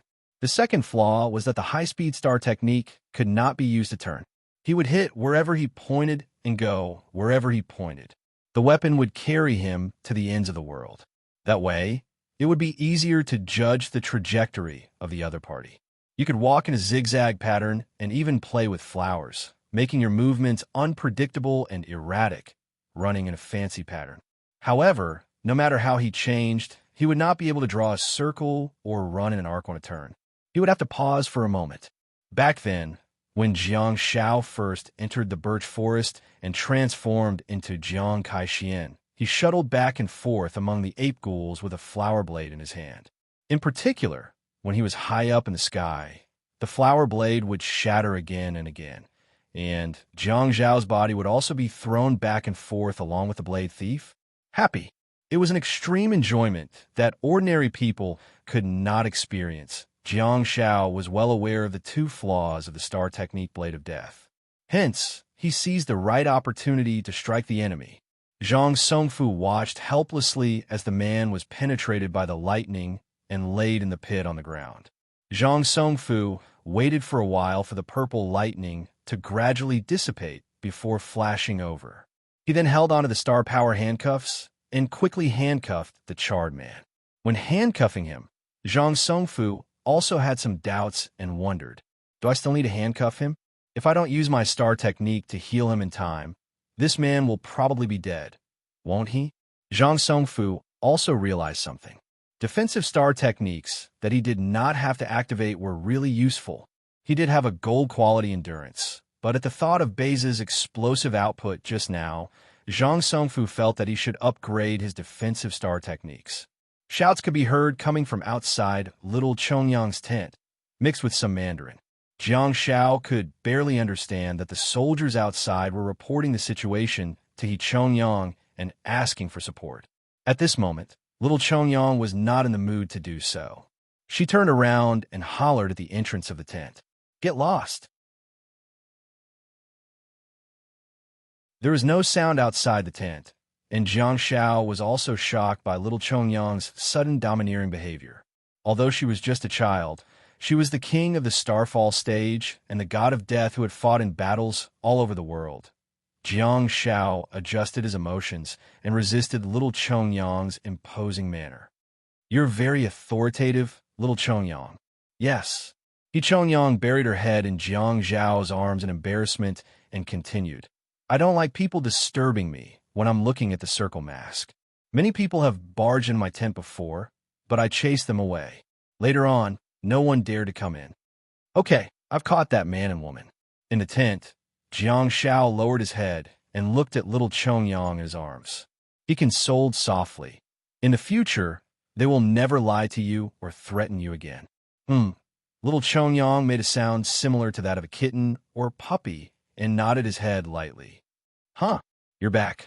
While Jiang Shao was deep in thought, he sensed that Zhang Songfu had returned. Zhang Songfu said straightforwardly, I've handcuffed them and thrown them into my hailing shelter. Jiang Shao smiled and said, I was at the scene. Baze was with me too. Zhang Songfu was stunned for a moment before nodding. Jiang Shao lowered his head to look at He Chongyang and said, You stay with this ghost helmet, uncle. The situation outside is a little chaotic. I want to capture them and incorporate this team. How about 5 minutes? I'll be right back. He Chongyang pursed his lips and said, I'll go with you. Sure. Jiang Shao nodded immediately and looked at Zhang Songfu. Throw the corpses out. At the same time, at the main entrance of the military camp, a mixed army of species blocked the entrance. The war that was supposed to break out at any moment quieted down because of Diamond Silver Companion's roar. There were close to 400 ghost monks in the military camp, and there were probably close to 100 of them surrounding the entrance. Jiang Shao, Jiang Tu, rode on the charcoal Pegasus and said, Be straightforward. All ghost monks, get out and join the team. At the side, Jin Sanyang, who was a professional translator, negotiated with Diamond Silver Companion. Silver Companion grinned and laughed sinisterly. A series of hoarse voices came out.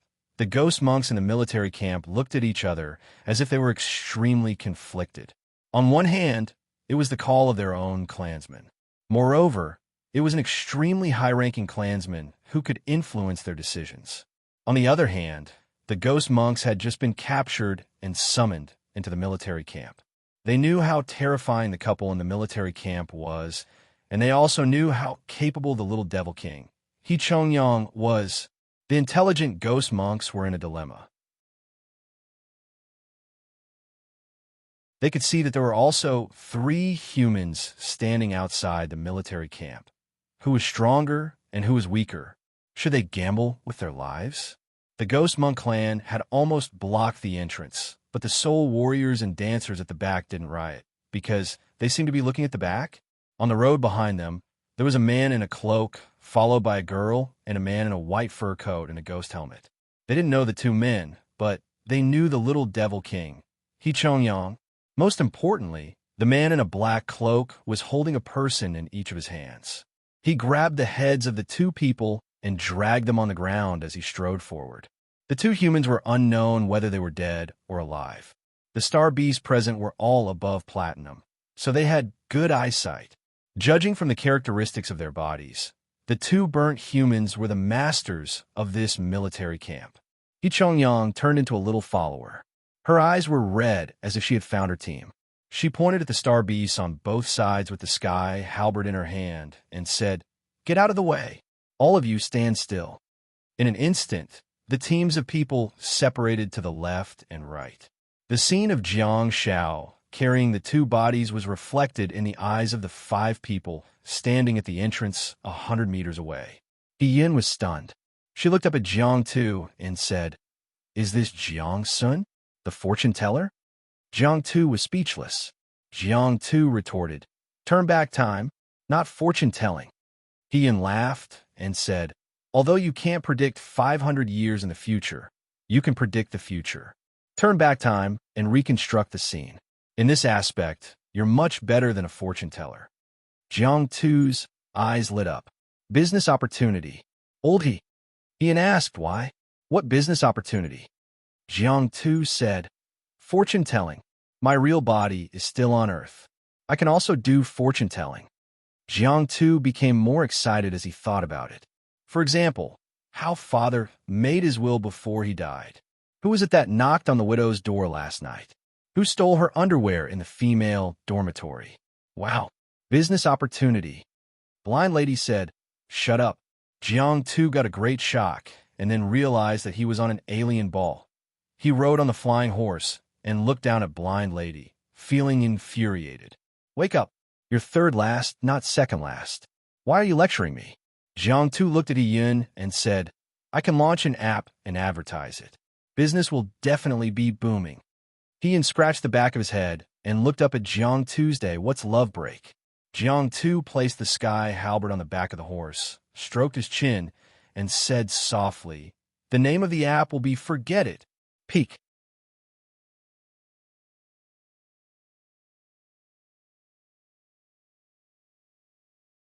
Chapter 10:24. The fortune-teller butcher was thinking about business opportunities outside the tent, while Jiang Sun stood firmly and lifted the man and woman by their heads. Jiang Sun yelled, "Your leader is here. I can tell that you're not very loyal to him." The people present were all battle-hardened star beasts. For the sake of their status and taking care of little Chongyang, the man and woman had given orders in Mandarin. This also allowed these creatures to understand some simple Chinese. Along the way, under little Chongyang's various orders, all the star beasts in the military camp gathered here. Jiang Sun's every word was clearly heard by everyone. Because of the various situations along the way with little Chongyang, Jiang Sun discovered that the little cutie who collected trash had a high prestige in the military. Not only was he the superior and commanding officer of the star beasts, but he was also a godlike figure. That made Jiang Sun even more fearless. Jiang Sun continued, "It doesn't matter if all of you were coerced or captured. I'm informing all of you right now that your leader will never appear before you again." Jiang Sun then turned around and glanced at Zhang Songfu. Zhang Songfu was so agitated that he was trembling slightly. Among the thousands of soldiers and horses, the person at the front held the bodies of the man and woman and said those words. The yin-yang soul warrior, the white-faced dancer, the paper ink book soul, and the grimacing monk were all platinum-quality creatures. If they really fought, it would not be a trivial matter. Don't say that ants can kill an elephant. They are all platinum star beasts, not ants. It would be a problem if their small team could escape unscathed. Jiang Shao really dared to say that. Is it because little Chongyang is beside us? Zhang Songfu thought to himself and opened the hailing shelter. Jiang Sun also threw the two bodies in. Jiang Sun clapped his hands and continued. "Those who want to live a comfortable life, I can provide you with a place to stay and treat you with good food and drinks. You won't have to go to the battlefield anymore. Those who like to fight, I'll provide you with the opportunity to fight. It will definitely be more interesting than you think.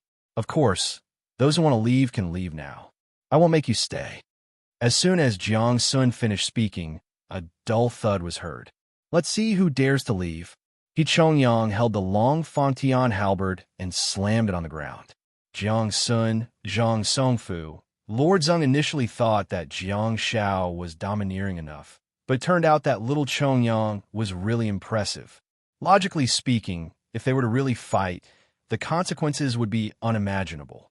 But after thinking about it, Zhang Songfu understood. Jiang Sun wasn't qualified to say anything, but little Chongyang was. She had been killing in this army camp for almost a year.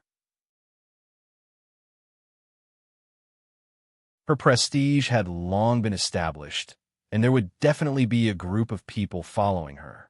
Apart from the extremely stubborn rebels, most of the star beasts here, as long as they had the ability to observe the situation, they would probably follow the trend. Poke, Jiang Sun suddenly felt his buttocks being lightly poked. Jiang Sun. Little Chongyang didn't think there was anything wrong with her behavior. She said, "There's another uncle." "Aw, man." Jiang Sun was stunned. "There's another one? Why was there another one? Why hadn't he discovered it? Was it because he was in too much of a rush to rewind time? That's not right. I've never seen another human before. Oh, my little ancestor. Why didn't you tell me about this earlier?" Little Chongyang said, "He has been transforming into a yin-yang soul warrior and leading the team." Yin-yang soul warrior? The yin-yang soul warrior in the mutated sphere was more than 5 meters tall, which was on the same level as the Ghost Monk clan and the Savages. Jiang Zhao's deputy star technique was already at the star realm, and his height was at most 10 centimeters. How could he disguise himself as Yin-Yang Soul Warrior. Jiang Sun raised his eyebrows slightly and asked, "How tall is he?" He Chongyang answered, "About the same height as me." "About the same height as you? 6 meters?" Jiang Shao was instantly dumbfounded. "Damn it, you're 6 meters tall, yet you're pretending to be a Yin-Yang Soul Warrior that's 5 meters tall or 3 meters tall. A pocket-sized version?" The more Jiang Sun thought about it, the more he felt that something was amiss.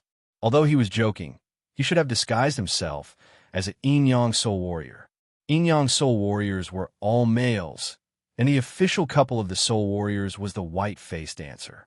The way the Soul Warriors and dancers gave birth was the same as that of humans. One black and one white. After the two guys applauded for love, if they succeeded, the dancer would experience 10 months of pregnancy and give birth to the child.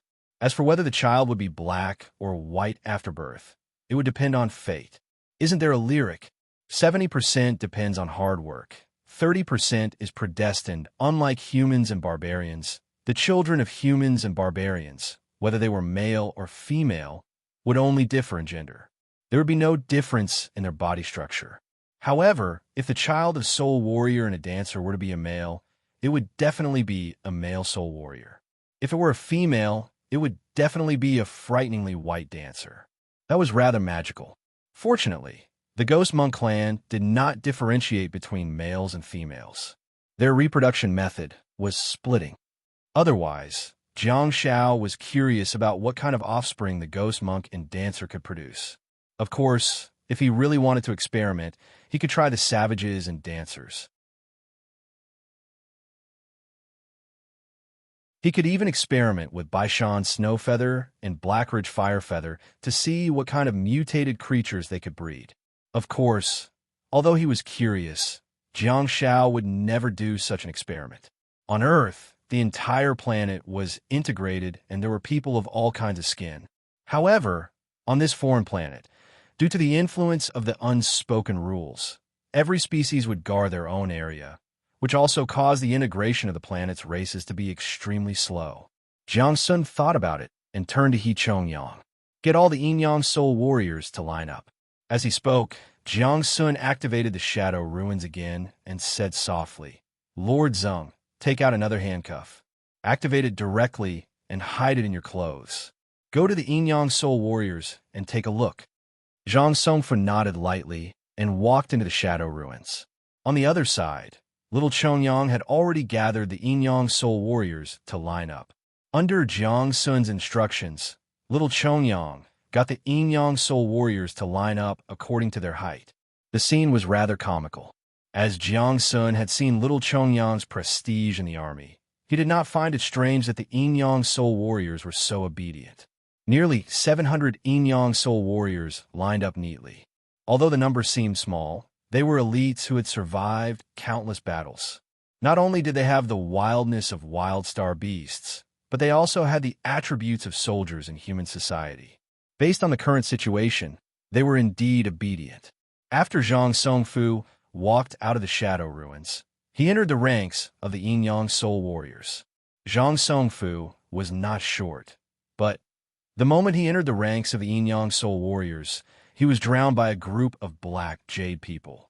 At the same time, Diamond Silver Companion successfully reorganized the Ghost Monk clan. The Ghost Monk clan was newly recruited in the camp. Theoretically speaking, they were the most unstable factor, but due to the existence of the Silver Companions, all of them forcibly suppressed their natural instincts and followed the orders of the clan's big shots, lining up one after another. The group of 5 outside the door also entered the army camp. In the sky, Jiang Tu looked down at the army camp vigilantly. He observed the situation and saw Little Chongyang's eyes. Jiang Tu smiled and waved at Little Chongyang. Beside Little Chongyang, Jiang Sun said, "That's me too." Little Chongyang's little head was filled with unknown thoughts. Jiang Sun thought that she would be afraid that she would be deceived again, but Little Chongyang suddenly said, "Are there many Jiang Shao to accompany me? Wow, I'm so happy." Jiang Sun was speechless. Zhang Songfu walked around the ranks of the Yin-Yang Soul Warriors. When he passed by a short Yin-Yang Soul Warrior, He was especially close to them. However, Zhang Songfu, who was wearing star power handcuffs, did not notice any humans. He also did not notice any humans who had their star power suppressed and revealed their true forms. Seeing Zhang Songfu secretly shaking his head, Jiang Sun sighed. Maybe they escaped during the chaos. However, Jiang Sun felt that something was amiss. Due to the characteristics of living creatures, if the paper ink book soul wanted to escape, it would be able to. The problem was that when the Yin-Yang Soul Warriors realized that danger was approaching, they did not choose to escape. Instead, they gathered together and fought against the enemy together. This was also their way of survival. After all, this group of kings was forced to live in groups by the white-faced dancer. If there was a problem, they would gather first. That was the creed of the Yin-Yang Soul Warriors. On the mountain behind the army camp, Baze, who was overlooking the scene, and Jiang Tu, who was flying the sky and watching the army camp closely, did not notice any signs of the Yin-Yang Soul Warriors escaping from the army camp. While thinking, Zhang Songfu suddenly said, "Brother, can you be more shameless?" Jiang Sun did not need to turn around because Jiang Tu, who was in the sky, had already seen it.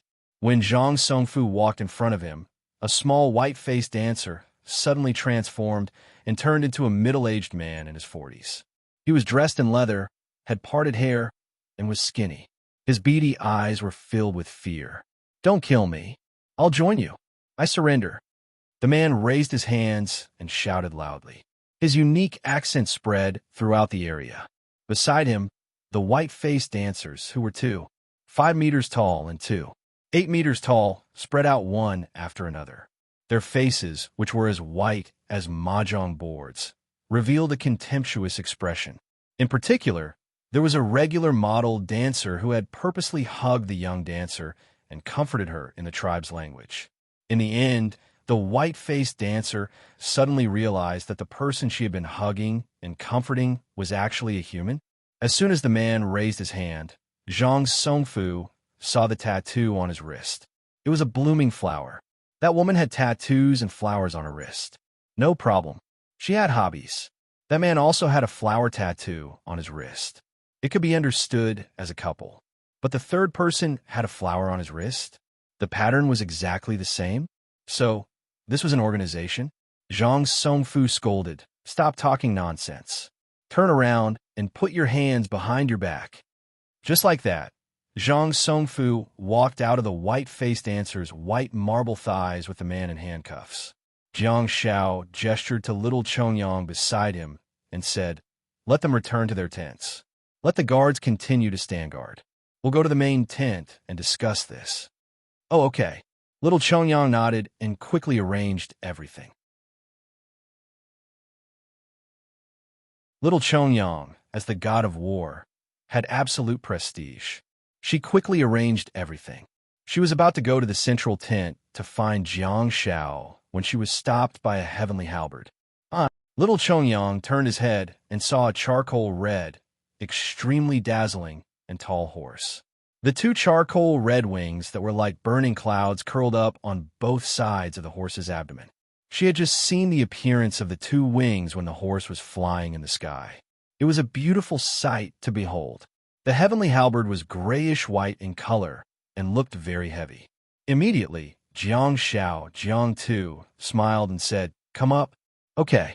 Little Chongyang was overjoyed and immediately jumped up. Jiang Xiao put his hands under little Chongyang's armpits and caught her as she jumped up. He made her sit sideways in front of him. He gently squeezed the horse's abdomen, and the black ridge fire feather walked forward.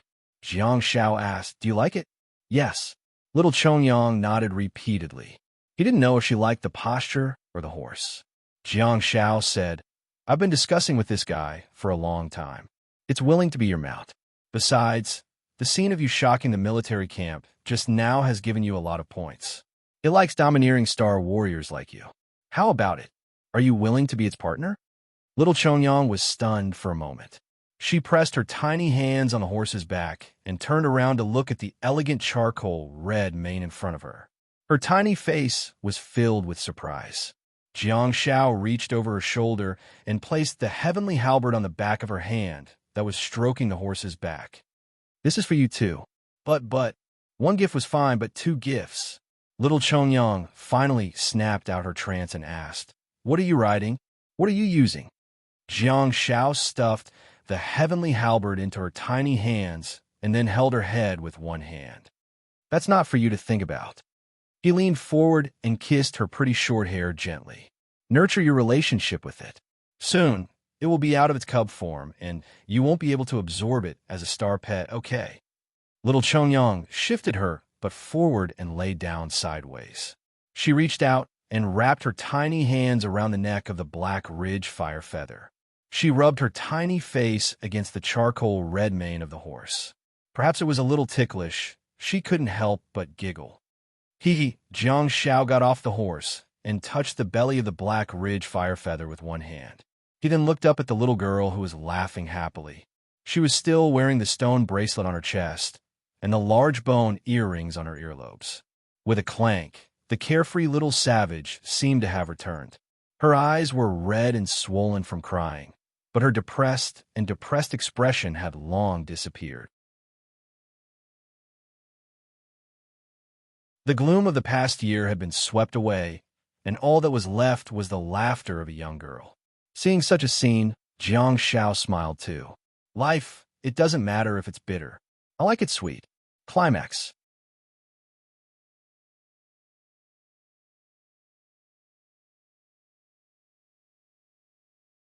Chapter 1025. Jiang Shao, the statistics are out. Zhang Songfu lifted the curtain of the central tent and walked in excitedly. It was obvious that he was a little excited. "Oh!" Jiang Shao turned around, pointed at Zhang Songfu, and introduced him to everyone. His name is Zhang Songfu, and he's from the Guardians of the Night. He's currently in the middle stage of the Star Sea realm, and he's a melee fighter. His code name is Lord Zeng, and he's also a member of the Birch Forest tribe. In the tent, He Yun sat on the chair and nodded at Zhang Songfu with a smile. In fact, Zhang Songfu had long discovered the old man. Besides, Zhang Songfu and Senior He Yun had known each other for a long time. Back when they were in the upper snowfield dimension, He Yun had visited Zhang Songfu with bait. At that time, He Yun was sheltering more than 10 people who had mistakenly entered the upper dimension. Hence, he didn't stay at Zhang Songfu's home for long. At that time, Zhang Songfu wanted to travel with Senior He Yun, but Senior He decided not to bring Zhang Songfu along after careful consideration and considering various factors. There were many reasons why Senior He did not bring Zhang Songfu back to the shelter, the most important of which was the environment of the shelter at that time. It wasn't because of the geographical environment. After all, it was a snowfield and the conditions were extremely harsh. There was no such thing as a good environment. The so-called environment of the shelter was the cultural environment. The people in the shelter generally did not have a high opinion of the Guardians of the Night. There was even a period of time when the people who had mistakenly entered the upper snowfield due to the harsh conditions and were on the verge of breaking down felt that it was the fault of the Guardians of the Night and the Guardians of the Night that caused them to mistakenly enter the upper dimension. Since I've spent the entrance fee and entered the dimensional space in the snowfield of Jiangbin City's Jianan village, you guys have the responsibility and obligation to protect us, even if life and death are predetermined by fate. But I was training normally in the snowfield. If I die, I die. We won't say anything. However, the Guardians of the Night are supposed to protect the holy ground. Why do we get chased into the holy ground by the white ghouls and white ghoul witches? Why were we forced to break into the vast sea of the white ghouls and eventually had no choice but to break into the holy ground? Why didn't you save us in time? Why did we mistakenly enter an area that should have been sealed? This was only the opinion of a few people in society. It had to be known that there were not only a few people who had mistakenly entered the upper dimensions. There was no lack of people who had been brought into the upper dimensions by the sudden appearance of the space-time tunnel. The resentment of this kind of people was even deeper. The human heart was complicated, especially under such harsh conditions. There were definitely many people who gradually became mentally twisted. Even if they weren't psychologically twisted, there were still a lot of normal people who would immediately think of how to push the blame, how to find someone to take the blame, and how to push the blame onto someone else when something went wrong. When He Yin first met Zhang Songfu, Song Lan, and Hu Wei, he knew at first glance that they were soldiers. Therefore, he did not mention these things. He Yin was an old man, so he had a natural protective umbrella. He was also part of the Wasteland Reclamation Army, and he was the savior of the people in society. He provided them with protection, and his power was much higher than the people in society. As such, He Yun's relationship with the people in society had reached a delicate balance, and the order of his shelter was relatively stable. Until now, He Yun had yet to tell Jiang Shao where the people he was protecting lived. Why? Because Jiang Shao was also a soldier, and he was a guardian of the night. Jiang Shao would not judge whether He Yun's actions were right or wrong, but he had his own thoughts. "Old mister, how have you been?" Zhang Songfu cupped his fists and bowed to He Yun. However, anyone with a discerning eye could tell that Zhang Songfu's actions were passable, but his attitude was a little perfunctory. He Yun had lived for a long time, so what couldn't he tell? He also knew that for the lonely Zhang Songfu at that time, his appearance and rapid departure had caused a lot of damage to this soldier's heart. He Yun stood up and bowed to Zhang Songfu. This scene was very interesting. They were both soldiers, but when they greeted each other, they used the ancient Chinese etiquette. Jiang Shao looked at the two of them and changed the topic. "This is my subordinate, Tail Feather Brigade, Tail Feather Team, Third Tail." Zhang Songfu's reaction was very interesting. He stood straight and saluted. "Sir." The blind lady froze for a moment, seemingly at a loss for what to do. She simply nodded. This society was always more tolerant of the disabled. Although everyone knew that the blind lady was not really blind, at least she was still able to put on an act. Zhang Songfu did not get a return salute, but he did not say anything either. He deceived himself and pretended that she did not see it. Jiang Shao changed the topic again and broke the awkward situation. "Since we're all in the alien world, let's form a new team. I'm a colonel, so I'll be the captain first." Ahem. He uncovered his mouth with one hand and coughed twice. Jiang Shao turned to look at He Yun and said, "Hey, old He, are you not feeling well? Treat yourself. I'm Jiang too, not Jiang Sun. When Jiang Sun is done interrogating the criminal, I'll get him to read your fortune to see how you got sick." He Yun was speechless. Jiang Shao chuckled and said, "Let's discuss and form a team. Nothing can be accomplished without rules. Think of a team name first. By the way, Lord Zheng, what's the result of your statistics?"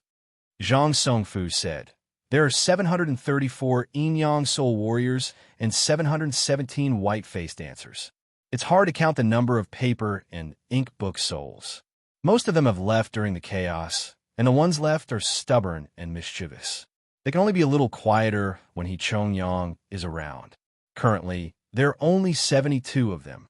At this point, Zhang Songfu paused and continued. "It's worth noting that almost every paper and ink book soul is equipped with a Zhuangyuan brush, and 36 of them are equipped with a red silk inkstone.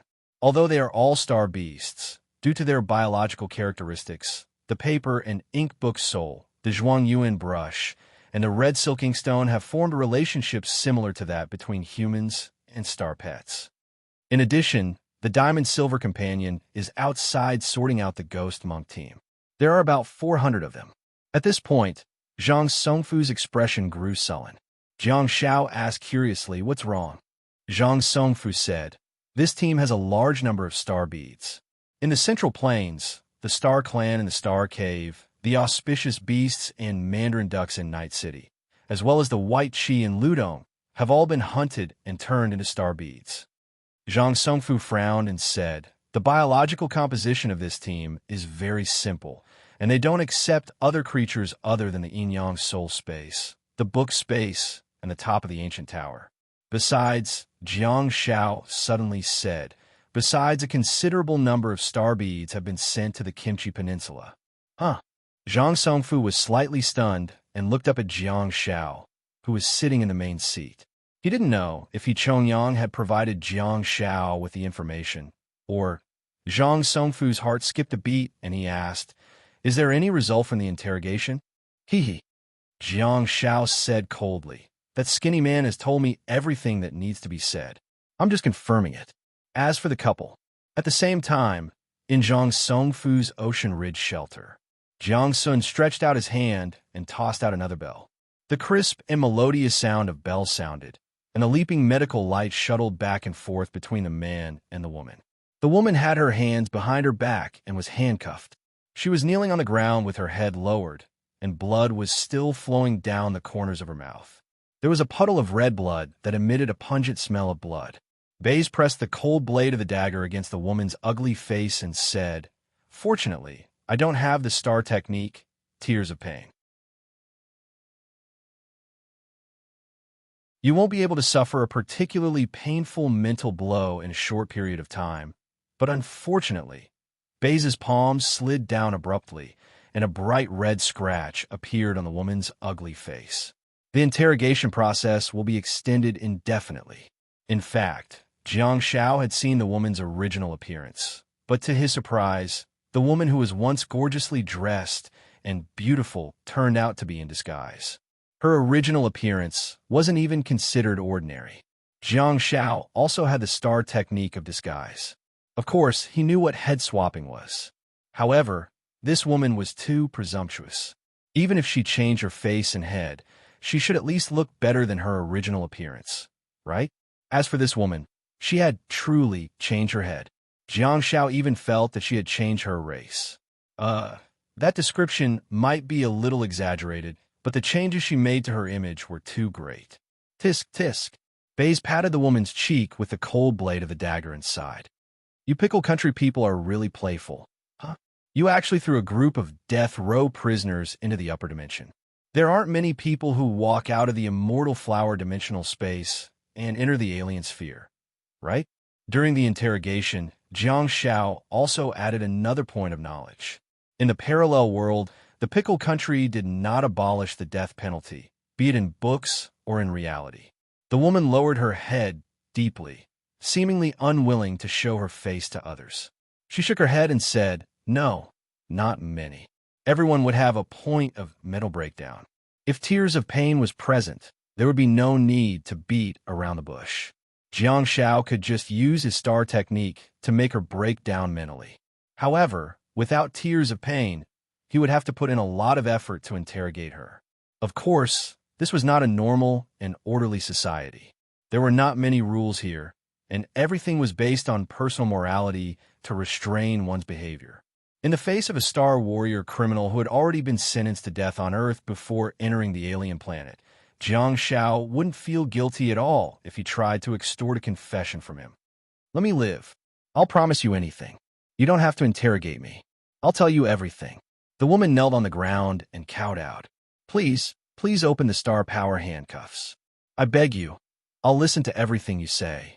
Baze squatted in front of her and looked at her thoughtfully. To be honest, he couldn't tell that she was lying. Instead, he felt that she was telling the truth. Of course, this woman's identity was obvious. Not only was she not a kind person, she was also a death row prisoner. Hence, Jiang Shao didn't trust her at all. The woman's voice trembled as she pleaded, "Please, open the handcuffs and let me return to my original appearance. Please." Damn it, Baze couldn't help but grit his teeth.